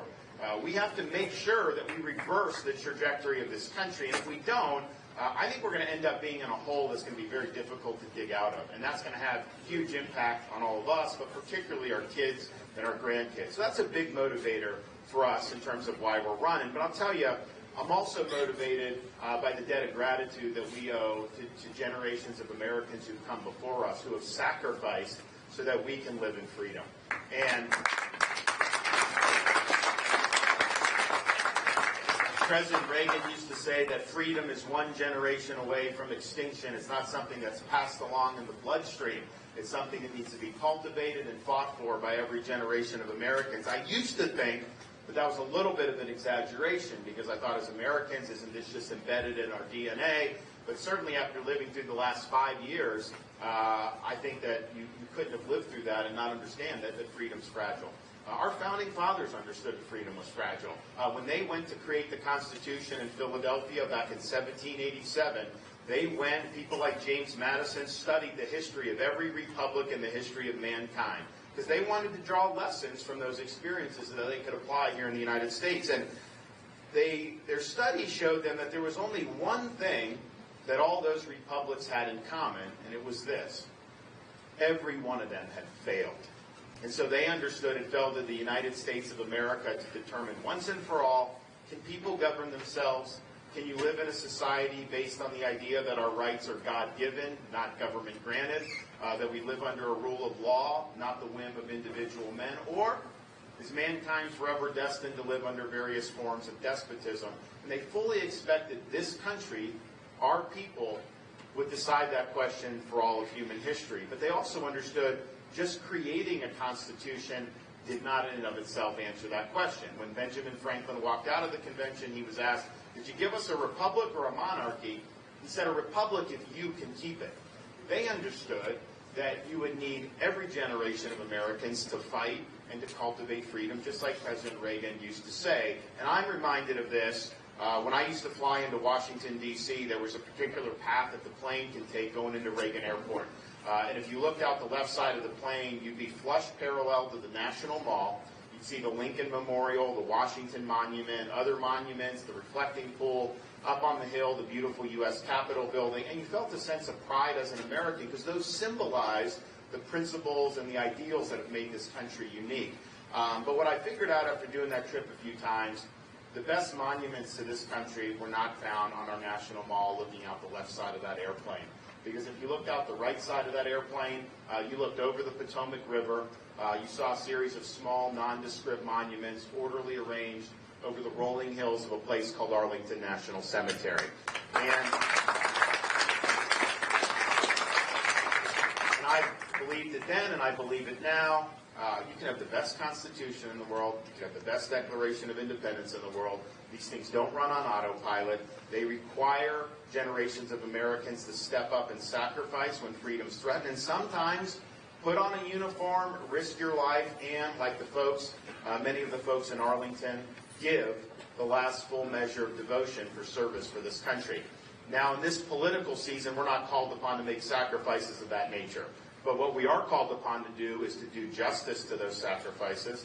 What we are called upon to do is to preserve what George Washington called the sacred fire of liberty. This is the fire that burned in Independence Hall in 1776 when 56 men pledged their lives, fortunes, and sacred honor to establish a new nation conceived in liberty. It's a fire that burned at a cemetery in Gettysburg, Pennsylvania, when our nation's first Republican president pledged our nation to a new birth of freedom. It's a fire that burned on the beaches of Normandy when a merry band of brothers stormed the shores, beat the Nazis, and preserve liberty throughout the world. It's a fire that burned at the foot of the Berlin Wall in 1987, when a resolute Republican president stood in front of that wall and said, "Mr. Gorbachev, tear down this wall," eventually leading to the dissolution of the Soviet Union. It will be a fire that will burn in negative 22-degree temperatures on Monday night when you all go out and make your voice heard in the Iowa caucus. So this is our time. We have the power to be able to change the course of this country. I'm asking for your support on Monday. If you've committed to caucus for us, thank you. Bring out as many people as you can. I know it's not going to be easy, but it's going to pack a punch. And if you leave here and you have not yet committed, I ask that you commit to us. I ask that you show up and make your voice heard. I will be somebody that, as Chip mentioned, we've shown how to do it politically in Florida to not just win, but win big, and we will do that in November of 2024. But more importantly, as a leader, I'll always conduct myself in a way that you can be proud of. And most importantly, as a president, I will get this job done for you, and I will not let you down. Thank you all. God bless you. Appreciate that. All right. Thank you. Let's go get this done. It's going to be cold, but we'll be there.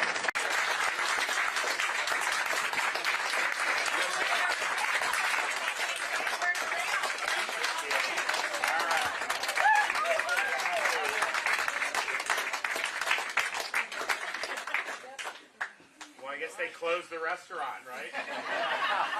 Sorry about that. So. Well, no, 30 below, and here we go. I'll tell you what, nothing's going to stop us. Real quick, before we get started, thank you, everyone. Governor DeSantis, I want to present to you this participation trophy. Now, probably not going to win the election, right? But we're proud of you for trying. I don't do participation trophy. Sorry, No, I mean, sorry, buddy. Sorry. He's special, he's unique, and he's our little snowflake. Thank you. Here you go. Do you want the award? We're so proud Back to to give it to the you. 30 below, and here we go. Here we go. He wasn't from Atlanta. Yeah. What's that? Good. He was not from Atlanta. Oh, I figured that out. Well, it's better than the other guys who were coming about the oil stuff. They're charging the stage and complaining about fossil fuels in the middle of a blizzard. So. Well, no, so I'm just happy to be here. So we usually have our 7'5" and our 3-year-old with us. So Mason loves the snow. First time they ever saw snow was here in Iowa. So of course they saw it at 5:30 in the morning when they were looking out the window. And what do? They jump on Mom and Dad's bed, and they want us, to go out in the morning to go, because of course they want to go make snow angels and all this stuff. And of course we went with them right before getting coffee. Mason loves the snow so much that he wants to bring it back with him to Florida. This morning on some news feed, I read that Iran was one more step closer to getting an active nuclear weapon. And, with all the unrest over in the Middle East, especially with their hatred toward Israel, how do you kind of blunt that threat and possible realization of them having a weapon? Well, first, I think that just questions about Iran, their pursuit of a nuclear weapon. Biden is facilitating this because he's relaxed all these sanctions on them. More money has flowed into the coffers of the regime. They use that to advance their ideology. So they fund Hamas, they fund Hezbollah, they fund Houthis. They do whatever they can to basically foment jihad throughout the Middle East and around the world. They're also doing things to be able to pursue a nuclear weapon for themselves. So we'll come in on day one and we'll do energy sanctions, snapback sanctions. We'll work with our allies to basically starve them of resources. And that had actually been the policy under Trump, and Iran was in dire straits, and then Biden gave them a lifeline. So this idea that Biden has, Obama had, that you can have some type of rapprochement with Iran, they view us as the great Satan. They do not want to have a productive relationship. This is part of an ideological objective to do battle with America any way they can. And when I was in Iraq serving back in the day, the number one source of our combat deaths at the time was Iranian-backed militia groups. It wasn't even Al-Qaeda in Iraq. And so they killed hundreds of our troops, probably over 1,000, during that period of time. They were responsible for the Marine Corps barracks bombing in 1983 that killed 241 U.S. Personnel. So this is just how the regime is hardwired. So there's no reason to try to do a deal with them because they're not going to agree to anything that undermines their ideological objectives. And so we'll turn the screws very quickly. Their economy will be thrown for a loop as a result of their activity, and we'll just keep the pressure on. But these guys, you turn the screws on them, and then when they start to wiggle, you just keep turning and turning, and that's what you have to do with Iran. So I think Biden has created a lot of these problems with his bad policies there, and it's been a windfall for the regime. There's no question about it. Governor, I also have one quick thing, which is, the governor mentioned the sanctions with respect to Iran, right? So the sanctions were relaxed under the Biden regime, and upwards of $40 billion, I think, plus of dollars that flowed then in terms of oil money, right? So we've allowed Iran to sell oil to China and make a ton of money, and then that money's getting back to Hamas, Hezbollah, our enemies, Iranian-backed militias.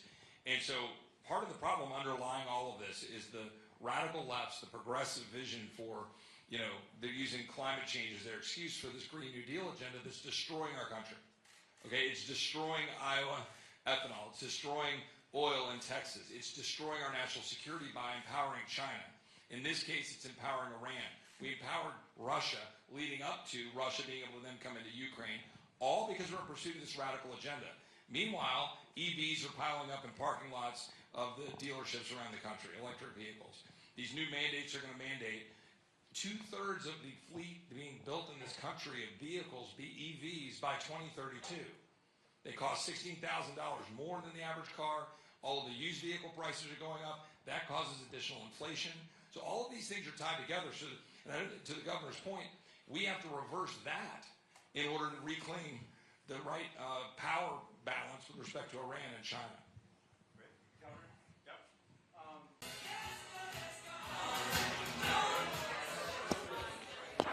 Well, that was a heck of a crowd for given the weather conditions. I think that a lot of those folks were making decisions, and so I got a lot of folks say that we converted them and that they're going to be caucusing for us tomorrow. And that's what's up. There really are still a lot of people, that are truly undecided. I mean, you can try to push somebody in a poll to go one way or another, but from our knocking on doors and the events, we obviously have built a great group of supporters that are going to turn out tomorrow. And then there's a lot of folks still making decisions, and I think we've made a great case. I think we're going to be in great shape to be able to capture a lot of that tomorrow at Caucus. I mean, we're organized in all these sites. We've got the precinct captains. We've got everything going on. I know that the other candidates haven't been as active. I think Haley canceled something here. We obviously are showing up. I know Trump did something, some type of virtual type deal. He's reading up the teleprompter or whatever. I know they're doing somewhat of a small event, but we're going to get everywhere we can between now and Monday night. And I feel really good about all the energy that we've seen. We've spent a lot of time building this organization, and these are folks that have committed for us over many months, and it's tens of thousands of people. And I don't know what the overall turnout's going to be. Obviously, I think the weather is going to impact it, but I think our folks are turning out, and that'll be good for us. Governor, question. There's a bill that was introduced in the Florida House this week that would ban most abortions at fertilization. I'm wondering if you would sign that if it hit you down. I have not seen that yet. Governor, you often say, and you said moments ago, that people won't regret it if they caucus for you. Do you think they'll regret it if they caucus for Trump? Well, here's the thing. I mean, the point I make about, like, in Florida, people come up to me is I delivered for them. I over-delivered on what they expected. And I think that's what we should expect. And what Donald Trump, Chip, pointed out, there were big promises made. It doesn't mean there weren't good stuff. I mean, he had good tax policy, regulatory policy. I mean, he had a lot of good policies, but the wall didn't get built, the swamp didn't get drained, the budget didn't get cut. I mean, major things. And so running on it again, I just think the chance, forget about even getting elected, the chance of that actually coming to fruition, to me, is just small. He had a chance to do it the first time. He had a Republican Congress, didn't get it done. So with me, I am only saying things that I'm going to intend to follow through on, and we will follow through, and we will be able to deliver in a really, really big way. Governor, one way or another, this campaign's going to come to an end. Can you and President Trump come to a position where you can support each other? Look, for me, none of this stuff is ever personal, and I think for Donald Trump, he's admitted that if I was supporting him, he would say I'm a great governor and I'm great. Like, it's all about revolving around whether people endorse him or not. You know, these guys, he would love them if they were endorsing him. He gets mad at them because they're not. But that's just not how I roll. We, you know, I don't view it personally because I know this is just basically the way they operate. You know, I noticed that that he threw Vivek, he threw him under the bus.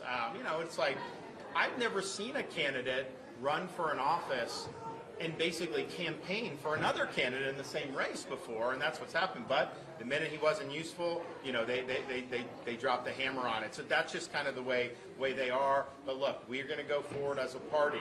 We can go forward in a way that's focused on people's issues, that's focused on a great agenda for America, or we can go forward with Trump, which will be focused, the 2024 election, on legal issues, on criminal trials, on convictions, on all these things with January 6th. And that gives the Democrats a huge advantage going forward. And I don't think that we want to do that. Why would we want to give them any advantage, especially when, you know, a guy like me can go in and serve for 2 terms and has an unparalleled record of actually delivering for Republicans and for conservatives. Governor, if you underperform tomorrow, if you get third, what would that tell you about the effectiveness of? We're gonna do well. I mean, like, you know, this, you know, all if ifs and buts were candy and nuts, every day would be Christmas. There's all kind of different things.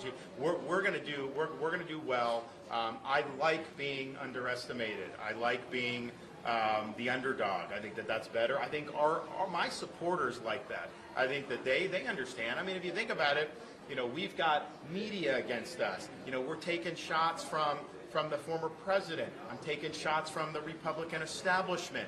All this stuff, and it's just like, we're there, and we got the people behind us, and we're building one community at a time, and that's what we've done. And I think that's the way you do it. And I'll just add, I mean, you know, you guys want to kind of, you know, fast forward this and make these assumptions about how this is going to play out based on polls.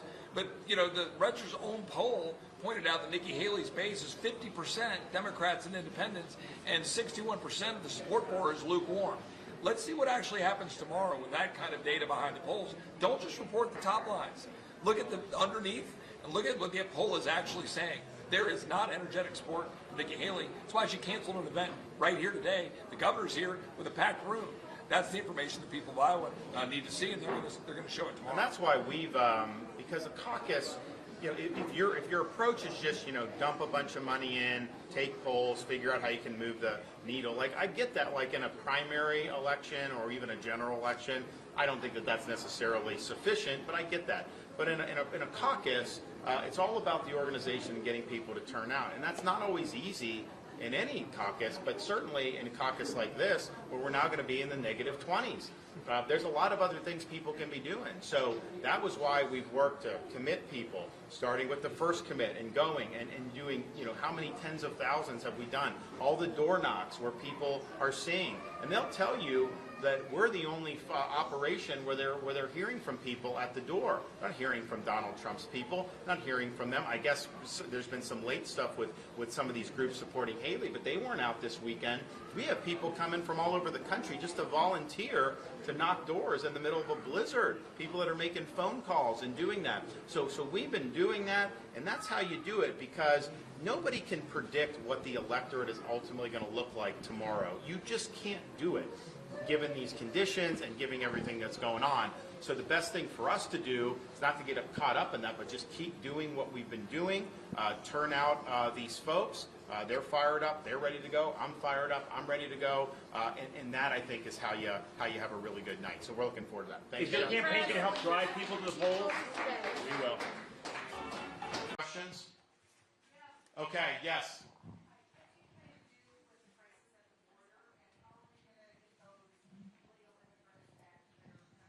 Great. So what we're going to do is day one, we declare it to be a national emergency.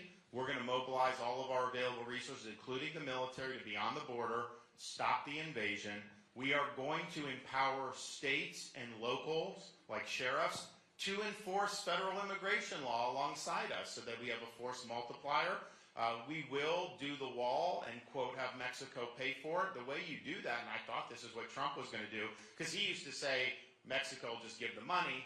Now he says, well, there was no mechanism, I could have done that, and so that's kind of his explanation. But we'll charge fees on remittances that people send overseas. And you have billions of dollars with a very small fee you'd raise, and you'll be able to construct the border wall, no problem. We will send back people that are here illegally. Like, that will be routine interior enforcement. Clearly, if somebody comes across the border, they've got to immediately go back. No more catch and release. I mean, it's ridiculous that you can come, get across the border, and they give you a sheet of paper saying come back for some court date, into the future. Give me a break. But I think maybe the most important thing, because this is an underlying cause of the border crisis, is treating the Mexican drug cartels like foreign terrorist organizations, because they are invading this country and they are poisoning to death millions and millions of people, or excuse me, tens of thousands of people each and every year. Definitely have done hundreds of thousands just in the last probably 5 years. This is something that in my travels through Iowa, I've met parents in Florida, I've met parents in other parts of the country who've lost kids to fentanyl. And a lot of times what you find is you'll have somebody that was maybe in college or something, they buy some pill thinking it'll help them get through exams. Turns out it's laced with fentanyl. And that one pill poisons them to death, and that's it. And all of a sudden, a family has this massive loss. It wounds communities when this is happening. And yet Biden, he doesn't care. He's not doing anything to disrupt this. Well, I care. I'm going to put a stop to this. And so a president not only has a right, you have a responsibility to fight back against these people and to treat them like the terrorist organizations that they are. So we will do that. Be the last question.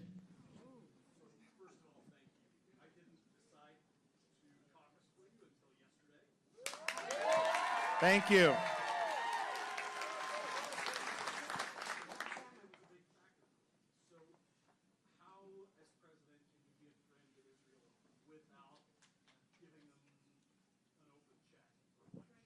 Yeah, look, Israel's a strong ally of ours, and part of it is in that part of the world. It's a nasty part of the world. They're the only country that will be allied with us through thick and thin. They're the only country in that part of the world that is democratic and that shares our values. And that's the thing. It's a unique country given that we're a country founded on the Judeo-Christian tradition. So you go back and you look, and has anyone here ever been to Israel? Okay.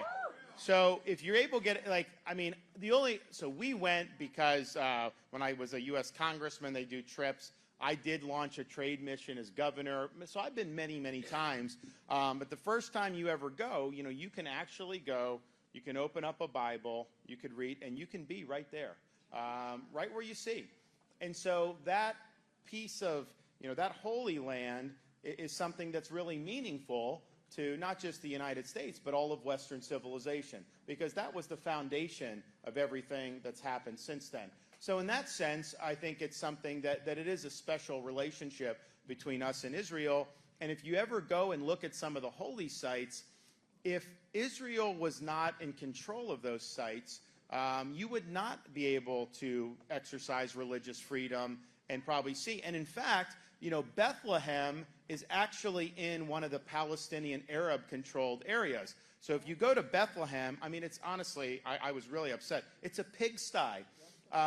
Trash everywhere. It was nasty. They have a church where, I think it's where they think Christ was born. They built this beautiful church. So they have it there and everything, and you go in. Then you walk out, and they built this massive mosque towering over it, because that's just kind of what they do.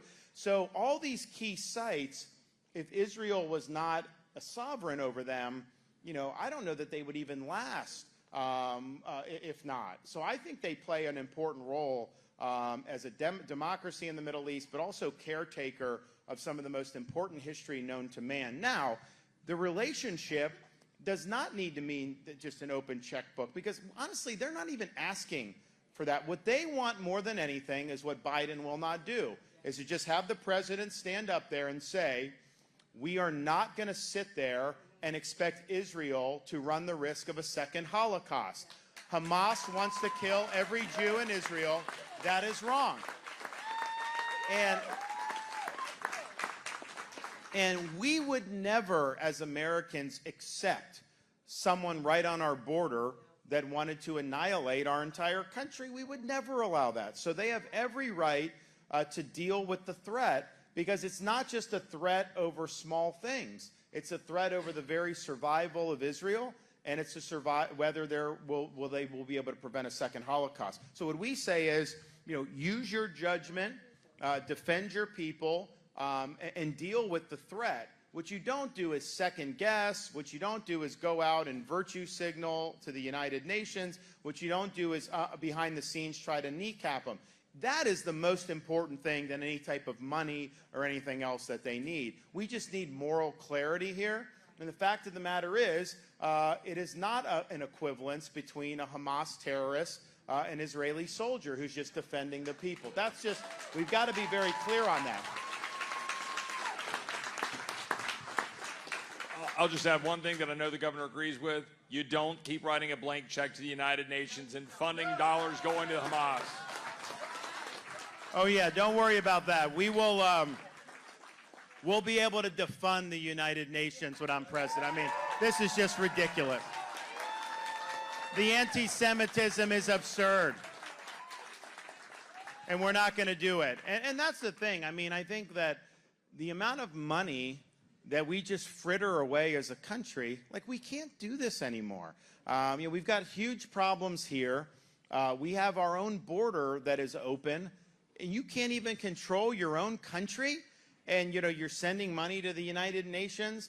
So we've got to start putting the American people first. And I think that ultimately, that's ultimately a deciding point for this election. Because I think, honestly, you have me representing kind of the bold colors of putting the American people first, standing for our conservative values. Then I think you have a lot of the other candidates, it's all about, pale pastels, it's about warmed over corporatism, and it's about putting the American people last. And that will not work, and we can't allow that to continue happening in this country. So the good news about that is you don't just got to sit around and throw your shoe at the TV screen and get upset and frustrated for everything that's going on. You actually have the power in your hands to do something about it on Monday night. So can we get this done? Can you go out there and bring it home? Let's do it. God bless you guys. Thank you. Thank you. Governor, if you underperform tomorrow, if you get third, what would that tell you about the effectiveness of? We're gonna do well. I mean, all ifs and buts were candy and nuts, every day would be Christmas. There's all kind of different things. We're gonna do well. I like being underestimated. I like being the underdog. I think that's better. I think my supporters like that. I think that they understand. I mean, if you think about it, we've got media against us. We're taking shots from the former president. I'm taking shots from the Republican establishment. All this stuff, and it's just like, we're there, and we got the people behind us, and we're building one community at a time, and that's what we've done. And I think that's the way you do it. And I'll just add, I mean, you guys want to kind of fast forward this and make these assumptions about how this is going to play out based on polls. But the Register's own poll pointed out that Nikki Haley's base is 50% Democrats and independents, and 61% of the support for her is lukewarm. Let's see what actually happens tomorrow with that kind of data behind the polls. Don't just report the top lines. Look at the underneath and look at what the poll is actually saying. There is not energetic support for Nikki Haley. That's why she canceled an event right here today. The governor's here with a packed room. That's the information that people of Iowa need to see, and they're going to show it tomorrow. And that's why we've, because the caucus, if your approach is just, dump a bunch of money in, take polls, figure out how you can move the needle. Like, I get that, like in a primary election or even a general election.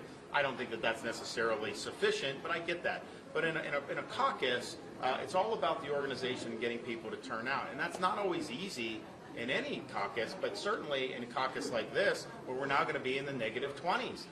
There's a lot of other things people can be doing. So that was why we've worked to commit people, starting with the first commit and going and doing, how many tens of thousands have we done? All the door knocks where people are seeing. And they'll tell you that we're the only operation where they're hearing from people at the door. Not hearing from Donald Trump's people, not hearing from them. I guess there's been some late stuff with some of these groups supporting Haley, but they weren't out this weekend.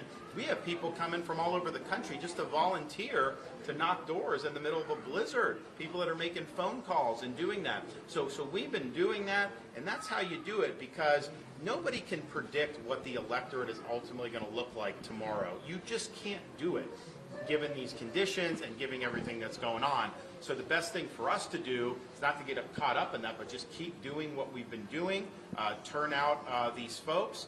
They're fired up, they're ready to go, I'm fired up, I'm ready to go, and that, I think, is how you have a really good night. So we're looking forward to that. Thanks, Governor, one way or another, this campaign's going to come to an end. Can you and President Trump come to a position where you can support each other? Look, for me, none of this stuff is ever personal, and I think for Donald Trump, he's admitted that if I was supporting him, he would say I'm a great governor and I'm great. Like, it's all about revolving around whether people endorse him or not. These guys, he would love them if they were endorsing him. He gets mad at them because they're not. But that's just not how I roll. I don't view it personally, because I know this is just basically the way they operate. I noticed that that he threw Vivek, he threw him under the bus. It's like, I've never seen a candidate run for an office and basically campaign for another candidate in the same race before, and that's what's happened. But the minute he wasn't useful, they dropped the hammer on it. So that's just kind of the way they are. But look, we're going to go forward as a party.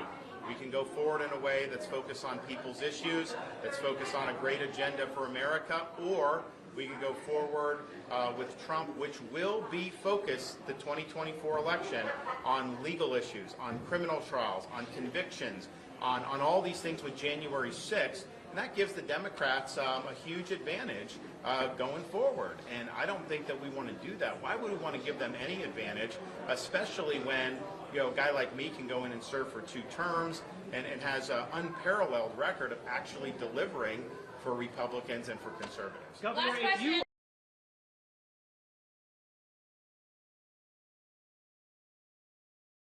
Hello, Sioux City. It's great to be back. Yes. Are you ready to brave the frigid temperatures? You have an opportunity to make your voice heard tonight. Before I get going, I want to invite a couple friends up, say a few things. We got some friends. Please sit down. Please sit down.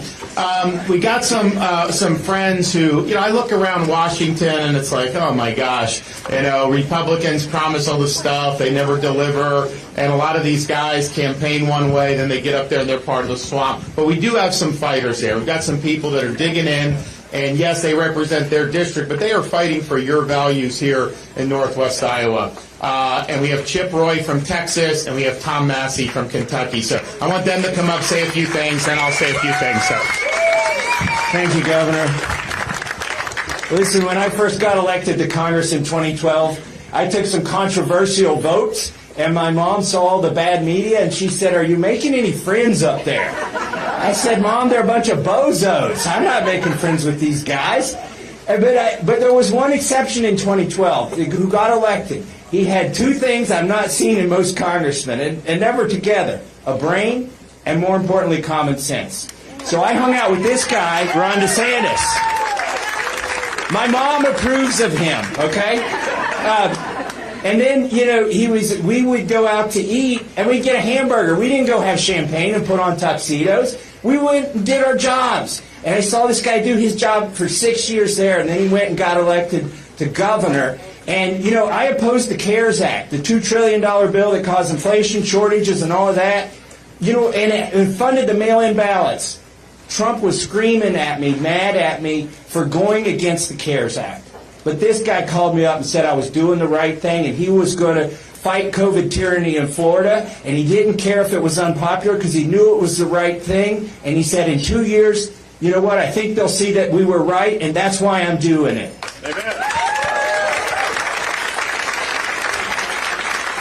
Look, most of my colleagues, Chip Roy accepted, can't think past their next lunch meal, okay? He thinks 2 years ahead. That's why you need to back Governor Ron DeSantis for president. Here you go, Chip. Hey, y'all, thanks for being out here.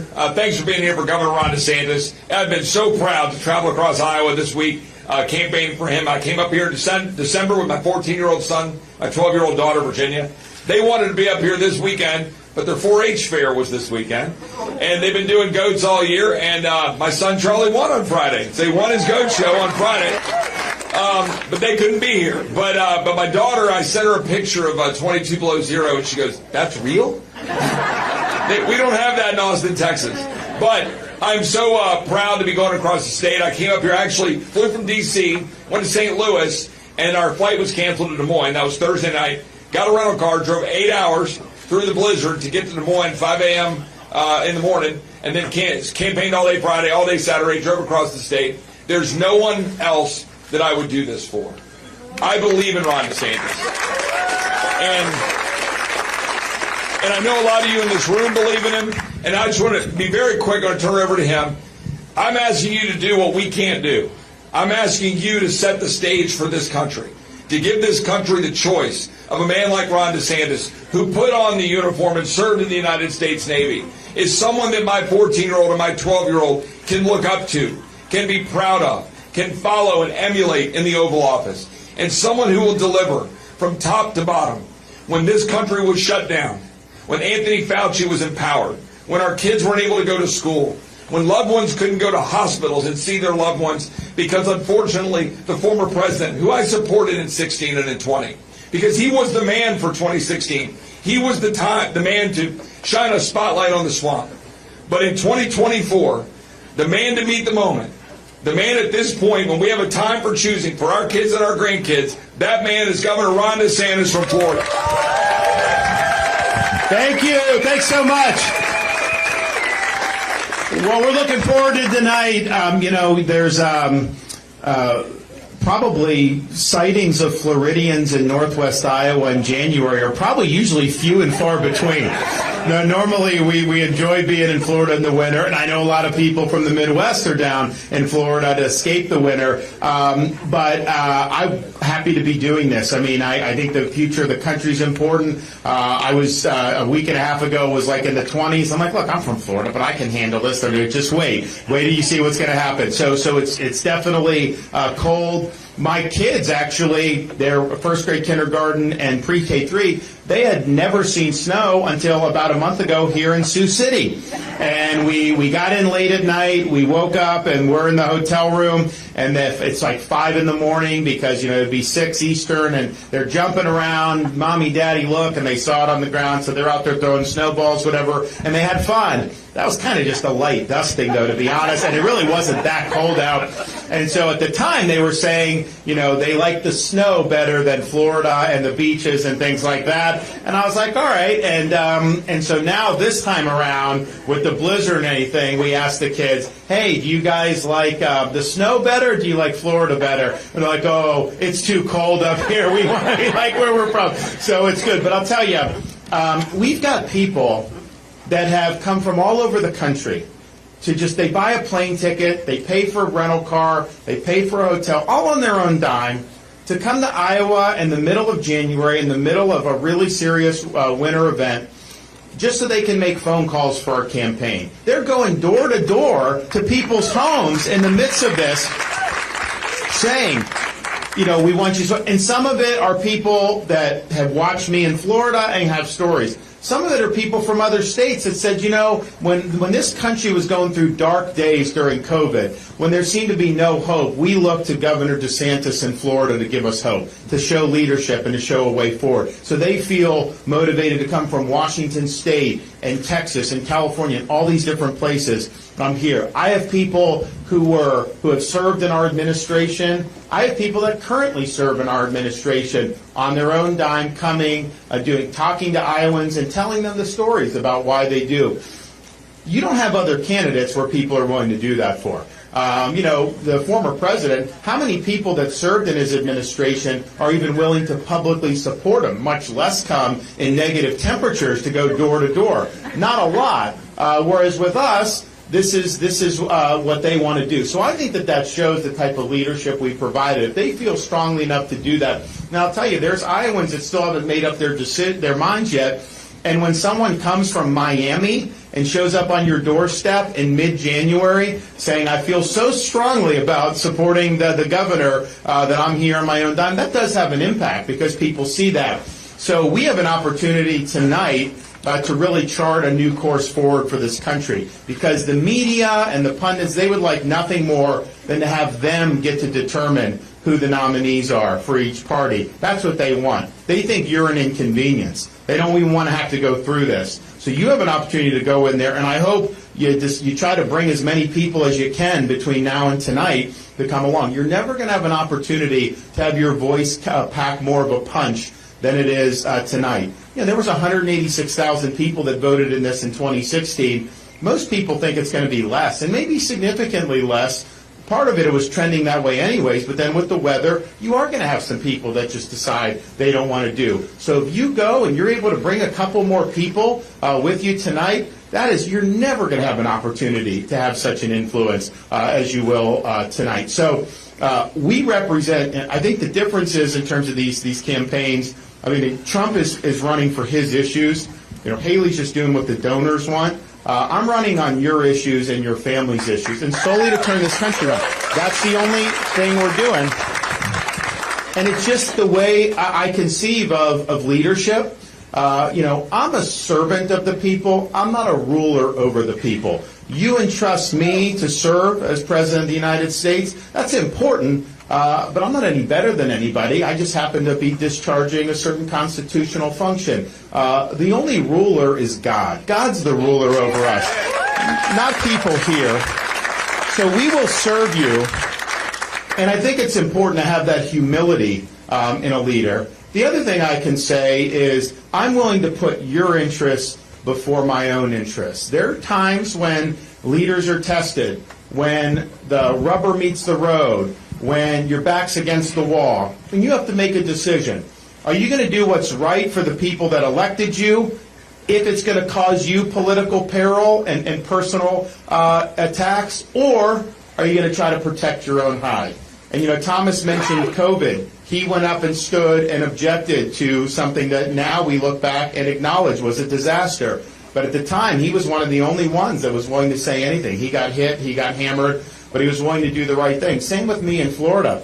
We were saying, we're not going to force masks. We're not going to have kids out of school. We're not going to do all those things. I was getting pilloried. I was getting hammered. A lot of people said, oh, you're throwing away your political future and all this stuff. But, a leader's got to care more about protecting the freedoms and the jobs of the people he represents than he does about protecting his own political hide. And if it means that, there's going to be fallout for doing the right thing for the people, then so be it. But you can't govern with your finger in the wind. You can't worry about polls. You can't worry about what the media is going to say. You got to have that compass set to true north, and you got to make sure you're pursuing what's right. So that's what you can expect from me. And, if you're willing to go out there in this temperature and dedicate a few hours of your life to doing the Iowa caucus, and you're supporting me, I'm going to be fighting for you for the next 8 years, and we're going to turn this country around. Now's the time to do it. The way I look at it is I'm concerned about my kids and what their future is. And yes, we need a president who can serve 2 terms, not just a lame duck president. But it's really beyond just that. You go in, I go in and serve 8 years and do what we need to do. That's going to have a lasting impact that's going to last a quarter century. And if we do anything less than that, it's not going to be enough to reverse the decline of this country. I have no interest in simply managing the decline a little bit better than the Democrats. I want to reverse it, and I want to make sure that we put this country on a different path. And that's the promise that I'll make to you. So tonight I think is going to be exciting. I've never seen so much energy than what we've seen over the last few days. It's one thing to do an event and get a big crowd, but when you're doing that when it's -5 degrees or -10 degrees and people are willing to go out and do that, that's saying something. That's meaningful. We've worked really hard in this state. We've done it the right way. We've gone to all 99 counties. We've shown up. We've answered questions. I participate in all the debates. I mean, imagine not debating. What does that say? So we've done all that because that's the right way to do it. And I have no doubt that that's going to be very helpful for us tonight when people go to caucus. So I appreciate your support. We still got people banging on the doors right now all across Iowa. People are making phone calls to everybody to make sure that you come and you turn out and you make your voice heard. When you get to that caucus site, be an advocate for us. There's people that haven't made a final decision right now. And I think it's meaningful if you say, you know what, I know the governor, he's the guy. People appreciate that. So thank you for what you're doing. Now's our time to seize the moment. We can sit there and complain about all this stuff going on with the country. When you have an opportunity to do something about it, you got to take the opportunity and you got to stand up and you got to fight. So now is our time to preserve what George Washington called the sacred fire of liberty.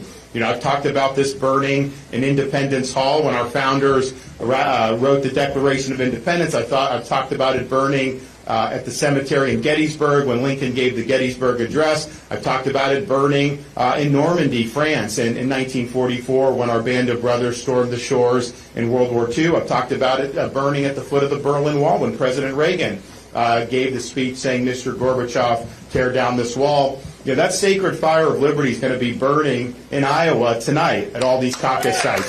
And it's our responsibility to preserve it. And it's our responsibility to ensure that we are meeting our moment so that America remains the last best hope on earth. Thank you for your support, and let's go do this tonight. Thank you so much. Appreciate you.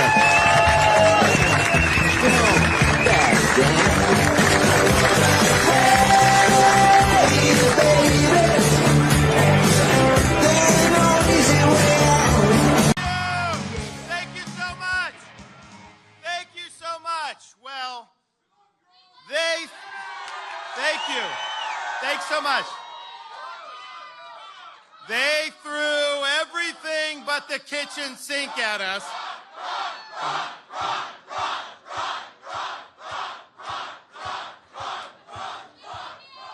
We love you too. They threw everything but the kitchen sink at us.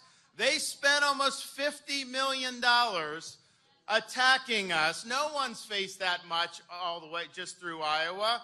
The media was against us. They were writing our obituary months ago. They even called the election before people even got a chance to vote. But they were just so excited about the fact that they were predicting that we wouldn't be able to get our ticket punched here out of Iowa. But I can tell you, because of your support, in spite of all of that they threw at us, everyone against us, we've got our ticket punched out of Iowa.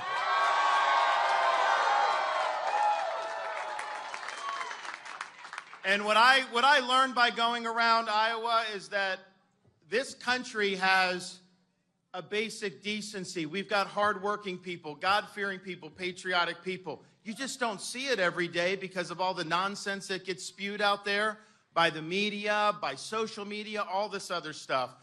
People want to have hope for this country's future, and that's what we represent. We represent a chance to reverse the madness that we've seen in this country, to reverse the decline of this country, and to give this country a new birth of freedom and a restoration of sanity. That's what we are going to do. So we have our marching orders. Our marching orders are to do all we can to preserve what George Washington called the sacred fire of liberty. The same fire that burned in Philadelphia in 1776 when our founding fathers signed the Declaration of Independence. The same sacred fire of liberty that burned at a cemetery in Gettysburg when our first Republican president, Abraham Lincoln, pledged our nation to a new birth of freedom. The same sacred fire of liberty that was on the beaches of Normandy in 1944 when our band of brothers stormed those shores and helped free the world. The same sacred fire of liberty that was at the Berlin Wall in 1987 when Ronald Reagan stood there and said, "Mr. Gorbachev, tear down this wall." This is our responsibility, to carry this torch and to preserve this sacred fire of liberty. Don't run away from this responsibility. We welcome this responsibility.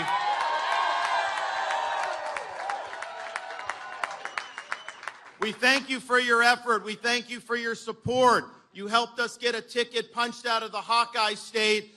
We have a lot of work to do, but I can tell you this, as the next president of the United States, I am going to get the job done for this country. I am not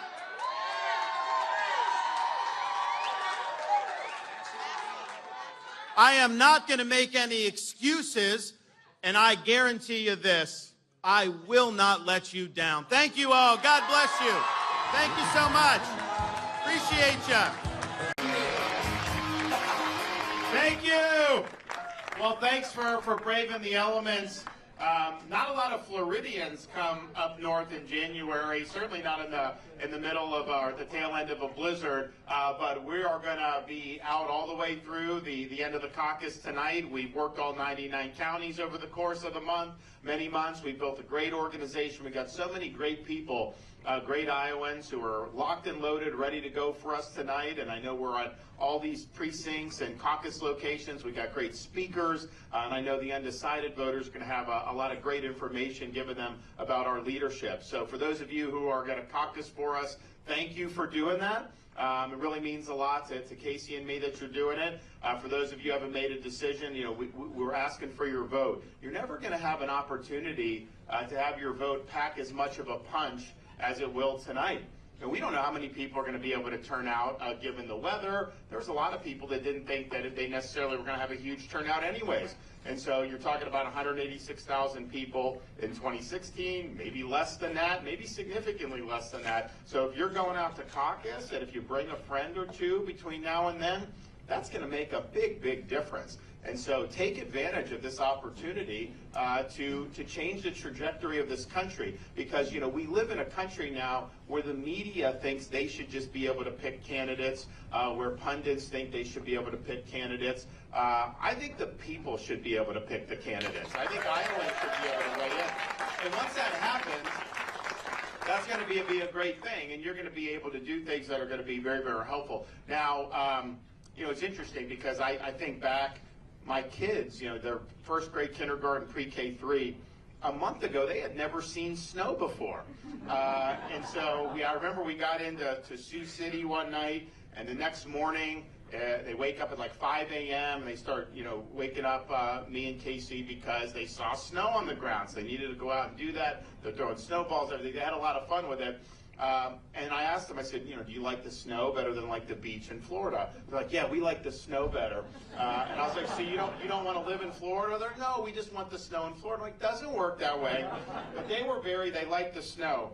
This time, with what's happened and the temperatures dropping, I asked my oldest daughter, I'm like, so do you still prefer the snow to what's in Florida? And she's like, Daddy, I like the snow, but it is way too cold for me. And so they're here, and I think they're going to be, happy to be. They're going to come with us to New Hampshire and South Carolina. Although, New Hampshire at 30 degrees is going to feel balmy after being through here the last few days. So I'm excited about tonight. Make your voice heard. We have an opportunity to really change the course of this country. We complain about the stuff that's going on. We see it. Let's do something about it. And I think I'm the guy running who has a record of delivering on all his promises and actually bringing this stuff to fruition. Things that Republicans have been talking about for years and years and years. We've gotten it all done in the state of Florida. Your Governor Reynolds, Kim Reynolds, who's endorsed me, has gotten it done for the people of Iowa. That's the type of leadership that we need.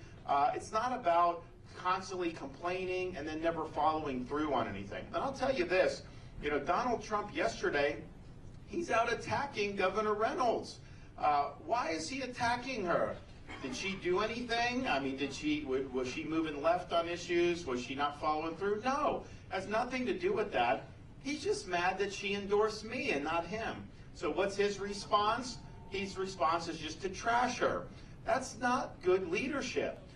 You should want Republicans to do well. I don't care if there's a governor that hasn't endorsed me. If they're doing a good job, ultimately it's not about you. It's about the people and serving the people. So I'm proud that Governor Reynolds has endorsed me, and I don't understand why you would try to attack her just because she didn't bend the knee to you. She's delivered on all of her promises, and she deserves support, and she deserves our respect for doing that. And honestly, Donald Trump could have delivered on the wall and on draining the swamp and on holding Hillary accountable and on cutting debt. He didn't deliver on any of that. And so that's why we need somebody like me to go in there and actually get this stuff done. Don't just tweet about it. Get the job done. And we are going to do that starting in January 20th, 2025. And it's important because if we don't do it now, when are we going to have an opportunity to do it? I mean, I think 24 is a time for choosing for this country. I think it's a pivot point in our history. If we continue to go down this road, I think it's going to be very difficult for us to pull ourselves out of this mess. And it's not going to be something you're just going to be able to solve in the 2028 election. On the other hand, if we do it right, and you have a president like me that will be able to serve for 2 full terms, be able to do the things that we know need to be done, it's not just what will happen over the next 4 to 8 years. That'll leave a legacy that'll last a quarter century or more. And it'll put this country on a different plane, a different pathway. It'll be a pathway to success. It'll be a pathway to freedom.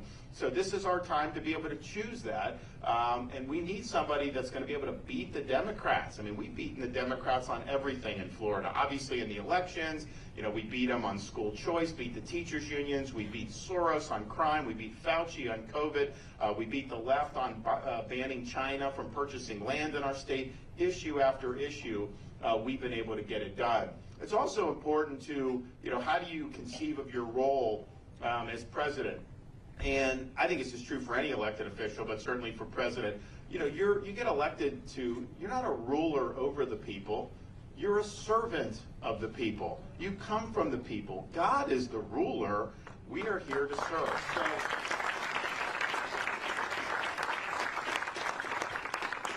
So it impacts how you see your job. In my job, and we faced this during COVID, when we were fighting against the lockdowns and fighting against the school closures and making sure our kids were in school, fighting against mandates, all those things. It was not popular with the media, with the left, with the bureaucracy, or at the time the Trump administration, who had Fauci in charge. And I was getting hit from all sides on this, kind of like I get hit now. But that was what was happening. And people were telling me, you may need to do something different because I know you believe you're right, but politically you're taking on a lot of water. And people were advising me to maybe reverse course for political purposes. But a leader has got to be more concerned with protecting the freedom and the jobs of the people that he represents than he is about protecting his own political high. And so I resolved to do the right thing, to make sure that I was leading for the best interests of my folks, and let the political chips fall where they may. You need a president that's going to dig in and fight for you, even when it's not easy. And even when you're going to have to take on incoming, when you're going to have to take the flack, you've got to be willing to do that in order to do what's right for the people that you represent. And that's what you can count on for me. It's easy to lead when the wind's at your back. It's a little bit harder when that wind's in your face. When you've got a lot of incoming coming your way, then that's when you really got to dig deep and make the decisions about what you're going to do. And what you can count on me is, when the chips are down, when you need someone to stand up for you, I will be there and I'll be fighting for you. And I'll fight back against all these people that are causing all these problems. We'll get the job done. I'm proud that we've done Iowa right in terms of how you're supposed to approach this caucus. I visited all 99 counties. We did events in all 99 counties. We took questions from people all up and down this state. We, of course, participated in debates, and we did even televised town halls. I think we did 3 of those in Iowa in the last month. one on Fox and 2 on CNN. And we've organized these counties. We've got people that are in these precincts that are working for us. We've got all these people that are going to be speaking. I've had people come from all across the country just to volunteer to buy a plane ticket. And going into Iowa now is not cheap because of the caucus. So they're buying a plane ticket, buying a hotel, renting a car, doing that, coming so that they can go knock on people's doors in the middle of a blizzard, or they can make phone calls to people telling them to go or asking them to go and caucus for me. So I think that should tell you. And some of these people I have not even met before. Maybe they were inspired about what we did to stand up for freedom during COVID. Some of them were inspired by us standing and protecting kids, even taking on Disney. And other people just think that I would be the best leader for the country. But to see them being willing to do that and feel so strongly that they're going to go out and knock on doors in freezing temperatures, sub-zero temperatures, that's a sign that, that we're tapping into something. And we have an opportunity, I think, to do this all across the country. The other thing we have is I've got people who've done the same thing, pay their way, volunteer, who had served in our administration or who are continuing to serve in our administration, and they're taking time out to go do that. That should tell you something. Donald Trump was president for 4 years. How many people that served in his administration are lining up to endorse him this time around or be willing to come here and knock on doors in sub-freezing temperatures? Not very many. For us, pretty much everyone that's worked for us in a meaningful way, they're doing this on their own volition, all hands on deck. They're going door to door. And, you think about, if you're somebody that's an Iowa Republican and someone from Miami knocks on your door in the middle of January, and they say, I'm from Miami, I'm asking you to support the governor. That's pretty impactful to think you would leave 75-degree weather, pay thousands of dollars to be able to come up here just to be able to knock on doors and hand out literature and be able to make the case for why I should be the next president of the United States. So we've inspired that, and I think that that's important as you look forward. Having the humility as a leader means it's a team effort. You're not going to be able to do everything yourself. Yeah, you set the vision as president, you make the decisions, but ultimately you need good people around you to be able to put this into practice in the White House, in the agencies. If we really want to return the government to we the people, we can't let the bureaucrats run amok anymore. We've got to go in there and regain control of this government. You got to have hundreds and hundreds of really good people that are ready to go. So I think just seeing what's happened in Iowa, you could have confidence that we're going to be able to inspire people from all across this country, because I'm not just going to recycle people from inside Washington, D.C. to be in these important positions. Nothing's going to change if that's the case. We're going to inspire people to come, from Arizona, Iowa, Oklahoma, Florida, wherever. Bring your family, go to the nation's capital, serve 2, 4, 6, 8 years, whatever you can, then go back and live in the country after we've been able to do a good job. That's the formula to be able to turn this country around. So I've been really humbled to see all the volunteers that have come in and done this. People seem to be having a lot of fun with it. People seem to think that I think they're turning or confirming a lot of people who were maybe on the fence and getting them to go out and caucus for us. So it's all really, really inspiring. So I thank everybody here for what you've been able to do for us.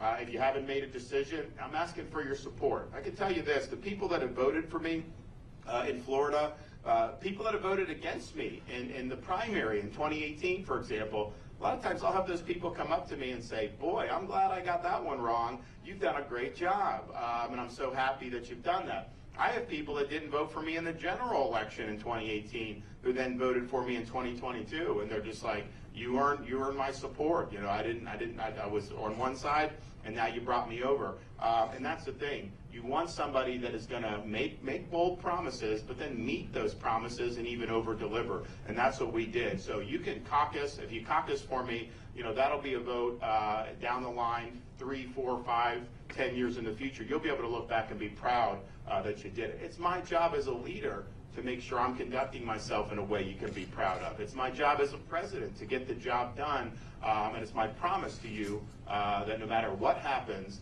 I will not let you down. Thank you all. God bless you.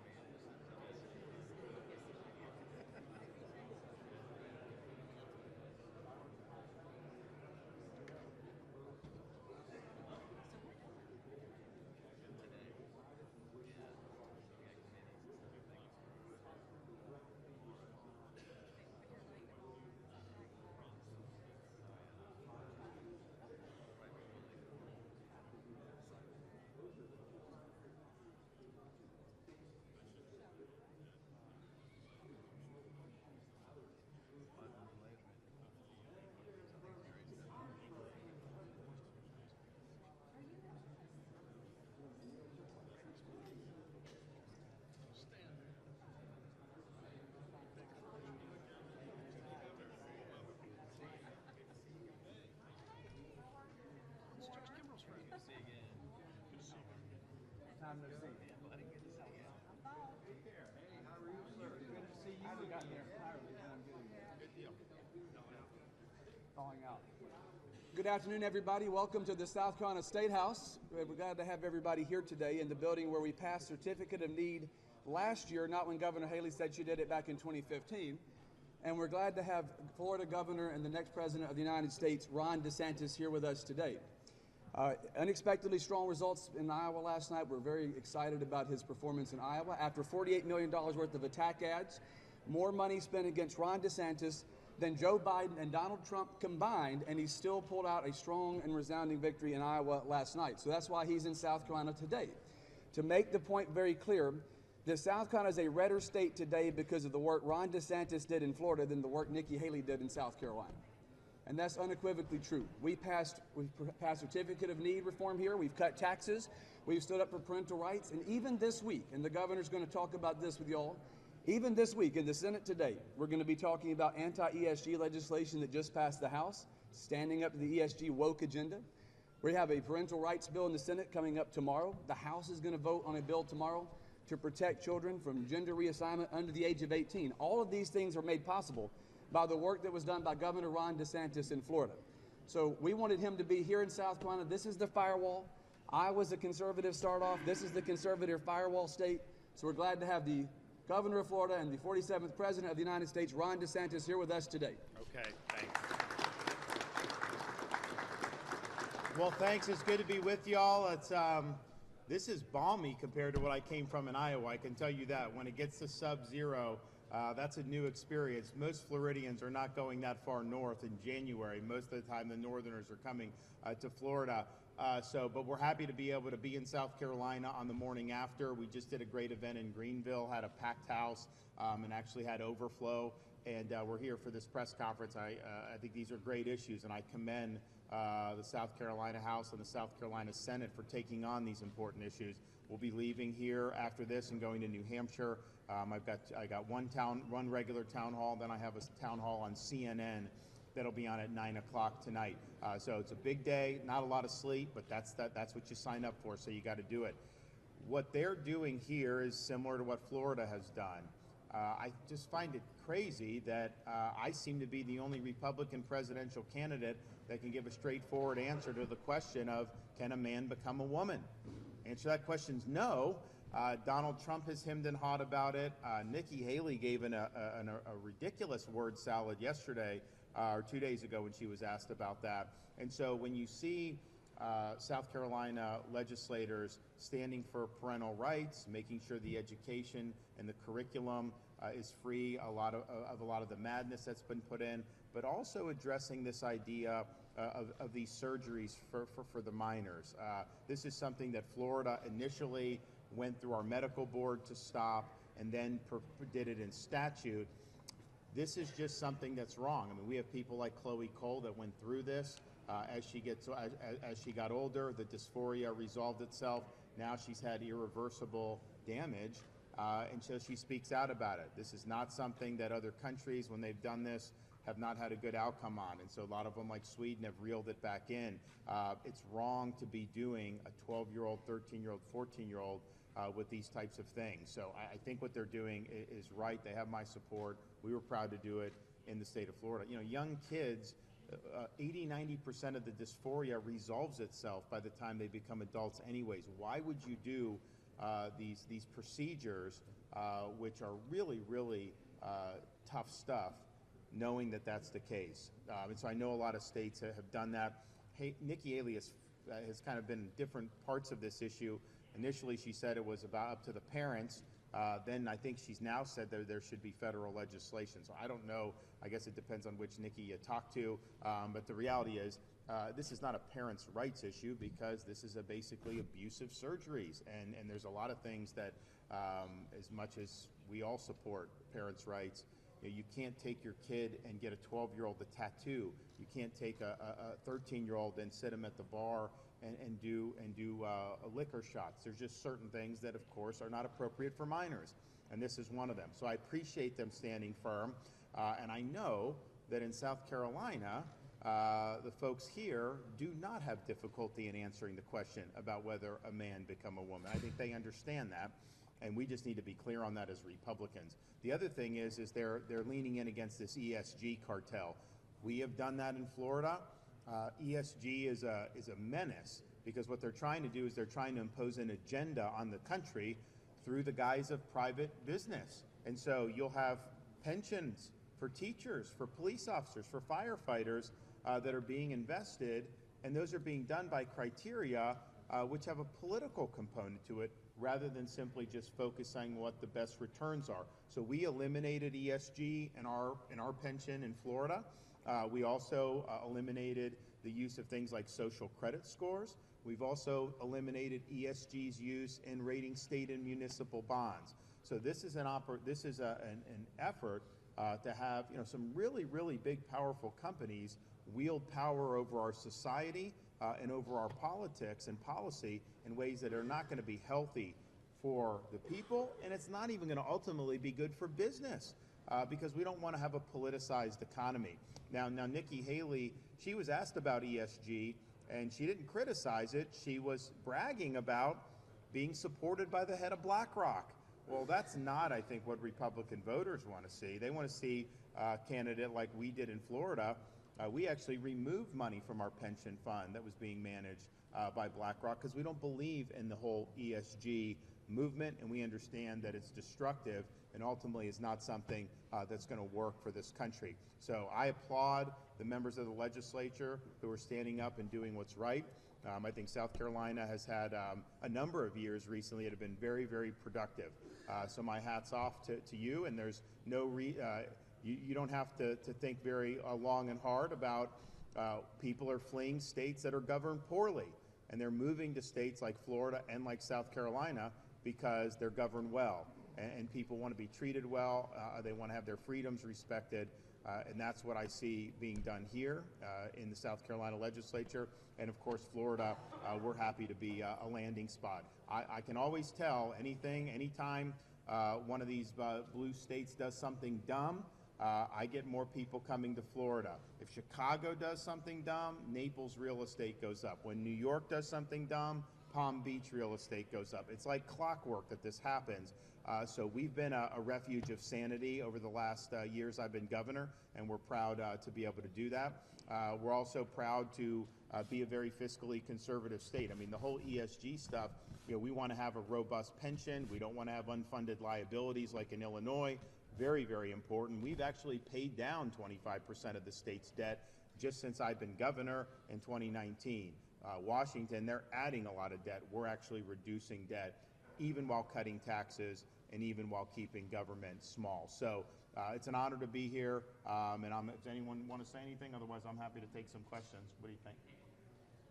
All right, I'm happy to take some questions.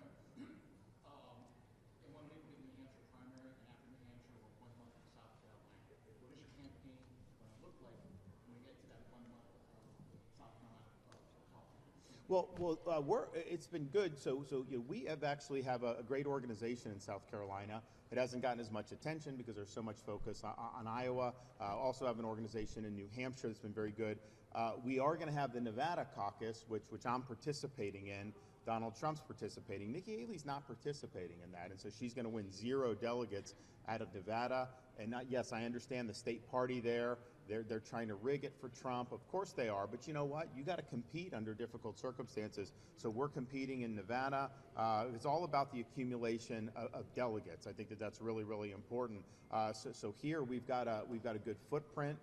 But I think you're going to see us be present more, not just in terms of me being in the state more, but also in terms of paid media, where we're going to be able to tell our story. I'm a candidate that has got great fit for South Carolina. I'm the only veteran running for president. I'll be the first president since 1988 to be elected who served in a foreign war. I also have a great conservative record, and I'm somebody that's a father of young kids. And so this whole idea of protecting parents' rights, ensuring education choice, that's not only something that I've delivered as governor, but that's something that I live every day as a dad.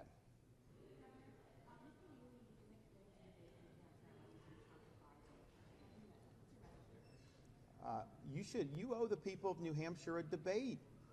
This is a time-honored tradition that you debate in New Hampshire the week before the New Hampshire primary. So I plan on being there on Thursday. I understand why she doesn't want to debate, and yes, Donald Trump should debate as well. But either way, I'm going to be there, and so I hope both of them come. But I think that she doesn't want to debate because the last debate that we did together, didn't go well for her. That's just the reality. I understand that. And look, these debates, it's not about like, yeah, you can do a line here and that. And so there's some of it's presentation, but a lot of it is just what's your record, and can you articulate your record in a way? I'm proud of my record. She is not as proud of hers, and she runs away from it. And I've never seen somebody.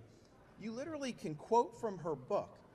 She said Hillary Clinton inspired her to run for office. She's on video saying that. Okay, just own it. But then she'll say she never said it, and you're lying if you just quote her own words to her. That's not an effective way to debate, because I think Republican voters, they want you to stand by your record. And if there's something you would do differently now, fine. But when they see a video of you saying this stuff, and then you say you never said it, well, not only did you say it, you wrote it in the book.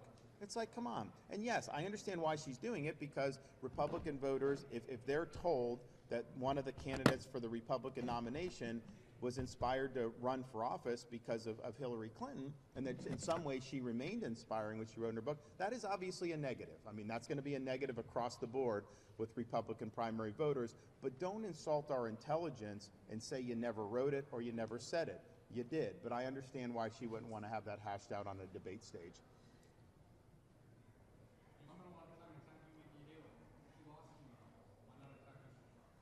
Well, I'm here in South Carolina to let everyone know we're going to be in the state, and we're looking forward to doing it.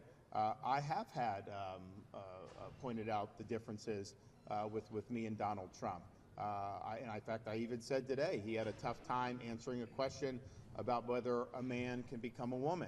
And Nikki Haley as well gave a word salad on that. So in some respects, they've taken similar positions on some of these issues that are contrary to where the conservative base of the Republican Party is. And I think with me, people know, I'm a principle-driven candidate. Like Popeye said, I am what I am, and that's just what you do. I can't try to be something I'm not. And so we say what we believe, and we follow through on those beliefs.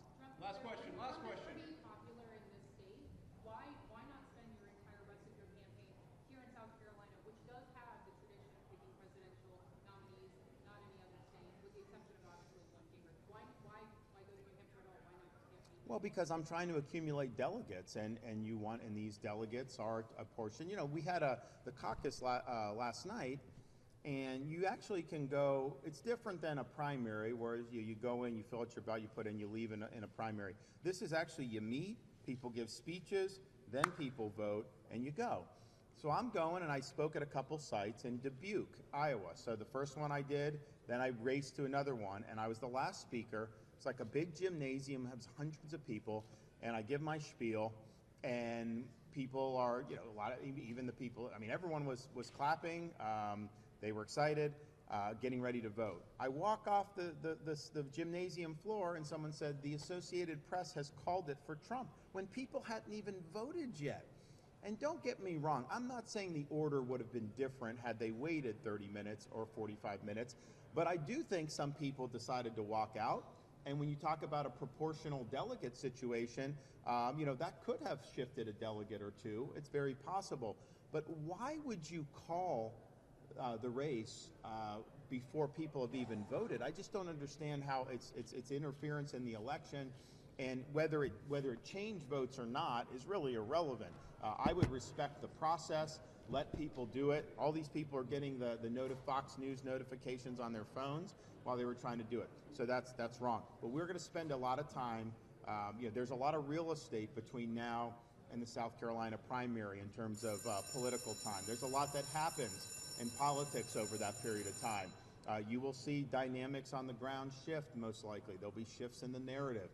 So we'll be in a position to be able to do that. But we actually, my wife is a graduate of college at Charleston, and her parents lived in the Charleston area for a long time.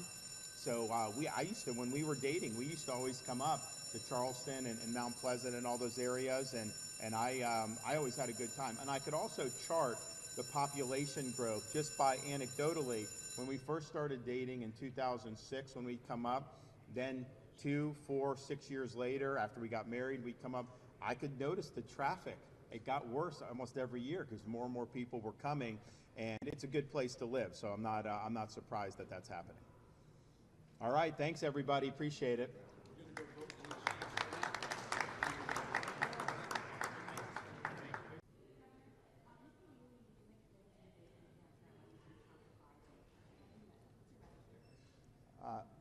You owe the people of New Hampshire a debate. This is a time-honored tradition that you debate in New Hampshire the week before the New Hampshire primary. So I plan on being there on Thursday. I understand why she doesn't want to debate, and yes, Donald Trump should debate as well. But either way, I'm going to be there, and so I hope both of them come. But I think that she doesn't want to debate because the last debate that we did together, didn't go well for her. That's just the reality. I understand that. And look, these debates, it's not about like, yeah, you can do a line here and that. And so there's some of it's presentation, but a lot of it is just what's your record, and can you articulate your record in a way? I'm proud of my record. She is not as proud of hers, and she runs away from it. And I've never seen somebody. You literally can quote from her book. She said Hillary Clinton inspired her to run for office. She's on video saying that. Okay, just own it. But then she'll say she never said it, and you're lying if you just quote her own words to her. That's not an effective way to debate, because I think Republican voters, they want you to stand by your record. And if there's something you would do differently now, fine. But when they see a video of you saying this stuff, and then you say you never said it, well, not only did you say it, you wrote it in the book. It's like, come on. And yes, I understand why she's doing it, because Republican voters, if they're told that one of the candidates for the Republican nomination was inspired to run for office because of Hillary Clinton, and that in some way she remained inspiring, which she wrote in her book, that is obviously a negative. I mean, that's going to be a negative across the board with Republican primary voters. But don't insult our intelligence and say you never wrote it or you never said it. You did, but I understand why she wouldn't want to have that hashed out on a debate stage. Pretty popular in this state. Why not spend your entire rest of your campaign here in South Carolina, which does have the tradition of picking presidential nominees, not any other state, with the exception of obviously one favorite.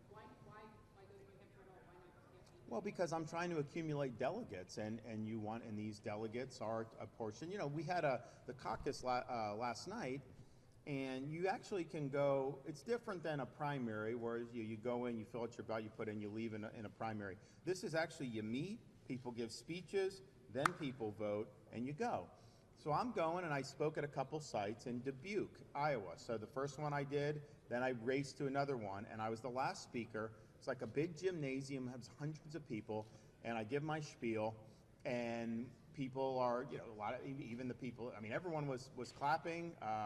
They were excited, getting ready to vote. I walk off the gymnasium floor, and someone said, the Associated Press has called it for Trump, when people hadn't even voted yet.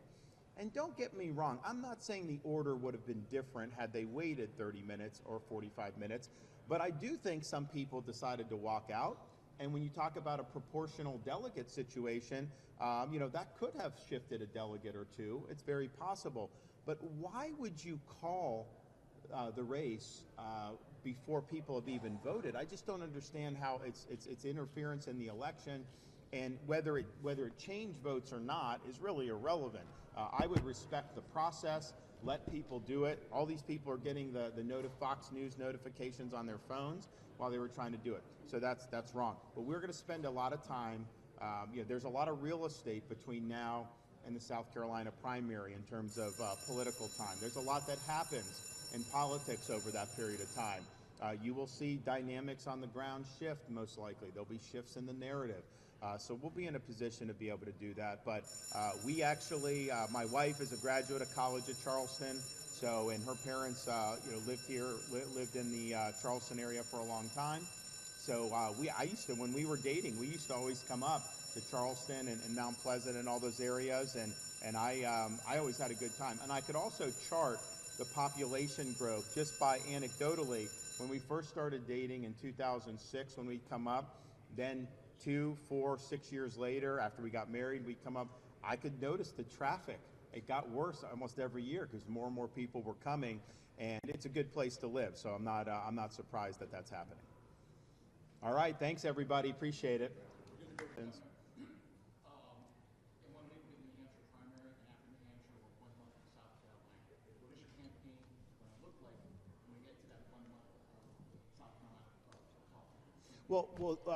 It's been good. So we have actually have a great organization in South Carolina. It hasn't gotten as much attention because there's so much focus on Iowa. Also have an organization in New Hampshire that's been very good. We are going to have the Nevada caucus, which I'm participating in. Donald Trump's participating. Nikki Haley's not participating in that, and so she's going to win 0 delegates out of Nevada. And yes, I understand the state party there. They're trying to rig it for Trump. Of course they are, but you know what? You got to compete under difficult circumstances. So we're competing in Nevada. It's all about the accumulation of delegates. I think that's really, really important. So here we've got a good footprint. But I think you're going to see us be present more, not just in terms of me being in the state more, but also in terms of paid media, where we're going to be able to tell our story. You know, I'm a candidate that has got a great fit for South Carolina. I'm the only veteran running for president. I'll be the first president since 1988 to be elected who served in a foreign war. I also have a great conservative record, and I'm somebody that's a father of young kids. And so this whole idea of protecting parents' rights, ensuring education choice, that's not only something that I've delivered as governor, but that's something that I live every day as a dad. Even though she spent 100% of her money attacking me and not 1 red cent attacking Donald Trump, and I faced almost $50 million in total, I got in second and she did not. She was relying on her support for a lot of these Democrats changing their registration on the day of the caucus. I think it's great in a general election to build a big tent, but to win a Republican primary, you can't rely on Democrats coming in and changing their registration. You got to be able to win core Republicans. You got to be able to win conservatives. And she cannot do that. So she does not have the ability to build the type of coalition that you need to win a Republican primary, period, much less take on Donald Trump. Doing the Martha's Vineyard, and by the way, they said they were a sanctuary jurisdiction. They said all people are welcome, whether they're legal or not. These border towns in Texas are getting thousands and thousands. Martha's Vineyard couldn't even handle 50. I don't think it was cheap at all. I think it was designed by, partially, I just believe that if you're a sanctuary jurisdiction, you should be the ones to have to shoulder the burden. We're not a sanctuary state in Florida. We ban sanctuary cities in Florida. I think that's what we, as president, I'm not going to allow sanctuary states or sanctuary cities in this country. They're violating the law. So we have a choice as Republicans. What do we want the 2024 election to be about? If Donald Trump is the nominee, the election will revolve around all these legal issues, his trials, perhaps convictions if he goes to trial and loses there, and about things like January 6th. We're going to lose if that's the decision that voters are making based on that. We don't want it to be a referendum on those issues. We want it to be a referendum on the country going in the wrong direction, and a candidate like me being a president that can reverse the decline. Governor, I want to ask you something that Nikki Haley said earlier this morning. She was asked in an interview if the Republican Party was a racist party. And her response was, and I'm quoting her now, "We are not a racist country. We have never been a racist country." Do you agree that the U.S. has never been a racist country? Well, the U.S. Is not a racist country, and we've overcome things in our history. You know, I think the Founding Fathers, they established a set of principles that are universal. Now, they may not have been universally applied at the time, but I think they understood what they were doing. Do you agree with Nikki Haley that the U.S. has never been a racist country? Well, what I said was we've had challenges with how race was viewed. And so, for example, those were universal principles in the Declaration of Independence. And you had a decision in the 1850s, the Dred Scott case, said Dred Scott, because he was black, wasn't an American citizen. That was wrong. That was discriminating on the basis of race. That's why you ended up having the 14th Amendment ratified to overturn Dred Scott. So yes, we've had challenges with how we've dealt with race as a society. All the other three candidates, Biden, Trump, Haley, combined in what, like the last month? You know, we were really disappointed in Nikki and former President Trump not accepting the WMUR debate tomorrow night. We had held that on our calendar for weeks. Obviously, that got canceled because of lack of participation. But it's just not right that you have a first-in-the-nation primary and you don't even have a debate. I mean, that was like historic that you would always have this as a tradition. I mean, Ronald Reagan, I'm paying for that microphone. They debated. That was in the midst of a primary debate that you're doing. So, but I think it's telling that you don't want to debate. I want to debate just because I'm proud of my record. I'm proud of my vision. I'm proud of where we want to take the country. I think that Donald Trump obviously is not wanted to answer questions about his record, whether it's Dr. Fauci, whether it's not building the wall, not trading the swamp.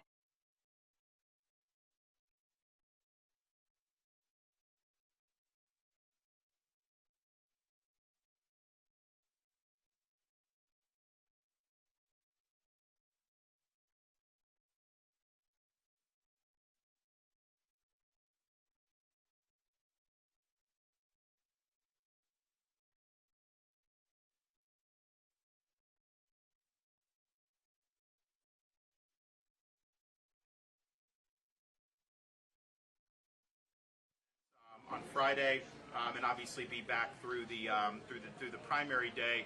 But it is important that you show up and just answer questions. This is not that difficult. You should be proud of what you're running on. You should be proud of your record. If you're not proud of your record, you shouldn't even be running for president to begin with. So I think it's very telling that you have three basement campaigns: Biden, Haley, and Trump, and then you have me willing to come out here and answer questions. And it's interesting. Today has been one of the first days where usually people come up to me and say, hey, you flipped me from Trump. I'm for you after seeing you. But I have a lot of these people saying, yeah, I was going to do Haley, but after seeing you, I'm definitely for you. And so I think that how they've handled this, ultimately is not going to inure to their benefit. What's a realistic goal for you here? Delegates. I want to pick up delegates. Everyone that goes out and votes for me is going to help me get delegates. And that's what we want to do. That's the nature of it. Now, Donald Trump does have, having won Iowa, my whole thing was Iowa provides momentum this year in ways that maybe it hasn't. And I think he has. I think it's helped him to be in New Hampshire coming off that. But at the same time, you had half of Iowa that voted for somebody else. So there's clearly a desire for an alternative. And I think that as we get further into the calendar, it'll be pretty clear. I think it's clear now. Haley got, and she said she was going to come in second in Iowa. She said only the top two get to go on. And she didn't make the top two. But if you look at her votes, a lot of those were Democrats that came on the caucus day and switched. And then caucus, now they're going to go back to Democrat. New Hampshire doesn't allow that. You guys had a deadline months ago that a Democrat would have to have changed. And so enrolled Democrats can't compete in the Republican primary, can't do that. So Haley's relying on those folks. That doesn't work in a Republican primary. I think everybody knows that. I think her record is not one that conservatives trust. She's caved. She's focusing on a lot of the donors issues, kind of the corporatism. That doesn't work. So the question is one, if you want an alternative to Trump, I'm the only one that's going to be able to get votes from more soft on Trump. We can't have the election be a referendum on Donald Trump. The election's got to be a referendum on Biden, about all the problems that we're facing, and about how we have a positive vision to turn this country around. With me, that's a winning formula. With Trump, that's what the Democrats want. They want to run against Trump, against all the legal stuff, and they want to make the election about that. We're not playing to our strengths there. Governor, are you pulling campaign staff out of New Hampshire, and if so, why? No, I think there was reports about the PAC pulling people from Iowa because they had a massive organization that's obviously not necessary anymore. There's ground staff I think that they have across the early states. I will say, Iowa was the most labor intensive of all of them because it was a caucus. It was just a different situation than a traditional primary. Saturday and Sunday? We're going to probably do events. We're looking at Sunday. We're going to do Friday here. probably Saturday, South Carolina, and then probably Sunday back here. Governor, so just confirming, you're going to be back in New Hampshire Sunday night. Will you be there through the primary Monday and Tuesday? We're going to do Friday, so Friday for sure. Saturday, South Carolina. Sunday, we'll be back here, and I would imagine most likely, but we haven't necessarily scheduled, and we want to see kind of what our options are to be able to do. But I guarantee you, we will just on Friday, we will take more questions from people here in New Hampshire than all the other candidates will have done this whole week combined. That's just a fact. And look, they're approaching it in that way. I think sometimes you can get away with it. I mean, Trump, clearly people know him. He's a known entity. He had been president in the past, and he's got a lot of media that are backing him. Haley, though, she was kind of propped up by a lot of media. Now she's coming under scrutiny, and instead of just facing the music, she's cutting and running and trying to not answer questions. I don't think that ever actually works. I think you have to be out there engaging and answering questions. And also Neil Cavuto and some other questions about, well, what are you doing? The governor's not in New Hampshire. We're in New Hampshire. I was actually doing the interview from New Hampshire, right? And Congressman Massey and I have taken more questions ourselves than either of the other two candidates. Well, that's the thing, too. It's like, we had long planned to do the CNN town hall on Tuesday, the day after Iowa in New Hampshire, and then we had our own scheduled town hall, which eventually the weather. So that was always the plan. The plan was to stay overnight in Iowa, catch your breath, and then come to New Hampshire. But I said, look, I got to go. I mean, I can't just get to so I was like, if we have the morning open, can we go to South? So we did South Carolina, and that was reported as he's skipping New Hampshire. When no, we had always planned on being here that afternoon and evening, and I had some open time, so we added more to the schedule. That's what you should want your candidate to be doing, working hard. I will say this though, because that was a tough stretch going in. By the time I walked out on that stage last night for CNN, I mean, it was adrenaline, and I was like, all right, we got to get through this. So we got through it, and it was good. It was great. People had a good time. But I was definitely saying, because of all the travel and everything, so we're able to kind of get a little bit of rest today before we started doing all of our events. But we'll have 3 events scheduled for Friday. We're looking forward to do that. If somehow someone reconsiders doing the WMUR debate, I will figure out a way to be there for it. If someone decides the CNN debate on Sunday, I will do that one as well. But I think we're facing now a question for voters.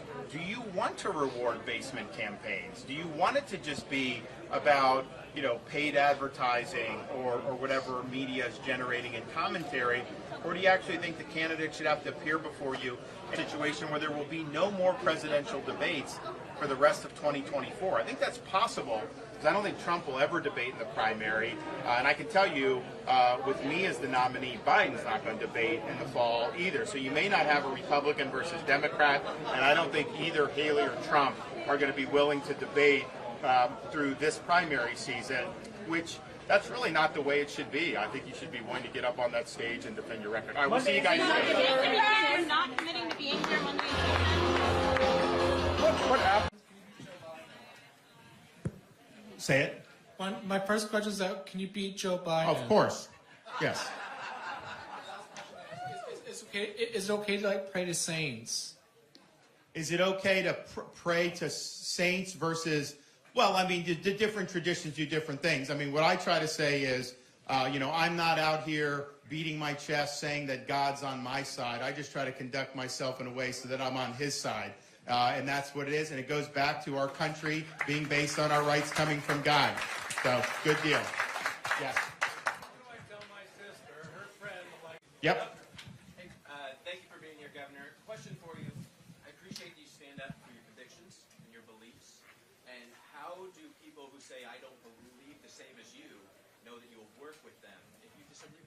It's a great question. I think it's because there's a lot of things that happen under the sun. So you and I may disagree on an issue, and we'll fight over it. That's fine. But then next month there may be another issue, and maybe you and I agree. And you got to be able to put that disagreement on the previous issue aside to be able to work on the next issue. So my job is to maximize results. So not every issue is going to have the same coalition. You're going to have shifting coalitions. And there's things that I've done in Florida, doesn't get as much press, major initiatives that have gotten unanimous support in the legislature. Our conservation programs, our Everglades restoration, some of the things we've done in education with teacher pay increases, civics. We did a big financial literacy push in our schools. Some of the things we've done to support law enforcement. So on and on it goes. So I'm going to take strong stands. I'm going to say what I believe. But I also realize that my 80% friend is not my 20% enemy. And honestly, my 80% enemy can still be a 20% friend on those things. And you can work together on those. And I'm proud to do that. My job is to maximize the results. And I'll work with anyone that will be able to do that. Governor, I just wanted to add one thing to that, and because I think it's important. So, Dean Phillips is running on the other side of the aisle, right, for the Democratic nomination. Well, Dean, I did a bill with him in Congress, and we got it passed almost unanimously to try to fix some of the stuff that was broken that Thomas talked about in the CARES Act. I've got a bill with Abigail Spanberger, a Democrat from Virginia, to ban stock trading among members of Congress. Because I don't think that members of Congress should be profiting trading stocks while they're members of Congress. So there are a lot of ways where we can do those sorts of things. The governor made that happen with the legislature in Florida, right? We talked about the conservation efforts and so forth. But those things actually matter because you can find places where you can agree to advance the principles you want us to advance. But compare and contrast that with former Governor Nikki Haley, right, who's up here and she's not showing up, she's not debating. But her record and her track record was one of capitulating to the corporate lobby and the corporate establishment, right? After she was in office, what does she do? She gets on the board of Boeing, and instead of making sure bolts are in 737s and windows aren't blowing out of the planes, they're getting corporate stock buybacks. I don't think that's right. I don't think that's what you all want to see. And instead of making sure, for example, when she was the ambassador at the United Nations, of making sure that we were getting out of spending money, the money going to Hamas, that money kept flowing to Hamas and kept flowing through the United Nations to our enemies. There are things that we can do to fight for you. That's what the governor has done in Florida, and he's done it with Democrats to get it done. Thomas and I work on bipartisan basis, but to advance the principles you want us to advance, not to capitulate. Yeah, and I think on the stock stuff's important. So I was a U.S. congressman for 3 terms. I've recovered from that experience, don't worry. But before I took office, I sold the stocks, and since I've been in elected office, I've never made an individual stock trade. Because it's like, you have like Nancy Pelosi. I mean, she could be like the best hedge fund manager in the world with these returns. It's like, how is this happening? Why are these members of Congress so good at this? They're certainly not good about handling our budget, and yet they're making a killing. So you should have a moratorium. Put it in a trust. Don't be there making individual trades. I think they clearly abuse the powers a lot of times. The other thing is, with respect to that, I'm going to go in and be a strong leader. We'll be a change agent. We'll get a lot done. But the reason why we have such bad results out of Washington is because the incentives are skewed. You're getting the results that is being incentivized with the current structures. How do you change it? And this will take a lot of work. We'll work with the states to do this under Article 5 of the Constitution. But we need term limits for members of Congress. We need a balanced budget requirement in the U.S. Constitution. We need a line item veto for the President of the United States so that you can veto individual items. I vetoed 3% of the budget one year in Florida, $3.3 billion with the line item veto. Your tax dollars right now goes to do things like promote transgenderism in Bangladesh. Is that really a good use of your tax dollars? We want a president to be able to hack all that out. And then we also have to make sure that people in Washington are servants of the people, not rulers over the people. So I've always been in favor of a 28th Amendment to the Constitution, which says very simply, Congress shall make no law respecting the citizens of the United States that does not also apply to members of Congress themselves. Yes, ma'am. A little chilly, not as chilly as Iowa, but it's definitely colder than Florida was. Look, we were supposed to be here last night. We were supposed to have a debate on WMUR. This has always been a tradition that you debate in New Hampshire prior to the first in the nation primary, and that didn't happen because I'm the only one that's willing to do it. I think we've gone and taken more questions from voters already this week than the other 2 will do all the way through the primary. We're going to do 2 more town halls tonight. I think that basement campaigns are not the way that's supposed to go. You should be proud of your record. You should be proud of being able to articulate your vision and answer all these questions. So we're sad that we weren't able to do it.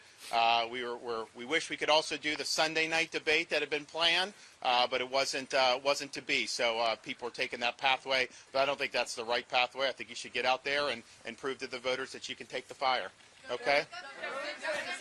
Governor DeSantis, standing here today, do you believe that you can defeat Donald Trump and become the Republican nominee? As long as I'm in the hunt, that tells me that I'm seeing a pathway. The minute I don't, then I'm not just going to do this for just for my health. So what state will you win? At this point, you still see. What state will you beat Donald? Look, I'm not a political prognosticator. Here's the deal. Republican voters, we saw in Iowa, half wanted him, half didn't, roughly. The turnout was abysmal. There's terrible enthusiasm right now based off that result. We'll see what happens here. And I think it's because you have some folks on our side who don't want to do the Trump thing again. And they checked out. And they checked out of the caucus. These were folks we were courting to be able to come out. And they didn't because I think they bought into the idea of the inevitability. Now, looking forward to November, what does that look like for this party if he's the nominee? Because I think that a lot of our voters were told in the fall that somehow he was up big in the polls against Biden. You don't see those polls anymore. And you're probably going to see polls going in the opposite direction here pretty shortly. We have run as Republicans with certain ways, including 2020, 2018, and it's not worked. We've shown in Florida it can work. There's other places around the country where we show what can work. And I think it's got to be, you got to focus the agenda on the issues. You got to focus on the failures of the Dems. You cannot be focusing on all the other stuff that is swirling around that's going to dominate the next year. It can't just be about a referendum on Donald Trump. So that's what Republican voters have a chance to look at in these ensuing contests. But I'll tell you, you don't hear Democrats worried about Trump winning Iowa. You saw a lot of Democrats that were happy about that. You saw the Democrats raise a lot of money as a result of him winning Iowa. And I've always said the greatest turnout machine that the Democratic Party has is not a single living Democrat. Heck, they could resurrect JFK. He would not energize Democrats the way Donald Trump does. And they're going to run that playbook, and that gives them their best chance to be able to hold on to power, and not just the presidency, which is obviously important. You know, we have a razor-thin majority in the House because of the faceplant that Republicans did in the 2022 midterms. If it wasn't for New York and Florida, they wouldn't have even had the majority at all. And those were the greatest conditions you could possibly run in as Republicans with an unpopular Democrat president, open border, crime, inflation, interest rates, international turmoil. It's like any Republican with a pulse should have been able to win, and yet we didn't, because I think that they have a way of framing this that benefits them. So that's just the choice I think that people have to make. And if I thought that there was a great pathway without me running, then I wouldn't have done it to begin with. But I understand where the stakes are, and I understand what our opportunities are. What are your strongest memories of the Trump administration? What do you remember about what he did and what he did that you liked and what he did that you didn't like? Yeah, I mean, look, I think that, I was somebody who, when Trump first came in, remember, I mean, some of you may have covered this, a lot of the establishment of the party did not want him. Like, they bought into the collusion hoax.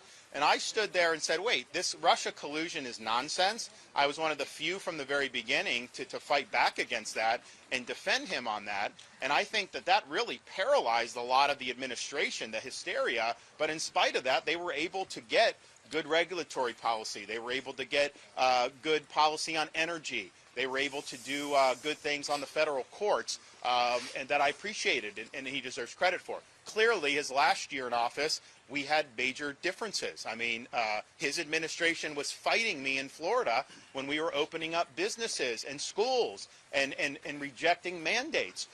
They were sending me nasty grams as late as January of 2021, saying that you needed to close businesses and impose mask mandates. That's outrageous. That was wrong. So March of 2020, we disagree how that was handled. And then also the BLM riots. We handled that much differently. In Florida, I had the National Guard ready, had state law enforcement. We were not going to let our cities burn. He was tweeting law and order, but he didn't ensure law and order. And I think as president, you have a duty to ensure that American cities are not burning down. Bush 41 sent folks to L.A. For the Rodney King riot. So it's not like presidents haven't done that. So he could have done it. So I think that last year, we have differences. And I think looking forward is, okay, knowing what we know now, do you admit that turning over the reins to Fauci was a mistake? And I think most people look back, certainly Republicans, and say, yeah, it was a mistake. He doesn't say that. He says that he did everything right. And so the question going forward, I think, for Republicans is, who do you trust to go in there and really rein in these bureaucrats? Who do you trust to not abdicate your authority to the bureaucrats? And I'm going to bring a reckoning to these folks, because I think what happened was really, really bad. And you can't turn over the reins like that to the health bureaucracy. Very damaging. And even now, I mean, finally, even some of the legacy media are acknowledging devastating impacts to kids because of school closures. I know Fauci still says it's not a big deal, but most everyone, I think, agrees that that was really, really bad. It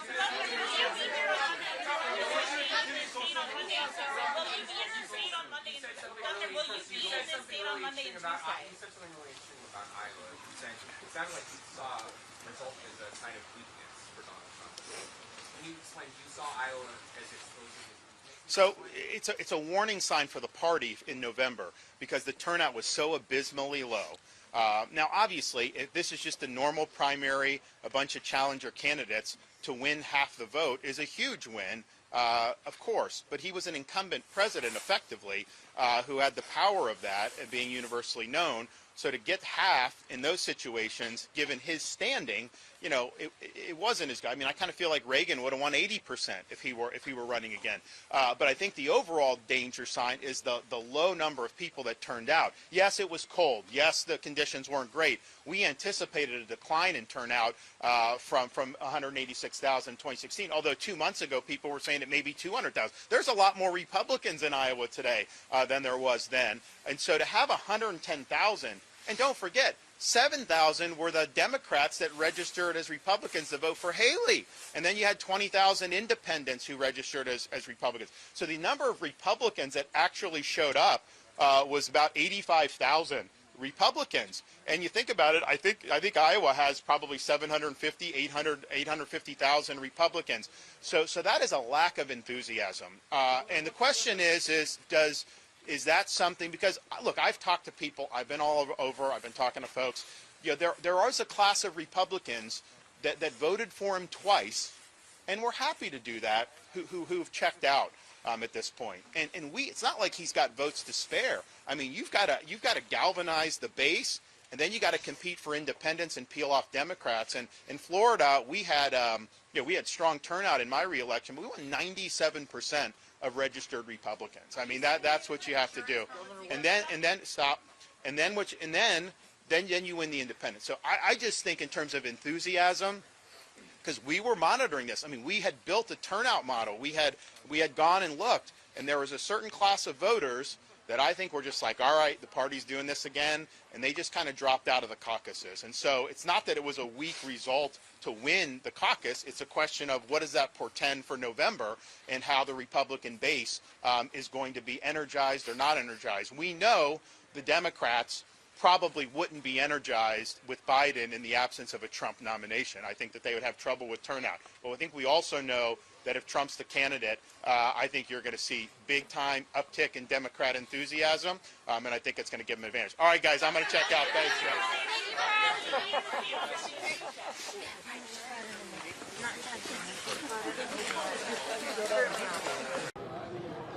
Well, it's great to be back in South Carolina.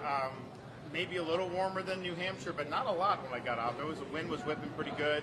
I know that's unseasonably cool here. I know it was pretty warm last week, but it's good to be back. Happy to get a really great crowd and a lot of excitement about the upcoming primary next month. So we were in New Hampshire, of course, yesterday doing a bunch of town halls. We're happy to be in South Carolina doing it. I'm the only candidate that really takes questions anymore. I'm happy to do it. I hope there's a debate in South Carolina. I doubt anyone else would be willing to do it, but I guess we can all hope.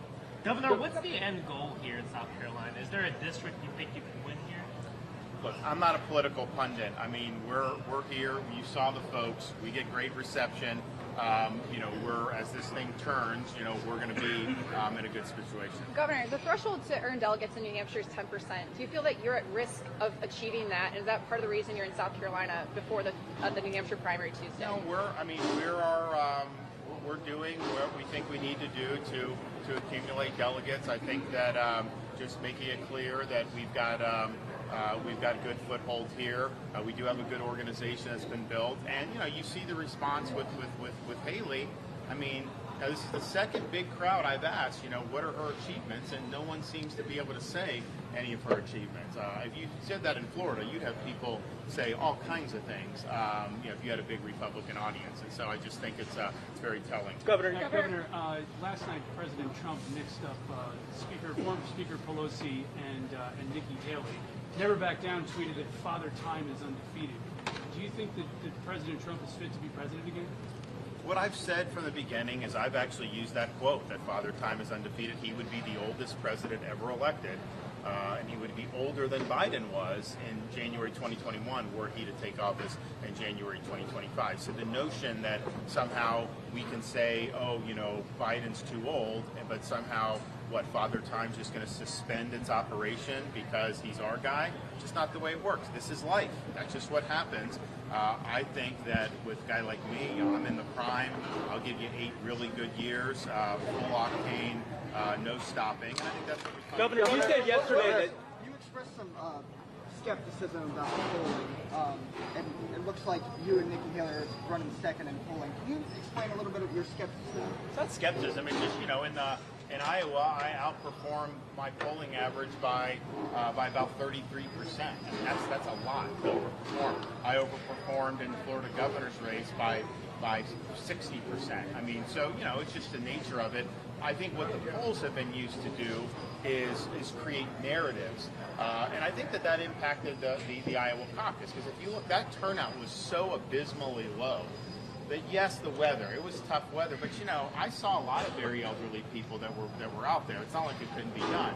I think that what you had a lot of narratives talking about Trump, and I think there were a class of voters who were maybe in the market to do something else who kind of just dropped out and just weren't participating in the process. Certainly some people we targeted because it's like, okay, if this is a foregone conclusion, why do? So the enthusiasm was very low, and I think part of that is the polling. I think some people were just disenchanted with what's going on. Obviously, the media called it for Trump before people had even voted, which I just think was fundamentally wrong. I don't know how many people left. I do know there were some people that left. So I think that's a lot of that, but I do think it's generally used to create narratives. Now what you're going to start to see, I think, as this goes on, should Trump become the nominee, I think you're going to start to see polls being generated that are going to show him losing to Biden in all these states. I mean, you remember after the 2022 election, there were a lot of Republicans that are like, okay, we appreciate his policies, but his candidates keep losing,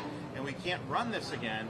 And I think as the memory of that midterm debacle has faded, and then more polls are put out in the fall, particularly saying that somehow he would sweep all these states, that's shown Republican voters or send a message to them that somehow, oh yeah, it's a slam dunk if he runs against Biden. And Democrats haven't even started on him yet. Like, not even started. There is so much stuff that's going to happen, and I don't know that that's necessarily being communicated. I think what's being communicated is somehow that this is just going to somehow be a cakewalk. It is not going to be a cakewalk for any candidate, but I think for Trump, he's got huge problems. Last question. Republican leadership in this state is all but lined up behind former President Trump. What makes you think that South Carolina is fertile ground for your campaign? Well, I mean, Iowa Republican leadership lined up behind me, and we came in second. So I think there's a limit to what the leadership can do. I think clearly, if you look at this constituency, this is a great constituency for me. Being the only veteran is huge. It's a veteran-heavy state, a military-heavy state. It's a conservative state. Here in Myrtle Beach, Myrtle is similar to some parts of Florida in many ways in terms of the demographics. Upcountry South Carolina, very conservative. Charleston area, also similar in some respects to some Florida communities. My wife has been there for a long time. So, I think pretty clearly there's just too many conservative voters here for someone like Nikki Haley to win the state. I think that's obvious, and so it does fit well. But you know, Trump did well here in 2016, but we've got a lot of fertile ground. All right, thank you guys. Thank you, Governor. Of service, but we also got to fix the military, get woke out of the military. So we'll do that on day one, and you know, you have to have all these institutions in life in our country, but particularly the military. Merit is how you need to advance. It should be solely based on merit. You can't use it for social experimentation or anything like that. And so I think it'll increase morale, and we're going to increase recruiting, and that's really, really important. We're not going to be a great country if people don't want to join the military in even decent numbers. I mean, when I was in Iraq, we still had people joining, knowing they'd get sent to Iraq in the Marine Corps or in the Army. Now we have the lowest level since the Vietnam War ended and the draft was ended. I mean, that's not sustainable. So we'll be able to fix that going in very quickly. You know, the other thing that we'll be able to do is actually deliver on all these things that Republicans have been talking about for so long. You know, this border, we've been talking about it for years and years and years. And yeah, Biden made it the worst for sure, but it's been going on for more than a decade, and yet it still hasn't been fixed. You look at other issues that we always, the bureaucracy and the administrative state and how big government's gotten and the weaponization. All this stuff has been happening for a long time. I'm the only one running that's delivered on 100% of my promises. Everything I promised I would do in Florida, I did. Everything conservatives and Republicans have been asking for years, I delivered all of it in the state of Florida. And that's really what it's about. Leadership is not about entertainment. It's about putting forth a vision, executing the vision, and producing results for the people that you represent. So I'll be able to actually get all this stuff done. I think that's very, very important. If we don't win the election, we're going to continue to go in a bad direction. But if we win the election and you're just a potted plant in office or you're not able to get this stuff done, that may slow the decline, that may manage the decline a little bit better, but that won't be enough to reverse the decline. The only thing that's going to be enough to reverse the decline is to actually get the job done and deliver big results. So I have a history of doing that. The other thing I have that no one else has is all these people that are causing so much harm on the left to this country. I'm the only one running that's beaten these people time and time again in Florida. We beat the teachers union on universal school choice. We beat Fauci on COVID. We beat Soros on crime by removing two radical lawless prosecutors. We beat Disney on protecting the innocence of our kids.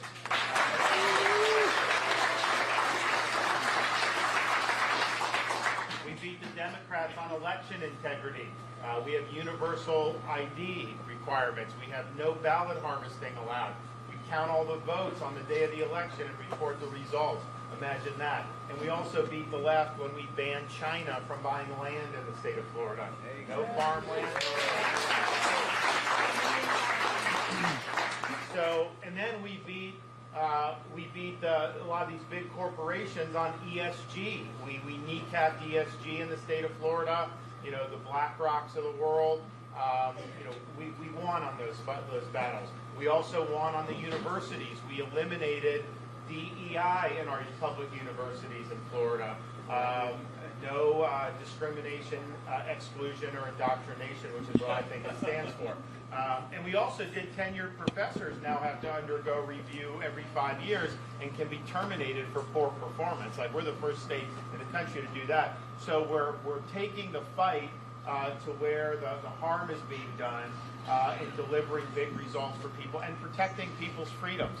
So that's what we need. We got to win these big battles. We can't just go up there and twist in the wind anymore. I look up there now, these Republicans, we won the House. What has changed up there? They're increasing spending. They're not doing anything with it. They're trying to do in the Senate a border, quote, border deal, which is basically bringing in more immigrants. How is that something that people are asking for? I haven't heard any voter actually ask that be done. They want the border shut down.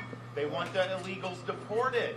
They want a wall built. They want the drug cartels taken care of. So we need some leadership in the Republican Party. And we've shown how it's done in Florida. If every Republican did what we did in Florida, you guys wouldn't even have to worry about anything. You could just enjoy your lives again and not have to worry about all the madness. So we represent an ability to take all this on. And then finally, I'll just say, we've got a lot of work to do. We've had a lot of people over many generations that have sacrificed for this country. I used to go to Washington, flying into Reagan Airport, right by the National Mall. You could see it right there in front of you on the plane out the left side. Lincoln Memorial, Washington Monument, all the monuments, Capitol Building, really beautiful site, represents principles and ideals that make the country unique. But I did that trip and I realized, that's not the best monuments to this country. All you had to do was look out the other side of the plane and look into Northern Virginia over the Potomac River, and you saw the headstones over the rolling hills of Arlington National Cemetery. And it occurred to me then, and I believe now, you can have the best Constitution in the world, you can have the best Declaration of Independence in the world. These things don't run on autopilot. They require every generation of Americans to step up and defend freedom when it's threatened, and sometimes put on a uniform, risk your life, and even give the last full measure of devotion for service to this country. Now, we're not called upon in this political season to make sacrifices of that nature. What we are called upon to do is to do justice to those sacrifices. What we are called upon to do is to preserve what George Washington called the sacred fire of liberty. This is the fire that burned at Independence Hall in 1776 when 56 men pledged their lives, fortunes, and sacred honor to establish a new nation conceived in liberty. It's a fire that burned at a cemetery in Gettysburg when our nation's first Republican president pledged our nation to a new birth of freedom. It's a fire that burned on the beaches of Normandy when a band of brothers stormed the shores, defeated Nazi Germany, and preserved liberty throughout the world. It's a fire that burned at the foot of the Berlin Wall in 1987 when Ronald Reagan stood in front of that wall and said, "Mr. Gorbachev, tear down this wall," eventually leading to the destruction of the Soviet Union. So this is our responsibility, to carry that torch and to preserve that sacred fire of liberty. It is not a responsibility I shy away from. It's a responsibility that I welcome. Because if not now, when? And if not us, who? I'm asking for your support when we get into this primary next month. I'll be a candidate that'll be able to bring our party to victory up and down the ballot, just like we did in Florida in record fashion. As a leader, I'll always conduct myself in a way that you can be proud of. And as president, I promise you this, I will get the job done. I will not make excuses, and I will not let you down. Thank you all. God bless.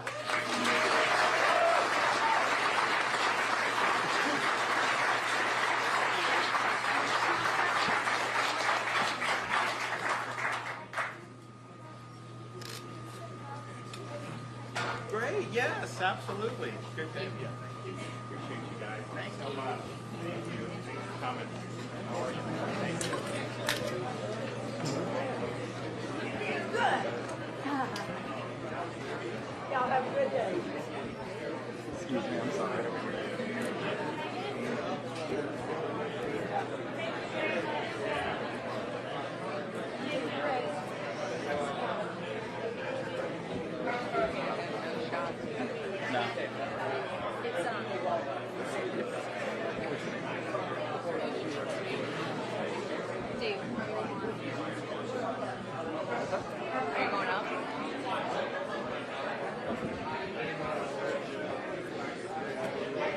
That was great.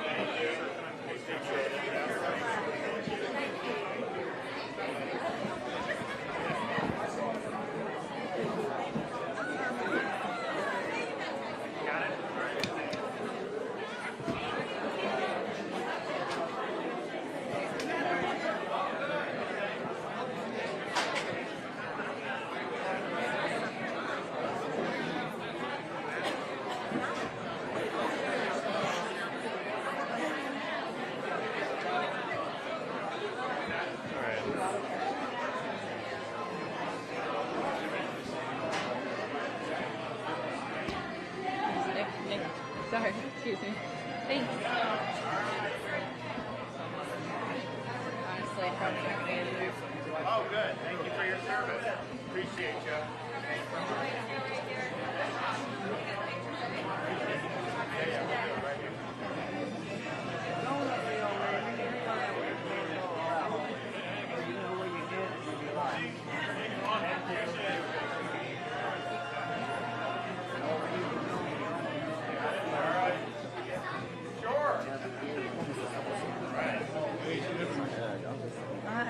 Going further.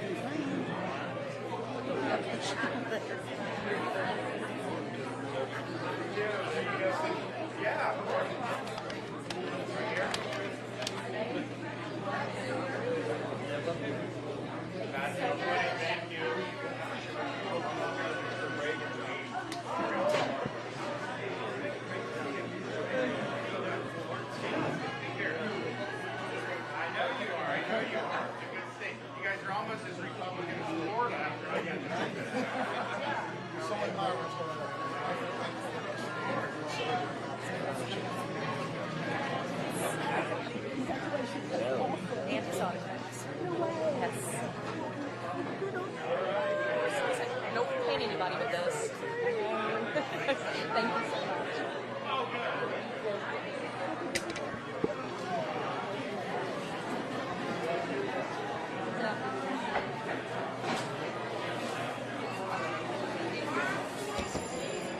One of the Republican debates coming up, and so I was like, you know what? I need practice debating somebody that's almost as liberal as Nikki Haley, and so we did that, and you know, it's we got differences on the Republican side too. You know, it is what it is.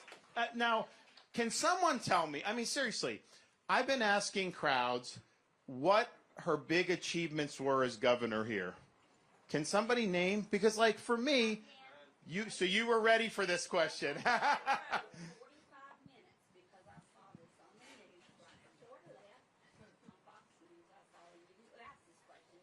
The gas tax, do you think that was? What about school choice? School choice. I'm a school teacher, and I want to tell you something. Did they do school choice? Nikki Haley in our state chose to Not do school choice. run with a program called SC3. But that's not the same thing as school choice. No third grader. I have two questions for you, and then I'm going to get out of your hair. But I want you. This is why I came. I want. Well, listen, school choice. Did she do it? Yes or no? Because she promised it. But I'm talking about big conservative achievements. That's what the name of the game is. It's about big conservative achievements. Because we can sit here and talk, and here's why it's important. Because obviously if we have 4 more years of Biden, that's going to accelerate the decline of this country. We can't have that. But you win an election and you get in and you're just a potted plant and you're not actually winning big victories, well, all you're doing is managing decline a little bit better than the Democrats, and that is unacceptable. We need to reverse the decline, and to do that, you've got to deliver big victories. So if you promise school choice, don't cave to the teachers union. Stand up and delivering school choice. That's what we did in Florida. We have every single parent has the right to send their kids to the school of their choice. That is very important. So deliver on your promises. Don't just do rhetoric. Deliver on your promises. Number 2, I'm the only one running who has fought and beaten the left on issue after issue. We beat the teachers union on COVID school openings, on school choice, and on forced teacher union dues. We stopped that. We beat George Soros on crime by removing 2 radical left prosecutors from office. We beat Fauci on COVID by making sure our state was free.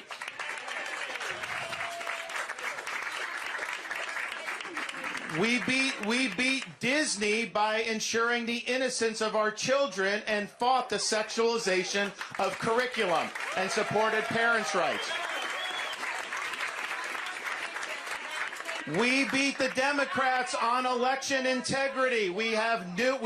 It's not your show, ma'am. It's not your show. We beat the Democrats on election integrity, universal voter ID, ban on ballot harvesting, and guess what? We actually count the votes on election day and report the results. Imagine that. We beat the left by banning China from purchasing land in the state of Florida. No farmland, no land near military base, nothing. We're not doing it. So it's not enough to just sloganeer, and I kind of feel like we have this whole kind of conservative entertainment complex where these people are going out there and they're always trying to say what's wrong, and they're trying to get clicks and everything. And it's like, okay, we know what's wrong, but are we going to actually deliver on solutions and win these fights? Because if the left keeps winning, I look right now in Washington, they're spending more money. We have the Republicans said they were going to spend less money. Have they spent less since we elected them in 2022? No. They're increasing spending. They're trying to do a deal with on the border with these Senate Republicans. Is it actually going to close the border? No, it's going to bring more people into this country. We can't have more. I mean, it's unbelievable. I've been going around the country for months now, not met one voter that wants to do what those Senate Republicans are trying to do. So this is like Lucy with the football with Charlie Brown. It's like the Republicans always promise, Democrats just move that football, and they beat us time and time again, except in Florida. We beat them. We were supposed to be a blue state 5 years ago, and now no one would think it's a blue state. The Democratic Party has been defeated. That's the type of leadership that we need, and we got to get smart about it. So, for example, the border.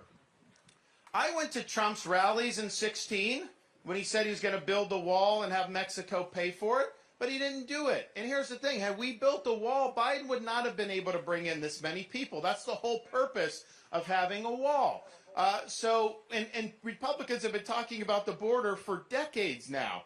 So when I get in on day one, we're going to declare it to be a national emergency. We're going to send all available resources, including the U.S. military, to the border to stop the invasion. No more people coming in. I'm proud to have delivered on 100% of my promises, and I will not stop now. It's clear to me that a majority of Republican primary voters want to give Donald Trump another chance. They watch his presidency get stymied by relentless resistance, and they see Democrats using lawfare this day to attack him. Well, I've had disagreements with Donald Trump, such as on the coronavirus pandemic and his elevation of Anthony Fauci. Trump is superior to the current incumbent, Joe Biden. That is clear. I signed a pledge to support the Republican nominee, and I will honor that pledge.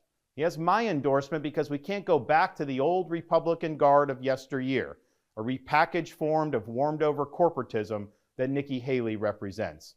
The days of putting Americans last, of kowtowing to large corporations, of caving to woke ideology are over. I thank all of our passionate supporters who have stood by us through it all. That we had people volunteer to come to Iowa in the middle of a blizzard to knock on doors and make phone calls touched us dearly. No candidate had more thrown at him, but no candidate had so many committed volunteers and staff. Greetings from Florida. The warmth of being home is a reminder why I've chosen public service. From joining the United States Navy and serving in Iraq, to representing the people in the U.S. Congress, and now serving as governor of Florida. And it reminds me why I decided to run for president, to fight for those who have been forgotten in this country. This is America's time for choosing. We can choose to allow a border invasion, or we can choose to stop it. We can choose reckless borrowing and spending, or we can choose to limit government and lower inflation. We can choose political indoctrination, or we can choose classical education. These choices are symptoms of the underlying struggle to ensure that constitutional government can endure and that Western civilization can survive. And we launched this campaign to bring accountability to government, regain sovereignty at our border, and restore sanity to our society. We cannot succeed as a country if we allow our nation to be invaded, our currency to be debased, our cities to crumble, and our kids to be indoctrinated. The DC elites who facilitated this mess do not care about you, and they do not work for you. They work for themselves. They seek to accumulate power at your expense to pursue an agenda that is harmful to the American people. Citizens do not serve politicians. It is the duty of politicians to serve you. Talk is cheap. Actions speak louder than words. Reversing the decline of this nation requires leadership that delivers big results for the people we are elected to serve. I have a record of leading with conviction, championing an agenda marked by bold colors, delivering on my promises, and defeating the people who are responsible for our nation's decline. That is the type of leadership we need for all of America. Now, over the past many months, Casey and I have traveled across the country to deliver a message of hope that decline is a choice and that we can, in fact, succeed again as a nation. Nobody worked harder, and we left it all out on the field. Now, following our second place finish in Iowa, we've prayed and deliberated on the way forward. If there was anything I could do to produce a favorable outcome, more campaign stops, more interviews, I would do it. But I can't ask our supporters to volunteer their time and donate their resources if we don't have a clear path to victory. Accordingly, I am today suspending my campaign. I'm proud to have delivered on 100% of my promises, and I will not stop now. It's clear to me that a majority of Republican primary voters want to give Donald Trump another chance. They watch his presidency get stymied by relentless resistance, and they see Democrats using lawfare this day to attack him.